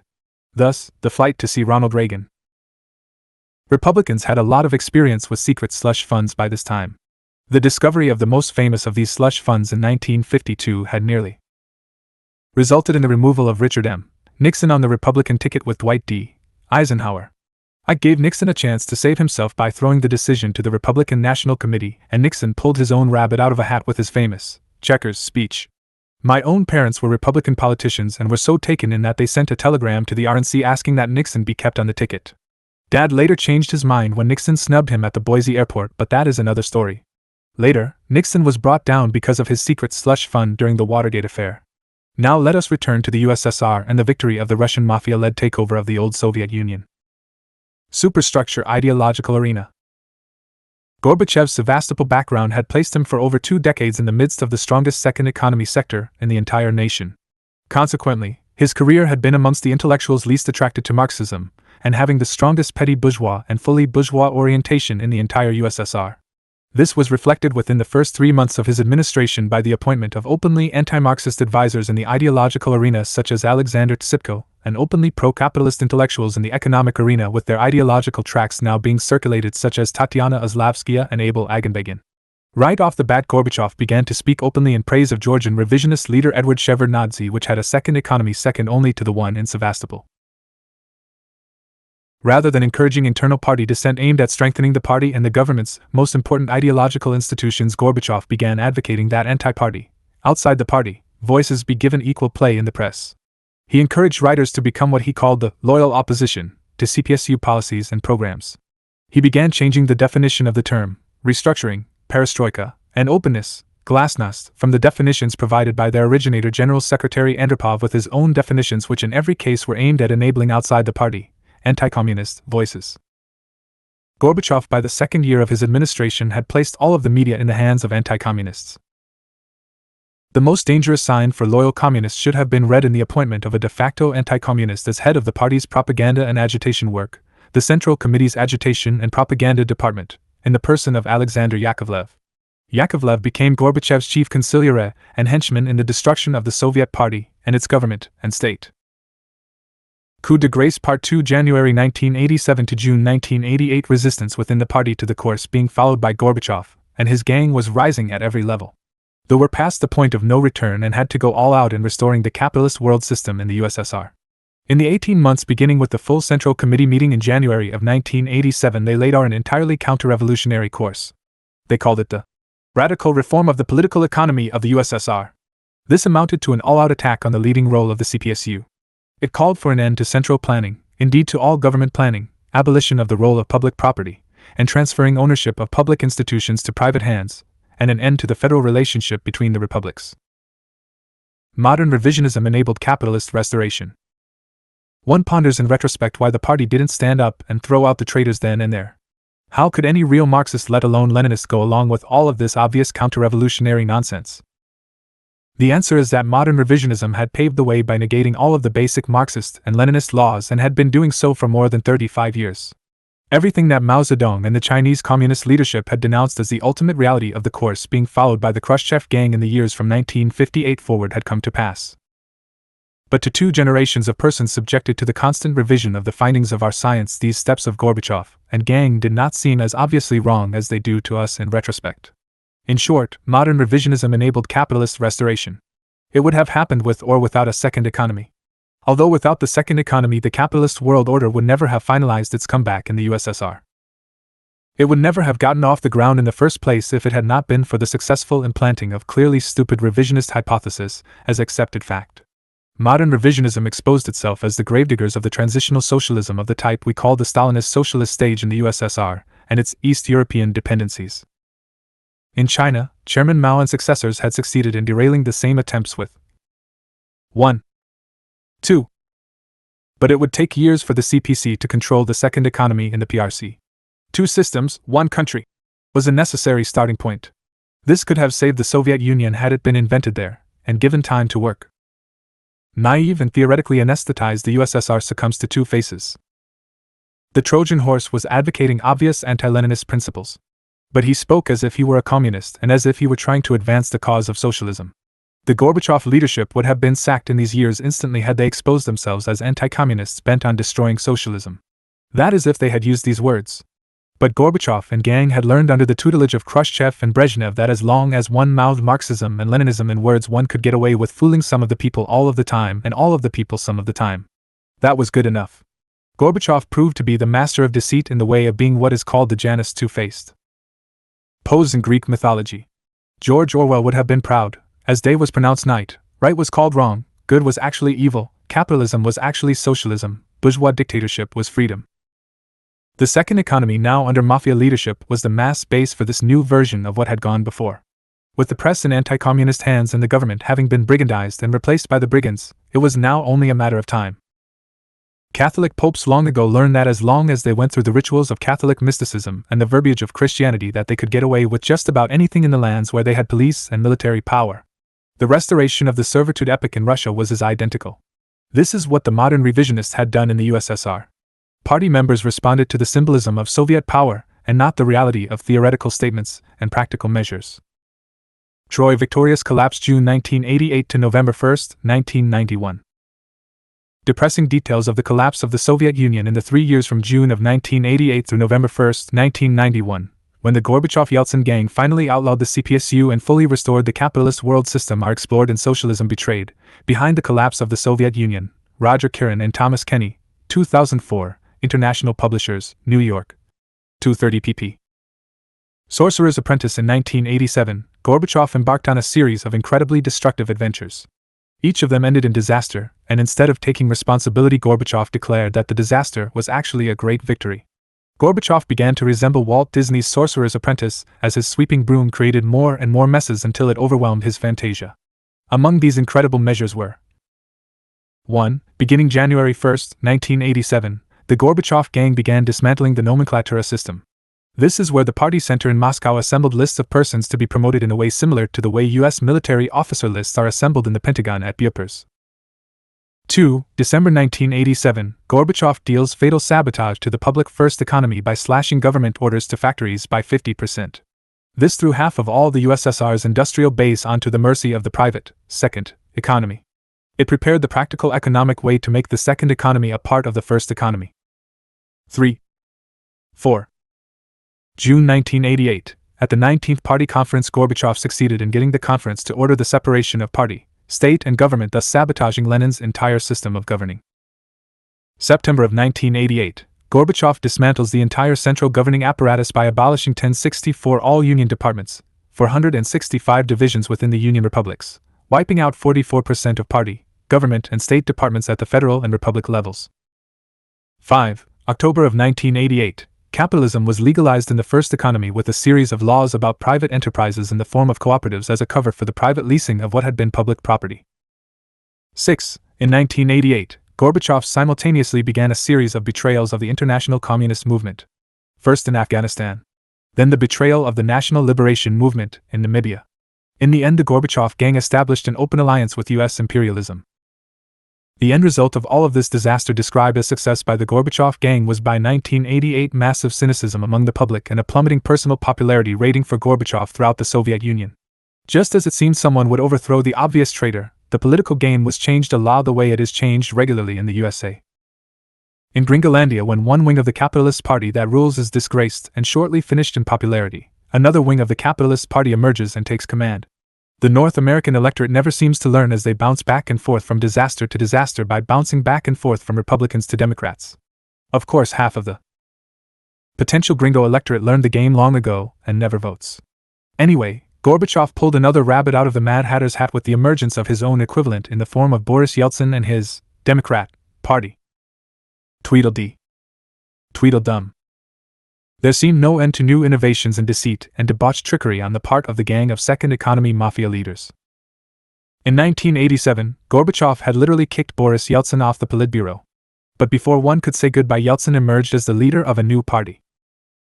In 1990, Yeltsin was bent on taking control of the Russian Republic, which he did with a new Democrat Party. The RSFSR was by far the biggest and single most important republic in the Soviet Union. By 1990, this left Yeltsin as president of the RSFSR and Gorbachev as president of the Soviet Union. It was as false a dichotomy as the difference between the Republicans and Democrats in Gringolandia. But it sufficed to bring about a total chaos in place of the political unity that had characterized Lenin's system for 70 years. The difference between Yeltsin and Gorbachev politically was the difference between Tweedledee and Tweedledum. In 2008, the world capitalist system itself began disintegrating. Again, this was because of the almost unbelievably incompetent administration of that system by its USA leadership. US hegemony over the capitalist world next collapsed. Ironic in so many ways, is it not, that the evil oligarchy behind the Gringo regime, which had the entire world at its disposal, in a few short years managed to throw it all away. At the turn of the coming century, the would-be masters of the world stumbled through a series of incredibly colossal blunders equivalent for the world bourgeoisie to what had happened to the world proletariat with the disappearance of the Soviet half of the global Stalinist socialist stage. Out of nowhere, they pulled a black chameleon named Obama, who sold the electorate a total pack of lies and spent the next 8 years proving it. A new world order is emerging, featuring restructuring world capitalism on the one hand and a new kind of socialist camp on the other. In the latter case, we have a hardcore of Marxist-Leninist-led nations at the center, following the PRC example, and an outer ring of nations with no inherent interest in capitalism as personified in US and European imperialism. For example, the BRICS congealed as a regional bloc in Latin America. Despite the coup in Brazil, its caps still want to work with the RICS. The new socialist Latin American order called ALBA is composed Advanced Socialist Stage Cuba in alliance with Marxist-Leninist-led Nicaragua and Advanced Socialist-oriented Venezuela, Bolivia and Ecuador. Both blocs can deal with traditional capitalist nations of Europe, Asia or North America, as are the Chinese with their Belt and Road export of surplus. Now on to the collapse of US hegemony over the capitalist world. Collapse of Gringo hegemony over world capitalism. Dusk of imperialism entering 2018. Observers of current events realize that we are also entering a new historical period. The departure of our great Fidel Castro just a year ago is in many ways symbolic. We Bolsheviks sense that we are definitely well into the transition from the servitude epoch to the second egalitarian epoch. China's 19th Party Congress has institutionalized the concept of two socialist transitional stages, the first of which is being completed and the second which will be completed by 2050. In other words, we are about to enter what Frederick Engels called the era of freedom, as opposed to all preceding human history where we have been in the era of necessity. The difference is that humanity was until now been primarily concerned with doing things essential to surviving, if not prospering. Now we can see the light at the end of the tunnel of necessity, exactly as Karl Marx and Frederick Engels predicted. We Marxists, being scientific socialists, are witnessing the end of the stage of capitalism. Globally, it is in its terminal imperialist phase. Their term, neoliberalism, simply refers to the rebirth in popularity among their ruling families of the old, liberal, philosophy in economics. We use the term in describing the evolution of the capitalist stage after 1945, when capitalism was hegemonized under the World War II victorious U.S. ruling families. Capitalism was reworked, but it is still the same old concept of laissez-faire capitalism. Their governments play the role of enforcement of this dying stage. During the first half of the 20th century, there was a worldwide ruling class division in each of the major imperialist countries, i.e., the US, UK, Germany, France, Italy and Japan, into fascist and liberal camps. The end of World War II found only the English-speaking capitalist countries emerging intact. The major fascist countries had been destroyed. Thus, it was that the political economic liberalism of imperialism, as expressed by the only English-speaking country that mattered, the USA, taking shape and form. The gringos took their colingual countries in tow as the vanguard of world capitalism. I discussed these developments extensively in chapters 13 and 14. A few comments will be useful concerning how the vanguard of world capitalism came to its current crisis. Bretton Woods and Dumbarton Oaks. From the 1st through the 21st of July 1944, 730 representatives from the U.S. allied countries, i.e., from 44 nations, gathered in Bretton Woods, New Hampshire at the Mount Washington Hotel, to hammer out a post-war economic agreement where the central feature would be pinning their national currencies to the U.S. dollar. At that time, the U.S. held the majority of the world gold supply, and had the only stable economy in the capitalist world. What came out of this meeting as the final product was what was called the General Agreement on Tariffs and Trade, GATT. From this came the International Monetary Fund, IMF, and the World Bank, beginning as the International Bank for Reconstruction and Development. From August 21, 1944 through October 7, 1944, a second conference was held in Georgetown, Washington, D.C., at the palatial Dumbarton Oaks estate of Robert Woods and his wife Mildred Barnes Woods. The delegation from the Soviet Union refused to sit down with Chiang Kai-shek's emissaries, as this thug had been a de facto ally of Japan during the war and the years leading up to the war. Thus, there were two conferences, the first featuring the participation of the USSR and the second immediately thereafter, where the Gringo regime and the UK collaborated with the traitor Chiang's delegates. Dumbarton Oaks was the first organizational manifestation of the 1943 Moscow Declaration about building a post-war world. It resulted in the United Nations Founding Conference in San Francisco. It was here that the victors worked out the post-war political order, as the previous month they had worked out the post-war financial world order in New Hampshire at Bretton Woods.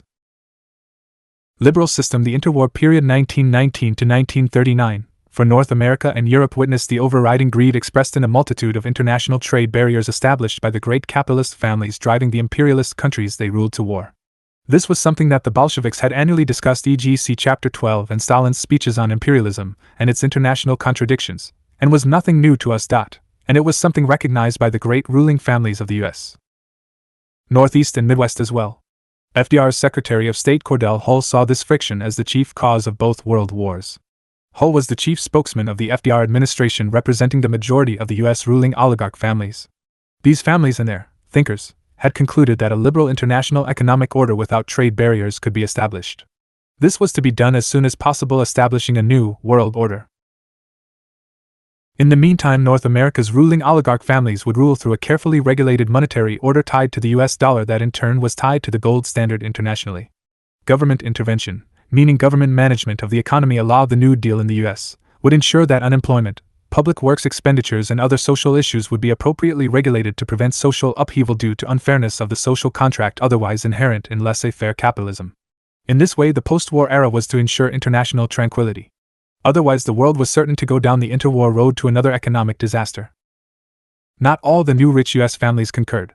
They were the nuclei behind the formation of a de facto fascist pole in U.S. politics to be known as the far right, and had their center in Texas and Oklahoma. The interwar period had featured several imperialist countries protecting their local ruling families via tariffs and various trade bloc schemes, e.g. the UK and Nazi Germany had established strict protectionist regimes and were often at loggerheads with the U.S. over these barriers to U.S. goods and services. By war's end, the matter had been resolved by the facts of life. All the imperialist countries had been destroyed except for the USA. Thus there was no longer any serious opposition to U.S. hegemony over the other capitalist countries. The U.S. rulers emerged as the sole important imperialist country, economically intact and its physical plant virtually untouched, and in fact jumped up by the war. On December 27, 1945, 29 members of the Bretton Woods Conference created the New World Order in the form of the IMF, International Monetary Fund. 2008 Neoliberal system collapses. Neoliberalism is just the most recent phase of the classical liberal economic system with the modification of a compromise with the growing power of the families of the far right. Specifically, the establishment families acceded to the idea of a massive government intervention on behalf of the arms manufacturers and their great bankers. It is this system which collapsed in 2008. A last gasp concession was made to the masses in the form of the Obama Resolution. In the meantime, the extremely frightened U.S. ruling oligarch families created an Orwellian system of mass surveillance, NSA, to prepare for the inevitable armed revolt of working people at home and abroad. The U.S. oligarch trillionaires and their foreign equivalents know how fragile their system is and how vulnerable it is to a sudden mass awakening of the North American people. Their 1984 conspiracy has made it certain that armed conflict in the form of civil war is inevitable. Most importantly, it shows how determined the oligarchs are to retain state power at any cost. The road ahead for them had been written by George Orwell. Its pavement is the direct daily observation of the thought and lives of every citizen, and then of every person in the world. Enemies. The first main enemy of working people in North America is the cabal of traitors and spies led by Sam Webb and his gang. This scum do everything conceivable to mislead the masses and identify for the FBI those newly awakened persons who have accidentally fallen under their sway. The idea being, the intelligence provided by the Webb gang allows the feds to pick up the most dangerous potential revolutionaries first. This is part of the massive surveillance NSA program. The US oligarchs know their system is highly vulnerable, so their neoliberalism has taken on a distinct fascist orientation. The Sam Webb party Trojan horse of imperialism is of the first for final solution. Then in the same category of first enemies is PSL, the Trotskyite cover for the CIA, whose main focus has been on getting on as the Russian new class official propagandists, SWP Trot Peter Lavelle on RT and the Brian Becker gang on Sputnik. Their ultimate target is China's English press, but here they will face opposition. The second main enemy of working people in North America is the globalist trillionaire oligarchy, i.e., the coterie of families Rockefeller, Morgan, Mellon, DuPont and their overseers, e.g., the Bush family and the Clintons. The most oppressed masses are class and race conscious but politically unconscious, as the burning down of their own houses in South Los Angeles demonstrates. After all, the Rockefellers I'll have palatial estates just a few miles to the north. The first of these enemies can be tasked to our homegrown Chika. The second requires extensive spot-on education, especially of white workers. Good news. The good news is that the world balance of class forces has definitively shifted in our favor. The great successes of the Chinese Communist Party at home and abroad have made China the new vanguard of the world socialist stage. This new homeland of global socialism is growing more powerful on a daily basis. Accordingly, you should conduct a daily review of Xinhua and People's Daily, as well as China Global Television Network, on the internet. Vietnam, Laos, and Cuba are accomplishing great things. Cuba has successfully led the liberation of Latin America, especially South America, with the formation of ALBA and a multitude of continental organizations. The Cuban Revolution is spreading to Venezuela, Ecuador, Bolivia, and Nicaragua, taking in tow the working masses of Brazil, Uruguay, Chile, and Argentina. You can follow these developments daily on the internet on RT, Prensa Latina, Granma and Telesur. Venezuela Analysis often has important information, but you have to fight your way through their Trotskyism, which is the biggest problem we have in Venezuela. Latin America is so important to the history of the fight for modern communism that this edition features an entire second volume dedicated to those countries. After the Soviet collapse, in the US, among the bosses in command of hegemonized world capital, the US ruling billionaire families and trillionaire families, the right-wing, so-called neocons, who would more appropriately be called neo-Nazi, thought they saw an opportunity to act on their most basic motivations, insatiable greed, by seizing control of the world's strategic economic inputs. That is, the pricing, supply and most importantly, financing, of such things as oil, natural gas and precious metals, to name only three. In so doing they would not only get personally rich, but they presented the US ruling families with the spectacle of global stability in the supply and pricing of such fundamental inputs, again, e.g. oil and gas. As importantly, all of this would be financed through gringo financial centers in New York and Chicago, and secondarily, London. This financing is a matter of life and death to the US ruling families, who must somehow offset the imbalance in the flow of dollars out of the USA and the flow of dollars into the USA.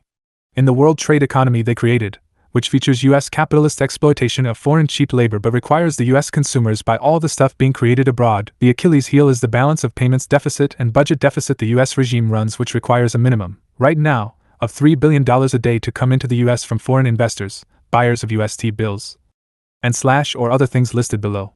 And the increasingly larger federal budgetary deficit means that soon it will be $4 billion a day that is required. In fact, there is no end in sight to the accelerating demands of the USA rulers for foreign money, obtained in any way. Then they were unable to borrow at all, mid-2008, and were forced to rely on the ultimate last step of printing, not even printing now, just writing numbers down electronically. Technically, this is what we call money on account, trillions of dollars overnight. This has never happened before in the history of capitalism, or in the history of the world for that matter. Inflationary printing in Germany after World War I is famous everywhere because pictures of it found their way into US school textbooks. But this was nothing at all compared to the absolute disregard for any kind of monetary integrity with the mass creation of paper and electronic money. $2.5 trillion were jacked onto this public debt by the imperialist bosses in the 3 months November, December and January 2008 to 2009. The resulting monetary crisis is now just beginning, and the US Fed has reportedly secretly added $7.7 trillion to the debt by advancing that much to save the bankers. As the monetary crisis progresses, the next general collapse will get underway. The capitalist monetary crisis began in countries peripheral to the EU monetization union in Ireland and Greece. Then in Greece in January 2011 it manifested itself in the complete collapse of workers' incomes and rights. The monetary crisis then moved to the EU heartland and encompassed Italy and France, as well as the lesser cap countries of Portugal and Spain. As 2018 opens, every European cap class faces the consequences. The past few years have climaxed with the overthrow of the neoliberal regimes in Europe, and at the moment Italy seems to be leading the way toward a true pre-revolutionary situation. The Euro caps have survived so far because there are few Marxist-Leninist parties in existence in Europe, even fewer prepared for an armed struggle for power. This long-developing monetary expression of the general crisis of capitalism was brought to a head by the greed of the US rulers and their ignorant, greedy and stupid neocon advisors. They decided in the 1990s to impose their own brand of fascism on the post-Soviet camp world. In proposing to prop up the extraordinarily shaky US economy in this way, through the dream of a Pax Americana, the US fascist right arose once again like an alien phoenix. The post-1929 period in the USA has been one featuring a seesaw, up and down, now in now out, struggle between the fascist right and the not-so-fascist remainder of the US ruling class, over foreign as well as domestic policy. Cap's dream world. In the event, under Bush II, the US neocons were given the helm and given a chance to put their crackpot plans into effect. Why crackpot? Because nothing they proposed in the 90s or currently proposed for 2017 was or is possible. Not in the slightest were these policies of world domination possible then, nor are they now. The election of Donald Trump signified the realization of some of the US ruling oligarchy, as well as the masses of displaced industrial workers, that the end must come for the neoliberal neocon conspiracy against the US. The fact that the often more sober US ruling families went along with the stupid proposals of the neocon neoliberal thinkers shows how those families have degenerated. It has been a long time since the relatively balanced objectivity of the old Rockefeller leadership in the years following Vietnam. The gringo oligarchy's total ignorance of world reality is reflected domestically in the theater narrative of the last election. But even the master of The Apprentice approach to the narrative can do little to save the rulers except keep them from destroying themselves in a thermonuclear war. They ran the economy straight to hell in their greed to maximize their profits, and they will continue to do so if they can, regardless of who the president of Gringolandia happens to be. The 2,000 families in the world who own the US regime may agree to bail it out in the end, but I doubt it. The US capitalist system is tottering now, and it won't take a lot to push it over. Humpty Dumpty won't get back together this time, because the mass movement is going to create a real communist party in the USA. When history moves as quickly as it is now, such a party can get big fast. All it will need is the theoretical clarity which I have provided. Now all we need is a new generation of leaders with a clear strategy, and the ability to make that strategy clear tactically to the working people of North America. What is happening? The US ruling nutballs were not the only ones acting in an atmosphere of ignorance. One must remember that the North American people have now for 4 generations been told lies every day, 24 hours a day, about world history, about the US place in it, past, present and future. More lies about the nature of our economy and the social structure of the few ruling the overwhelming many. The US press is totally under the control of a de facto propaganda ministry not much different than that of Dr. Goebbels. Today we hear on the news supposedly educated retired people saying things like, "We don't understand what is happening." Of course they don't understand what is going on. They have been lied to constantly in all the cap media since the end of World War II, and like the workers of 1914, who were tricked and forced into the capitalist-imperialist war, designed to enrich the cap classes and to liquidate the working classes of Europe and North America, they are now paying the price of their ignorance despite their innocence. The cap press continues to try and distract them with football games and the like, but this is going to get harder and harder. Not the least because fewer people can watch TV, abandoned to living in the streets and without television sets. Not to mention they have more real-world concerns than ESPN bread and circuses. Diversions. The 2016 electoral revolt against the Clinton gang proves that the masses of white workers are waking up, but have a long way to go. There are three main theaters of war against working people at the moment. 1. The neocon conspiracy against Russia, China, and Iran. 2. The U.S. war against Arabia and the Muslim world. 3. The collapse of the U.S. economy and the global capitalist economy linked to it. The U.S. has been at war, or in a state of forward international military deployment, constantly since 1945. Yet in that 3/4 of a century the U.S. has not won a war. Banana Republic invasions as in Grenada, Panama, and the Dominican Republic do not qualify. They certainly do not account for the trillions upon trillions of dollars spent on war contracting. This war contracting is the real reason for the constant wars and international deployments. The reason for all this war was not victory, honor, and peace in a just cause. It's time for North Americans to grow up, and the recent revolt against the neoliberal neocon Clintons at the polls in 2016 is symptomatic of this awakening. Not that the Clintons or their entourage and the ruling class sycophant class will learn anything, or perhaps I should say dare to take responsibility for their own total failure. Revolutionary cadre can start at this point, in conversations with fellow civilians, and armed services, people for that matter. The question the US oligarchs have put off for so long is now front and center. The actual cost of war and the cost analysis vis-a-vis healthcare, bank bailouts, mortgage relief, credit card relief, student debt relief, and crumbling infrastructure. Try to get to the point of replacing capitalism as a system. All the data and arguments you need to make a convert are in this book. Focus on getting working people prepared for armed insurrection against the cap government in Washington and the cap governments in the states. We have one great step up in that our people already have guns and ammo and only need to be organized and pointed in the right direction. Back and forth in Iraq. The US adventure in Iraq turned into exactly the disaster predicted in the previous editions of this book. Worse is that the neocon neoliberal mastermind, Ash Carter, started Gringolandia down the road of re-entering Iraq as a preliminary move to invading Syria. The Russians, long asleep at the switch, woke up and came to the aid of Assad. They put an end to Gringoism in that sorry land where 2017 ended with the total defeat of the US imperialists and their surrogates. The defeat of the Clinton gang in 2016 by the game show host Donald Trump came to them like Isaac Asimov's mule in the Foundation series. It does not mean the end of the neocon project, as in office he adopted much of their program. Nevertheless, for US imperialism, the world has seen for itself that US supposed military superiority is in fact just a paper tiger of their tripartite targeting even its weakest element, Iran, has taken a don't give a fuck what you do attitude to Gringo war preparations. Furthermore, the emergence of China and the Belt and Road Initiative as part of the PRC Constitution in the 19th Party Congress of October 2017 formalizes a new world global order. The decision of the Chinese and Venezuela to begin pricing and buying oil and gas in yuan effectively knocked the most important pillar of US world hegemony out from under its feet. The DPRK intercontinental rocketry and hydrogen bombs has set the US up for a 1588 type of defeat for its vaunted 7 fleets off the Korean peninsula. The US ruling family stumbled fatally when they allowed Obama and the neocon crackpot fringe the power to do what they have done. The sad thing is they are so stupid that they don't even know what they have done. It is reminiscent of Westmoreland, who decades after he lost the Indochina War thinks he won. The capitalists as a worldwide class are just a wolf pack, and like wolves they turn on the weak, old, and young and consume them too. In the end, the worst thing the US imperialists could have done, they did, and in so doing they fucked themselves. Namely, TO have shown that they are so inherently weak that a group of what they consider to be rag-headed, camel-driving Arabs, without international support, as we provided to the Vietnamese for example, could reduce the Great Scary Juggernaut, with its much vaunted shock and awe, to a helpless Gringo Gulliver, truly a giant captive, flailing around in its death throes. Iraqi Lilliputians using the simple expedients of hand grenades, dynamite, and shape charges to accomplish this embarrassing, ignominious defeat of US imperialism. Munitions available on the shelf everywhere and anywhere in the world. The lesson has been learned and there is no putting that genie back into the bottle. The US is running out of steam again in Iraq.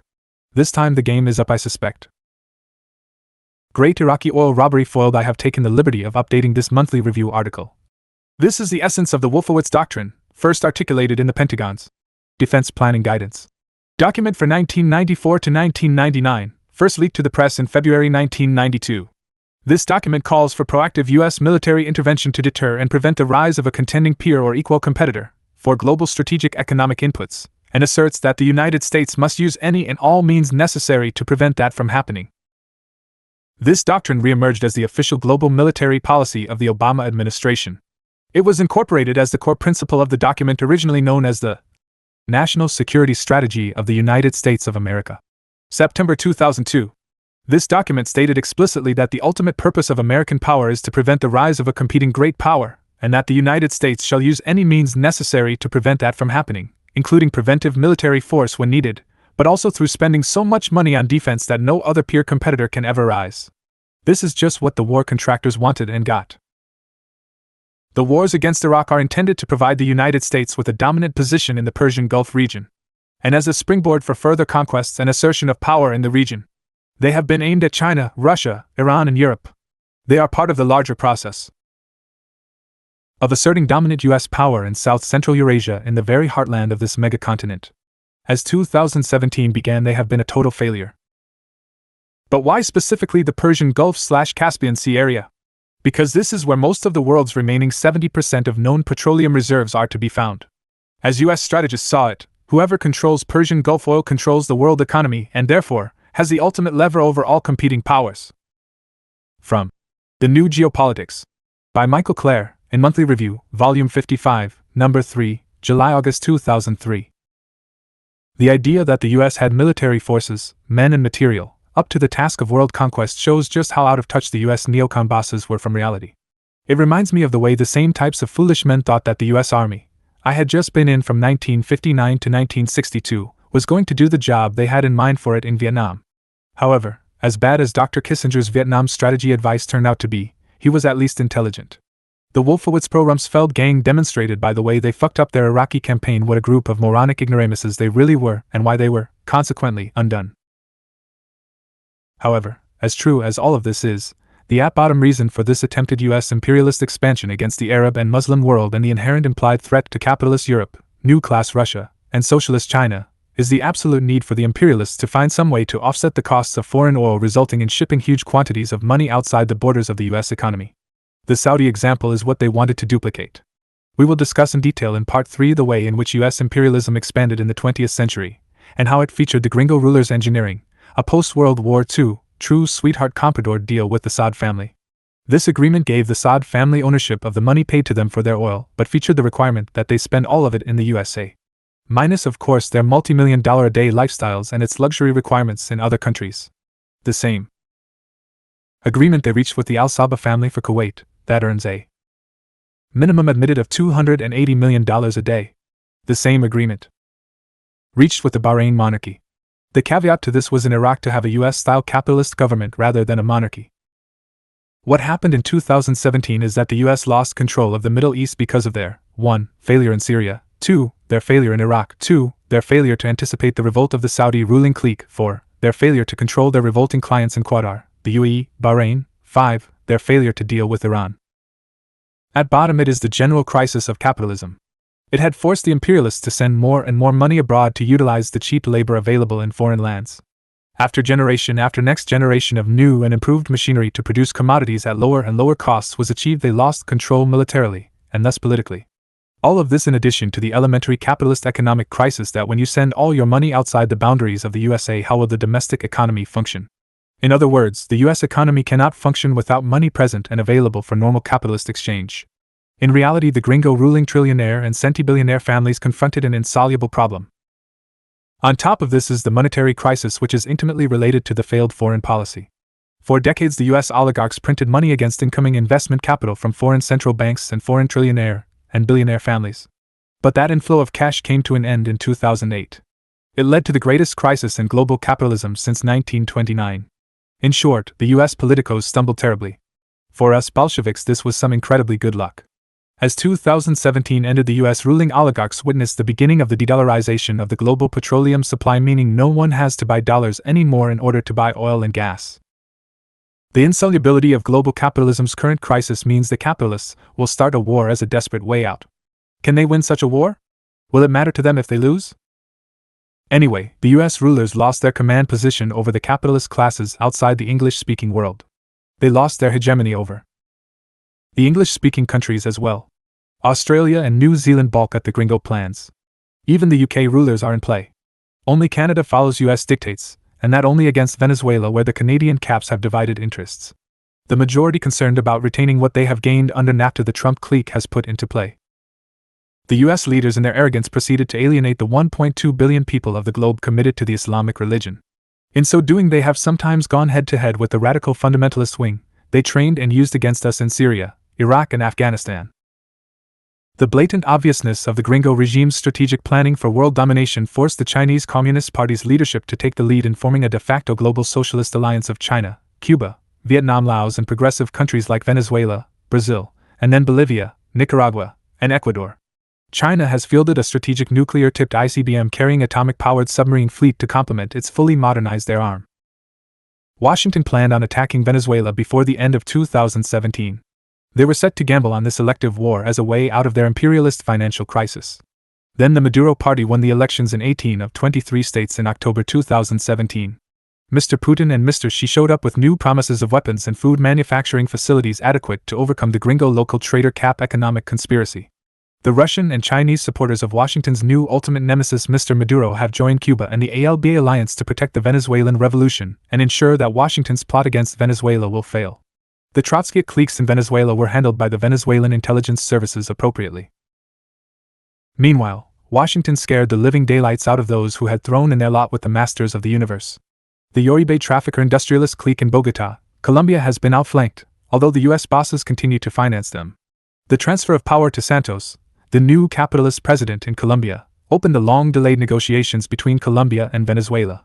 Santos has tried to reach an accommodation with FARC, which is faltering on the rocks of Colombia's entrenched fascist ruling class as I write.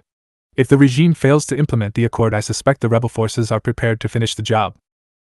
Uribe himself had been on the DA's most wanted list until he was suborned by the CIA in a deal where he was to be used against all the guerrilla forces in the Americas. Now President Santos has struck out in a way that will make some of his base, the Colombian big manufacturing and shipping bourgeoisie, including the world's richest drug traffickers, happy indeed. I have known some of these guys for many years. See my books, Shining Path, The Peruvian Revolution, Rivers of Blood and High Finance, South American Style. The point being, I know what is going on in their thinking, and so you can take my expert-informed interpretation for what you decide it is worth. With Bush II, U.S. imperialism immediately embarked upon a program of seizing defeat from the jaws of the victory they could have had. At the very least, they could have maintained their hegemony over the capitalist world for several decades into the 21st century. Instead, they threw it away in a few short years. This was an historic defeat for them of catastrophic proportions. A defeat from which they shall never recover. For them, it has been a defeat as great as Hitler's at Stalingrad. The disappearance of the Soviet revisionist ruling clique from the historical stages, the stupidity and ignorance of the U.S. hegemonists has more than offset. I think that a global military defeat of U.S. imperialism, equivalent to the defeat of the Spanish Empire in 1588, will be necessary to finish off the Gringo Empire. Civil war is near. The U.S. ruling oligarchs are preparing to lock up militant white workers alongside those of the African, Hispanic, and Asian origin. The inevitable ongoing cap monetary collapse is deepening. You must lead those workers in an armed struggle for the overthrow of the fascist regime in Washington, substituting working-class power in its stead. You have to build a real Communist Party, and you have to send your cadre into the Army, Navy, Marines, Air Force, Coast Guard, and into the local, state, and federal police forces, so you will be in a position to deny the U.S. rulers the use of these forces. Or at least deny them all of these forces, as you move inexorably to revolution. I want to bring to your attention, as I have in each edition of this book since 2005, the fact that the true Achilles heel of the Gringo regime and the billionaire-trillionaire families that own it is its desperate financial and monetary situation. Until the present moment, Washington has depended upon an inflow of billions, now $4 billion a day, from the following sources to offset the flow of cash out of the country to their cheap labor production centers and for critical inputs. These have been b. Foreign comprador money sent for safekeeping and or investment in more U.S. paper.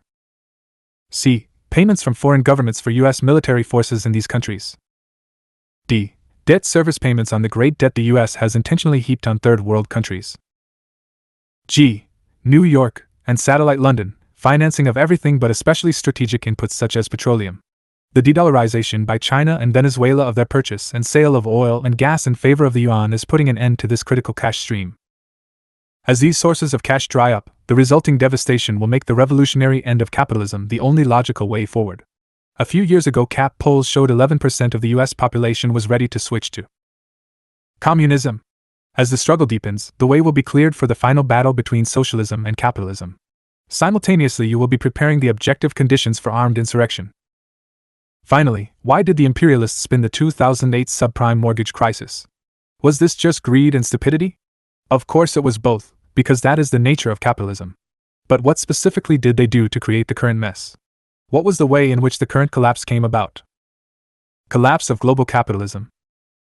Kaiser Report on RT. Occasionally, inter-cap rivalry produces useful things for us. One example is the Kaiser Report on Russia Today. RT is an internet channel where former stock guru Max Kaiser and co-host Stacey Herbert daily expose the machinations of the number one criminals in the US oligarchy led by financial Wall Street terrorists. They are enemies of Russian capitalists, thus this daily report.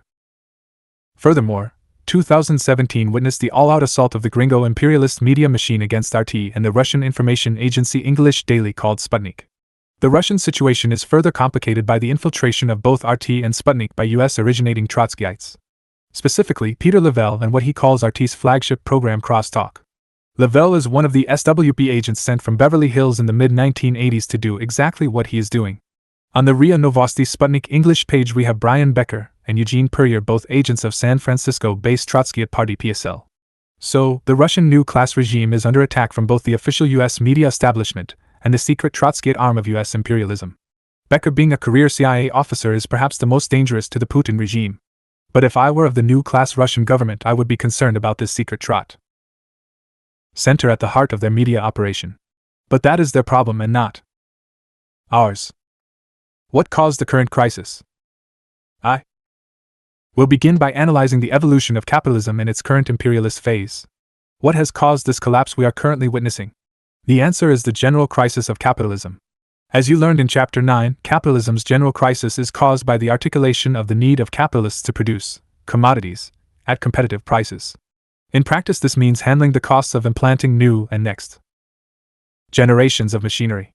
A commodity in this context means those articles of production coming into existence as a product of labor power applied to machinery.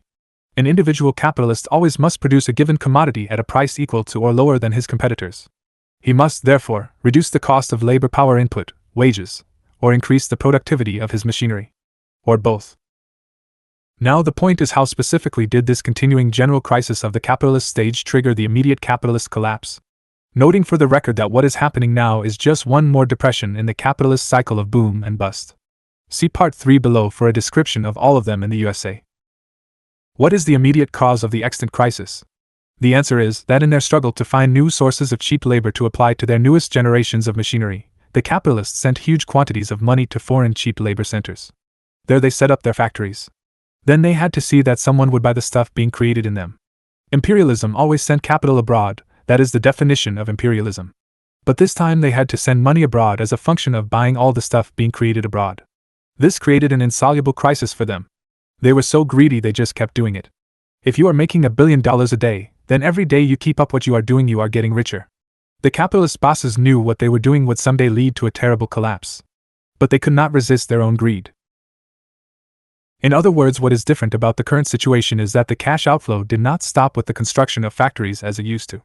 What the caps call globalization requires, in practice, that US consumers buy all the stuff being created by cheap labor power in other parts of the world. The consequence in the USA of this shipment of cash outside the US to implant the machinery, and then to bring these commodities back to the USA in order to sell them, is what we are now confronting. What socialist China calls globalization is an entirely different thing we shall explain later. As the decades passed, the US rulers confronted a continuing budgetary deficit within their own country because of vote-seeking expediency. Then, on top of this, they began to see a continuing imbalance of payments, meaning more money going out of the country than coming in. The latter because of 1. 2. The fact of having to buy, in this country, a heavy percentage of what was being created in the cheap labor factories abroad. The cost of oil and gas imported from abroad. We will deal with the policy matters separately. As to the point at hand, the result in sending more and more money outside the economic, essentially the political, boundaries of the USA required new sources of money to be found somewhere outside the USA that could be shifted back into the USA. It also required the ability to outlaw national regulation of markets. Thus the cap enabling free trade areas and TTIP agreements. I can't say this often enough, so let's say it once again. the US ruling oligarchs have relied on sources no longer available to them for inflowing cash. Cash they had to offset the outflowing cash, which outflow itself was required by the international version of the capitalist system they had created, to wit: b. Foreign comprador money sent for safekeeping and or investment in more US paper. c. Payments from foreign governments to support US military forces stationed in these countries. d. Debt service payments on the great debt the US has intentionally heaped on third world countries. g. New York and satellite London, financing of everything but especially strategic inputs such as petroleum. Now de-dollarization in favor of the yuan means to begin with 100 billion annually less from China alone. So, now what we have is a situation where the struggle of US financial engineers to maintain the dollar inflow from outside the US, to match or at least decently counterbalance outflow, has failed. The ruling capitalist families offered promises about the safety of the US economy for which the capitalist engineers offered a variety of what they claimed were undeniable reasons.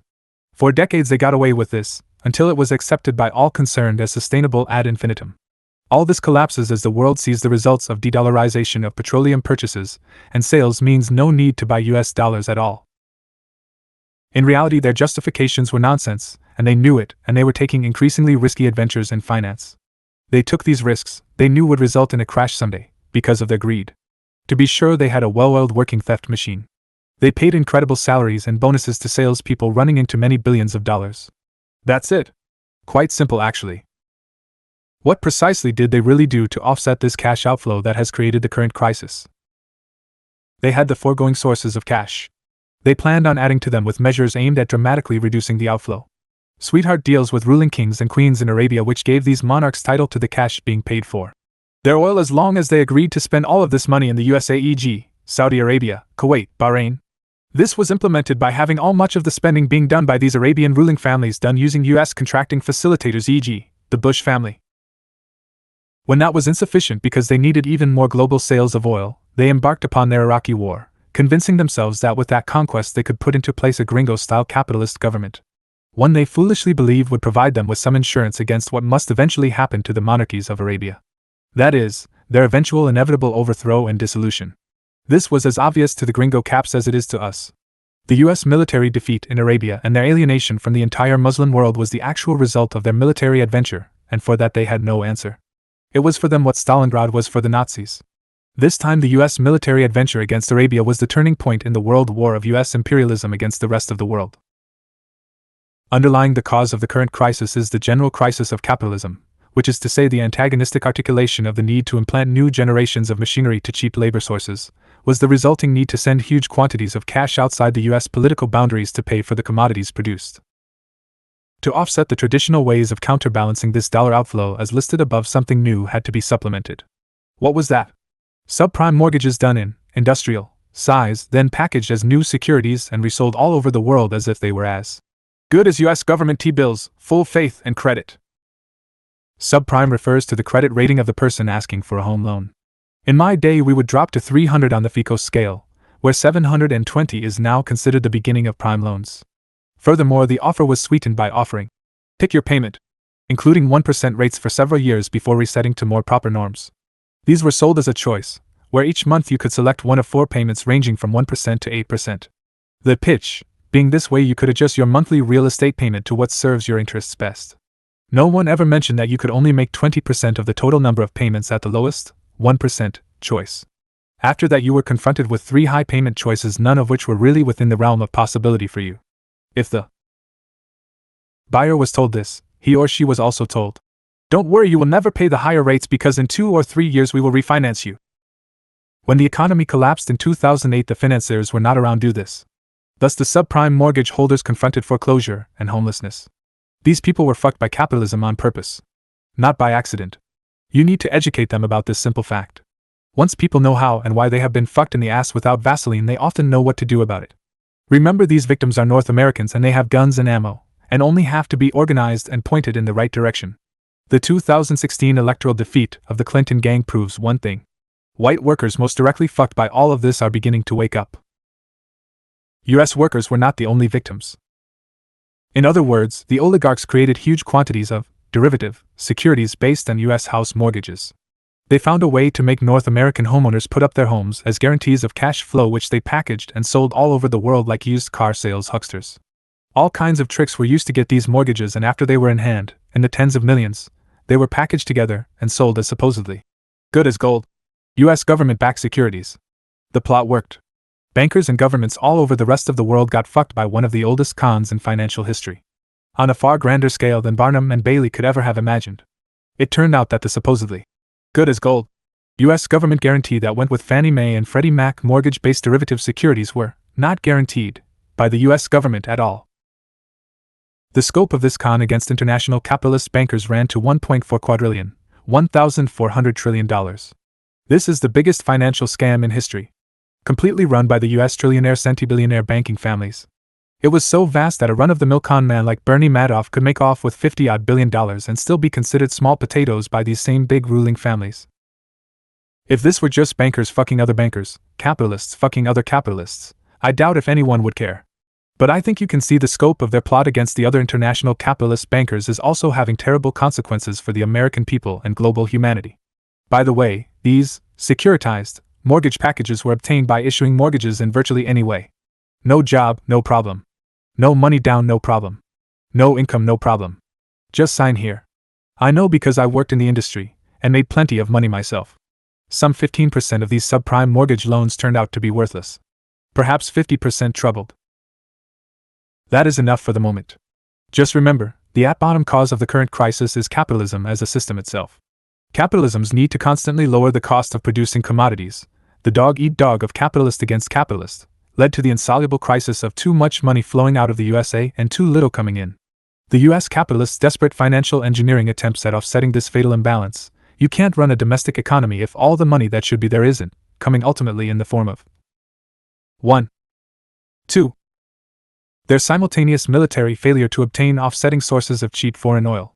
Iraq not only did not produce the sweetheart deal on its oil but has so far cost nearly $1 trillion in direct spending, and since the oligarchs borrowed this money, in your name, there is another $1 trillion in interest on top of that. You are now stuck with it. Unless you revolt and cancel the debt. The US ruling families knew what they were doing, at the outset, all along and from the beginning. In effect, they resorted to the card mechanics, ultimate trick, kicking over the table. Because they knew accounting rules would eventually require the mortgage-based securities to be written down to zero. Simultaneously, home prices' mark-to-market value collapsed. That collapse occurred because banks would no longer refinance homes except when the credit of the person buying is what it should have been all along. Thus, all the people who had been told, "Don't worry, you will never pay this higher rate because in 2 or 3 years we will refinance you," ended up getting fucked too. Then, refinancing could no longer be done for people with subprime credit. The number of potential buyers of California real estate, for example, dropped dramatically. Thus, market value dropped and new value calculations on surrounding homes decreased equivalently. Gringo capitalists fucked their class brothers internationally on purpose. You can't assess value of an entity with uncertain or even unknown composition and no protection against default, especially when default at a high statistical level is already in process. By loading the other capitalist countries with these poison pills, they would effectively destroy these competitors. Because in the resulting world, the gringo oligarch ruling families, given their greater financial and military resources, would stand to stay at the front of the capitalist pack in the global dog fight that has to emerge after this most recent capitalist collapse. These are the real and only reasons for the current crisis. Europe's current crisis from Greece to the UK is the result. But the top 1/100% got everything they wanted. In other words, the elite trillionaire-billionaire bosses were right. They are emerging on top of the world capitalist wolf pack as 2018 begins to unfold under new management. However, the rest of the world is not happy in the emerging camp sunshine. Nor are the North American people happy. Workers never really recover from a depression. They just live through it. Their conditions deteriorate for a larger number of people, as in the auto industry over the last half-century. Some workers will survive and prosper for the moment, but they too will inevitably face this fate capitalism has in store for them. Unless you solve this problem once and for all. Only civil war removing the capitalist classes can solve the problem finally. To solve the problem once and for all, you have to get rid of capitalism and put people in conscious command of their own daily lives, i.e., socialism. And what kind of socialism? Look at China with its mixed economy. Think of what we could do with all of our modernization and without having to overcome technological backwardness. Nationalization. The critical battle we confront as a people will be to see that the current program of socializing risk and privatizing profit is grabbed hold of and gutted. It's interesting, once again, that revisionists and Trotskyites who call themselves communists failed to demand the immediate nationalization of the banks. These are the commanding heights of capitalism, in the form of securities, money market funds, and insurance companies, not to mention failing to demand on our behalf the immediate nationalization of the oil and gas monopolies. Properly undertaken, both banking and oil can provide the U.S. people with far more income annually than any federal income tax. In fact, the Bush-Obama financial gang immediately moved to nationalize risk while maintaining profit for the Wall Street owners of banking and finance. Their plan was to use your money to save themselves. Then, once having used your money to stabilize their economy, they used their government in Washington to give them back their banks, money market financing, and insurance companies. Revisionist PUSA and Trotskyite PSL politics are completely wrong theoretically and practically.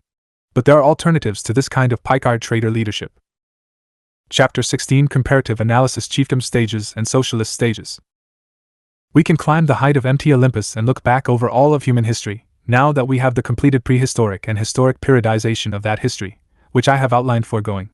When we do scale the heights to the gods, as would Jason have done in his search for the Golden Fleece, we see that entire panorama, and so much now becomes clear.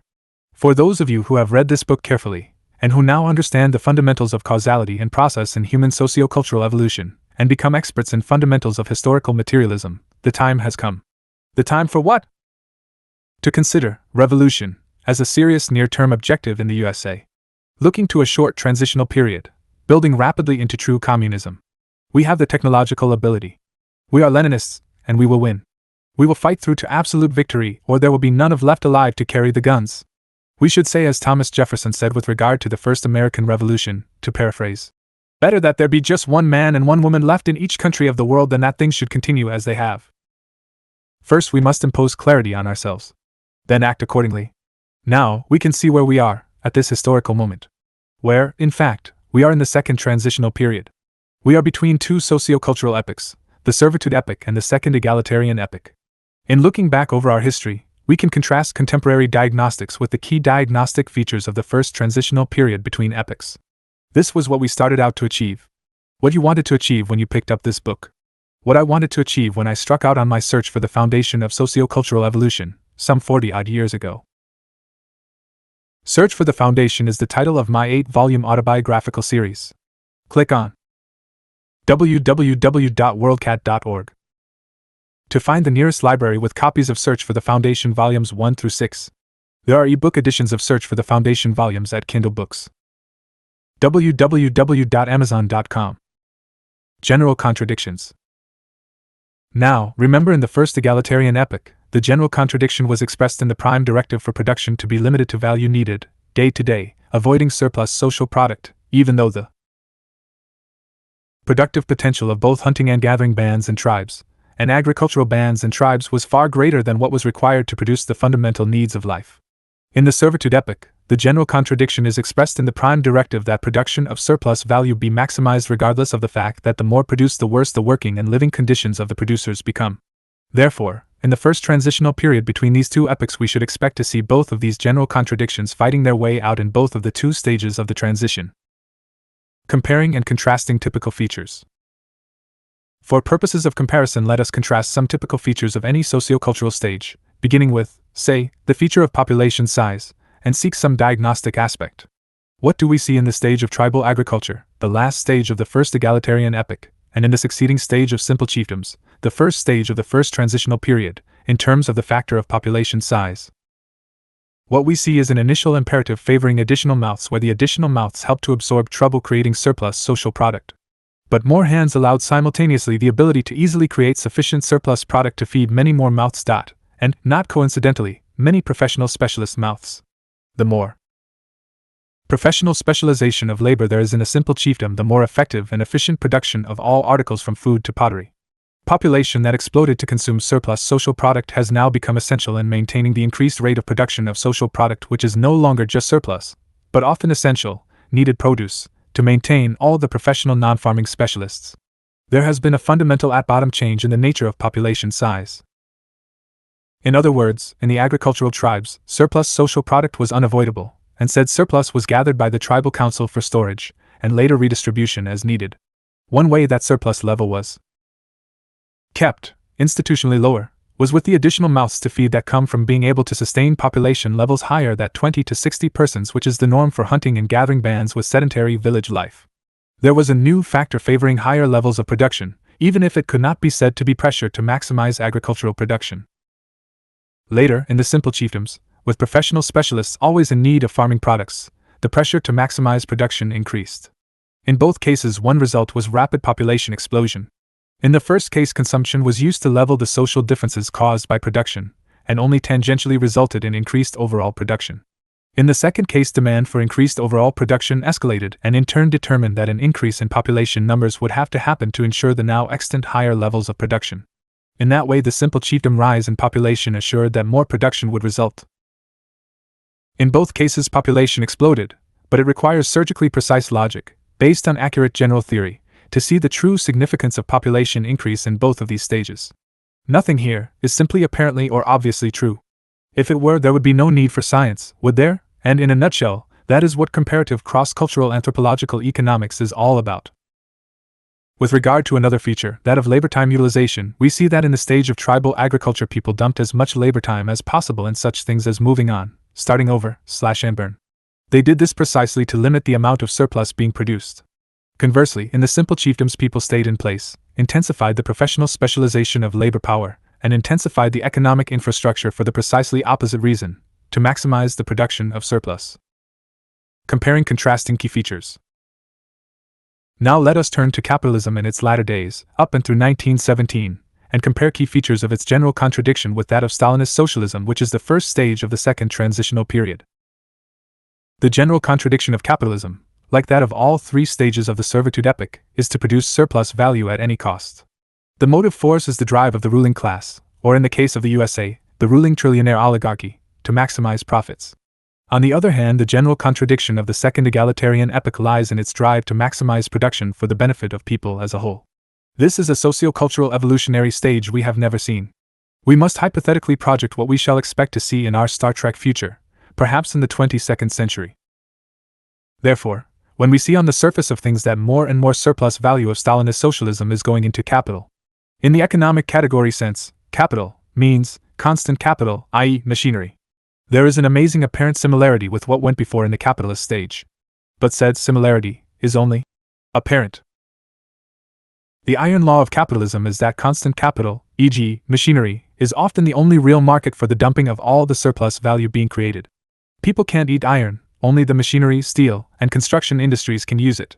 The form in which this surplus value comes determines its destination. In the Stalinist stage of socialism, the same is true. However, it was not for the private ownership profit subcolumn, competing with NGM, that Soviet Russia's surplus value was being directed, as it would have been in a capitalist system, when sold by one capitalist to another. In Stalinist socialist systems, surplus value capital is being absorbed by NGM, but for the sake of satisfying, at some point down the road, all the needs of the working and productive people, according to policies and programs of the Communist Party in charge. In the meantime, it also is going into militarily oriented constant capital, in order to supply the military requirements of the working class garrison state apparatus. The working class dictatorship must be constantly on guard, consistently better and better armed, in order to defend itself against the non-stop attacks of the world's capitalist classes. Lenin said it best when he said, to paraphrase, "We are socialists because we say we are building socialism." If the new class gets more of the GNP than others, or if there is a wage differential throughout society, as there was and is in socialist societies, in technologically backward countries, the question is not, should this be the case? Where we have power under these conditions of backwardness, it has to be the case. So, how do we prevent differential reward from spiraling into new class control and conversion of the proletarian party into their own party? China is answering that question, and as the current second transitional period has moved into the stage of advanced socialism. This is comparable to the advanced theocratic chiefdom stage in the first transitional period. Lectures 48 through 51 on the ABCs of Communism channel at YouTube develop this topic. Can we succeed here in the USA and the advanced capitalist countries? Can we go through a quick second transitional socialist stage? That is the question that communists in the advanced capitalist countries should be asking. Superficial resemblance in the destination of capital, and labor time being paid at minimal value, should not be allowed to overshadow and obscure the fact that the drawdown is never for profit of one or some group of capitalists in a first, Stalinist, socialist stage country. It is always for the improvement of the constant capital industrial base upon which the survival of the stage is absolutely dependent. And it is done according to a program developed by the Marxist-Leninist party in command. If revisionism has succeeded and the country in question is already under the control of the new class, then these stipulations do not apply. Indeed, the absorption of capital, whatever its specific destination, is part of a servitude epoch system. However, these are two distinct categories. You should not confuse the one with the other. Admittedly, this is difficult when we are as close to the forests of socialism as we are and we find the viewing of individual trees to require surgically precise observation. Speaking of Stalinist socialism as a distinct and unsullied stage, we see that it has featured the demand for more and more production at any cost. Yet this was because there was no choice if socialism were to survive. This has meant, and may again mean, that generations of working people will have to sacrifice everything in the way of consumer goods. This creates unrest and necessitates stronger state responses at home. This dampens the enthusiasm of working classes in the more advanced capitalist countries for adopting the Stalinist stage system. And that is understandable. Thus, we can see why the working classes in Europe, after the recovery of the 1950s, supervised by their US occupiers, who sabotaged elections and strikes in Italy and France respectively, were not unanimously in support of a Stalinist stage system in their countries. Nor, in North America, which was living off the fat of the world. Then the gringo ruling class had much more in the way of crumbs to drop from their fat cat table as a result of the centralization and concentration of private capital behind the Rockefeller-led oligarchy. Understand, in both cases, giving up what labor thought it had in favor of the sacrifice seemingly inherent in Stalinist socialism found little support in the labor movement. The persistent attacks of the US rulers on the revolutionary parties and organized working class activities built on this objective base. In the US, this was an especially virulent attack that came to a peak in the late 1940s with the expulsion of the communists from most of the unions, and a de facto alliance between the FBI and organized crime as its framework. The betting of Jane Edgar Hoover on a weekly basis by Meyer Lansky's top boss Frank Costello didn't hurt the program a bit either. For an inside snapshot of Hoover's live-in lover Clyde Tolson, watch the recent Johnny Depp movie Public Enemies, and the earlier Oliver Stone film Nixon. 4. The inside story of Hoover's homosexual love affair with Costello, see my book The Buccaneer. Comparing underlying motivation. Prime moving forces. Simple chiefdom stage, Stalinist socialist stage. In the simple chiefdoms there were the sincere, front people, who took leadership, and there were the less than sincere chiefs. In both cases there would have been the consigliere, from the clans and or sodalities, who had their own agendas. We have seen that within the simple chiefdom stage it only took one person to advocate for increasing professional specialization to maximize production, with an ulterior motive, getting thereby in a better position in the complex economy to improve said person's welfare at the expense of the others, to make the general trajectory begin to move in a new and completely different direction. And because the agricultural revolution, Neolithic/formative archaeological stages in Old and New World prehistory, respectively, had created de facto objective inequality among family farms, the idea of greater personal prosperity through the acquisition of things, property, now existed for the first time in human history, in among at least some individuals. Origin of modern property concepts. Thus, invisibly, inexorably, if gradually, society was on the road to abandoning the millions of years old societal policy of sharing for the common benefit all that was produced. Until now, this had been the way of eliminating envy, jealousy, and coveting, and their socially dissolutional centrifugal effects, from said society. The new direction would have been impossible to see at the time, if the advocates were good at hiding their true motivation. It was nevertheless a move toward a society where differential reward was best supported by the maximization of surplus value in an increasingly professionally specialized Stone Age economy, and this was the point in time of the origin of modern property concepts. Restoration of property concepts in First Socialist Stage. Is this what we see in Stalinist socialism? Yes and no.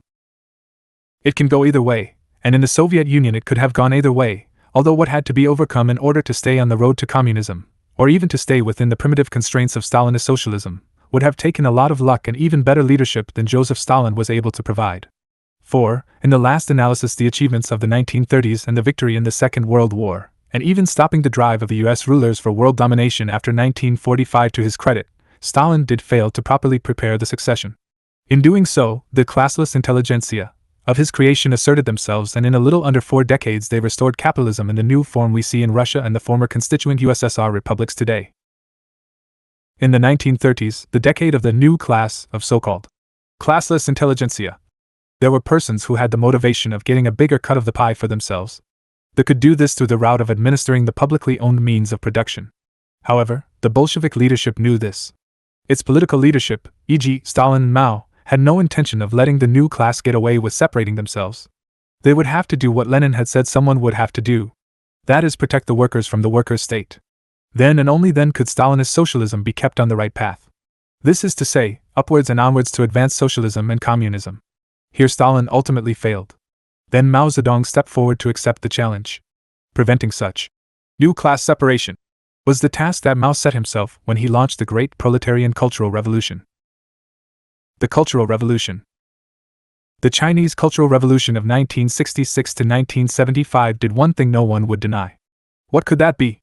It made every person in China and billions around the world aware of the idea that new class existence and separation was the key issue facing the international working class movement when in power. This concern had not started then and there, but had and has a long history.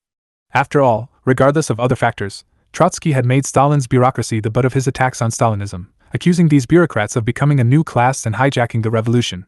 Nevertheless, it was Stalin himself whom was constantly on guard against what he perceived as attempts of his underlings to lead the USSR along a capitalist road. Mao, throughout the Chinese Party's history after he became boss, conducted non-stop rectification campaigns, e.g., 1940 to 1941, to prevent new class kinds of ideology arising among party members. The Great Leap Forward in China, 1955 to 1959, had been based in part on the idea that the party bureaucracy was hindering the people in their demand to jump far ahead in a very short time in the industrialization of the nation. In the end, the Cultural Revolution failed because it failed to deal with the new class in any kind of final, definitive, theoretical way. Following the failure of the Cultural Revolution leaders to step up production, China's party leaders turned to another new economic policy similar to Lenin's 1921 NEP path.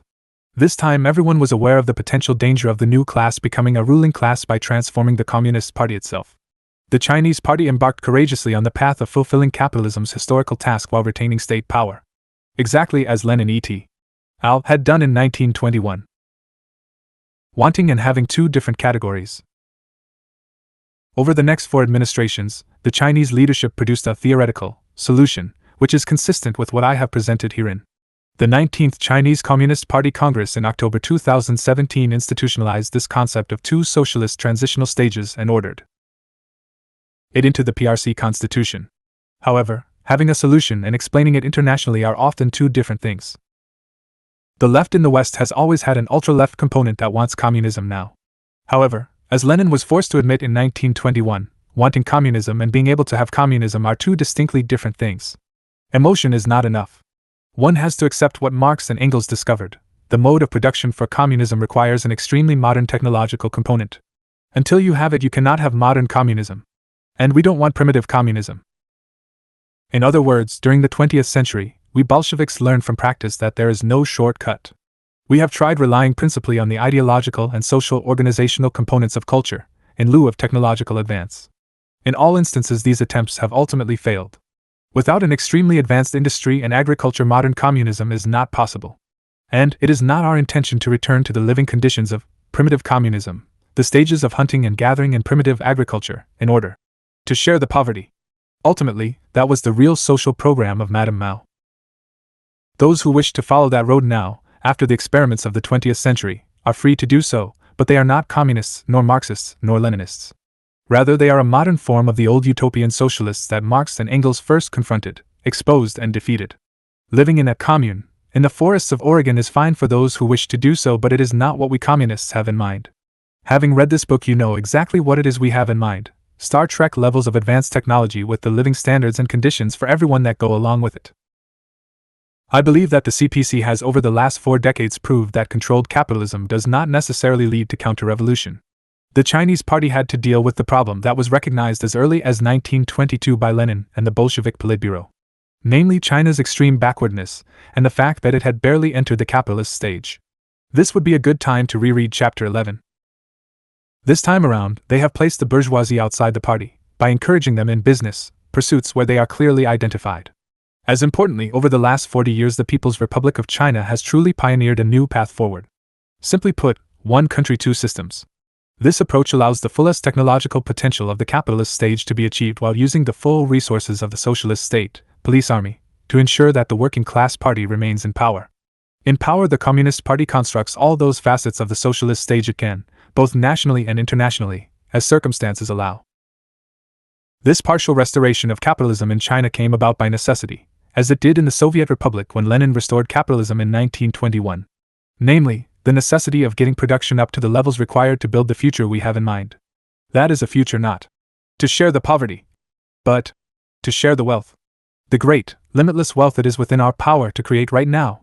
And it comes about in China in an extremely sophisticated form where the party is constantly experimenting, testing, and examining the results of a broad spectrum of socio-cultural initiatives, great and small, within both the capitalist and socialist sectors. There is a human cost to either road. The road pursued by Stalin or the road being pursued currently by the Chinese party has costs. But we have had no choice and we have no choice now. That is, we Marxists have no choice, because we are the social scientists, and not just opportunist ideologues. Why don't we have a choice?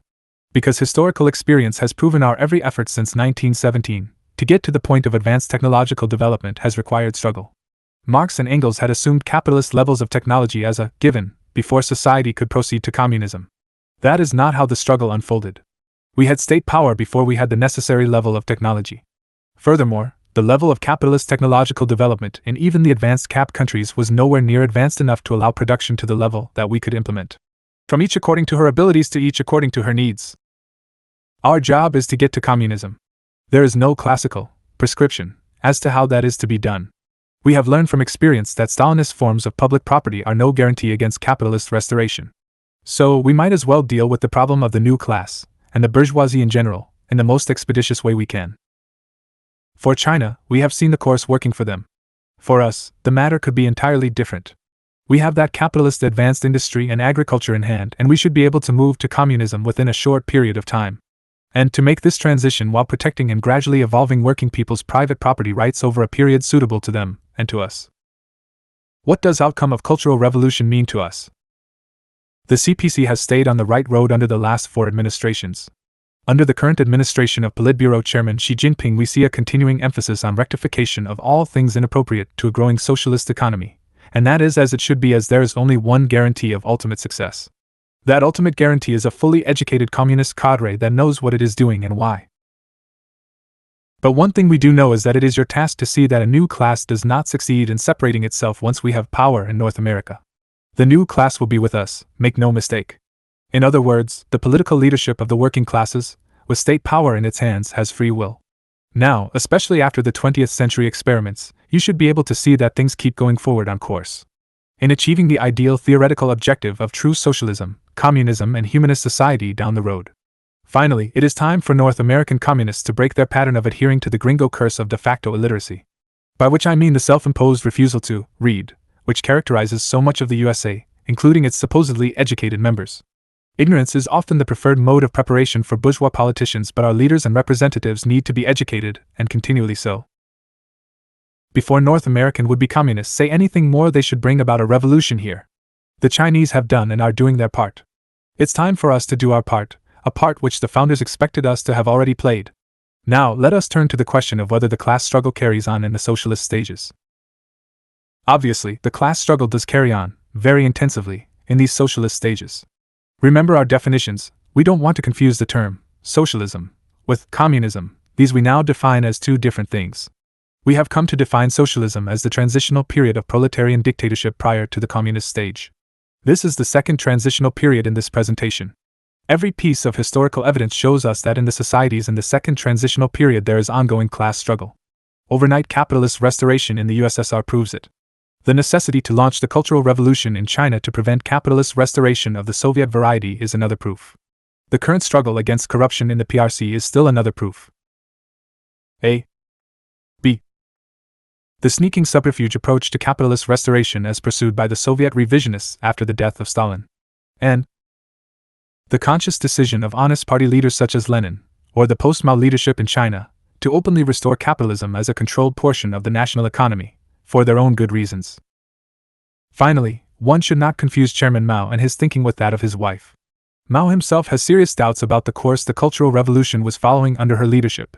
He died before making any final judgment. In the case of simple chiefdoms, the class struggle was incipient. Since there were no classes, there could be no class struggle. As in subatomic physics, ultradense objects without atoms cannot undergo fusion because there are no nucleons to fuse. What we have in simple chiefdoms are special interest groups and ranks of differing privilege. These ranks will eventually separate into classes. Archaeological science proves they had their earliest manifestation in the part-time avocations of shaman or sodality leader. In Stalinist stage socialism, we have special interest groups and sectors of society, and ranks of differing privilege. Separation into classes is possible. Their origin was also in having been part of an expanding class for 6 millennia. Although these Stalinist socialist special interest groups are not classes strictly speaking, some of them want to be. And, historically, they have been. Therefore, the character of the struggle to prevent class separation is a form of class struggle. It was always chancy that things would succeed in Russia, or after October 1917, the Soviet Republic, under the best of circumstances. Russia and the Soviet Union rarely had the best of circumstances. You should go on examining feature after feature, comparing and contrasting features between these two transitional periods. In the final analysis, it is always true that history is unfolding as it should, because history or socio-cultural evolution is law-governed. The stage of Stalinist socialism was exactly what Marx and Engels and Lenin knew it would be, in terms of being a dictatorship of indefinite length. No one could predict ahead of time the specific historical circumstances, and therefore the length of time it would take to secure socialism as stages on the surface of the planet Earth. This is obviously true, besides being necessarily true in theory, that the class struggle continued and will continue, within the lands of socialism, both in its first Stalinist stage form and in its current Chinese advanced second stage form. Do not confuse socialism with public ownership of the means of production. The first diagnostic of a socialist stage is that a communist party, Marxist-Leninist party, has political, state, power in its hands. And this should always be the critical, most important single, defining, thus diagnostic, characteristic of the existence of the second transitional period in any country. Whether it is the CP in command of a capitalist sector economy and or a public sector economy, to a greater or lesser degree, has nothing to do with the country in question being in the second transitional period. That is a determination based upon whether a working-class vanguard party has state power in its hands. It is this fact of life which makes it possible to have a capitalist sector economy within a working-class dominated society, and it always has been this way.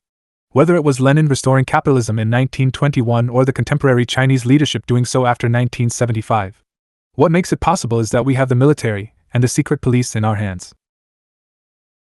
Trotsky made his argument against Stalin theoretically contingent on the premise that what existed in the Soviet Union was economically socialist except for the deformed political structure. This is a fundamentally wrong idea. It still infects many would-be revolutionaries. It is this profound error we have to set aside.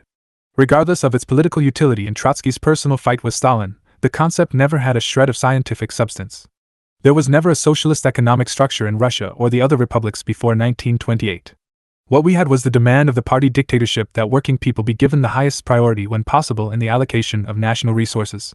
One area of such struggle was in the budgetary allocations for the Red Army and Navy and Cheka, which we discussed extensively already in this volume. From 1917 to 1920, anyway, war communism turned out to be an expedient ending as quickly as the Civil War. It was followed by the introduction of capitalism in the form of a market economy of private owners of industry and agriculture in 1921, with governmental enterprise pushed ahead where possible. In 1928, Stalin began creating new forms of management of national resources in both industry and agriculture by introducing the 5-year plans and forced collectivization of farming. What made socialism authentic had always been and continues to be the program and intention of the vanguard party to build as soon as it could a truly socialist, transitional, and then communist society. In this transition, anything goes, or at least is permissible if it gets us further down the road to where we want to go. Today we have a restructured socialist camp. Which includes authentic first, Stalinist, and second socialist stage countries in Cuba, Vietnam, Laos, Nicaragua, and Bolivia. China had entered the authentic advanced socialist stage, which the 19th Congress sees as having 2 phases, the second of which concluding at mid-century. In Korea we have a stagnated first socialist stage society. Kim Il-sung's socialist economic program never got a chance to develop because of the exigencies of constant conflict with Gringolandia. General crisis of Stalinist socialism. Stalinist socialism has a general crisis too. Specifically, it is the product of the technological backwardness where workers first seized power. Marx and Engels had required at a minimum the full development of capitalism's productive potential in then contemporary England, Germany, France, Italy, and the USA. It didn't happen that way. Workers in the Soviet Republic, later Soviet Union, were too few, too poorly prepared, and with totally inadequate industrial plants at their disposal, to do without the assistance of a de facto new class of bureaucrats with its own inherent special interests, its own special privileges. No amount of talk, Ideological propaganda about egalitarianism or the communist philosophy would serve to offset this new class's basic interests as its members understood them. Thus, inherently Stalinist societies were on a historically short fuse. Backwardness had to be overcome, the working classes had to be expanded and fully educated to take control. Otherwise, the new class could separate itself. It could and would become a new ruling class in a new kind of servitude society which would be essentially capitalist. This is what did happen in the Soviet Union and Eastern Europe. Mao attempted to stop new class takeover, especially in his last attempt, the Cultural Revolution. His successors have understood everything I have explained so far about this process accordingly, as a result, found a road around backwardness. The Stalinist socialist stage prepared the way for China to enter the advanced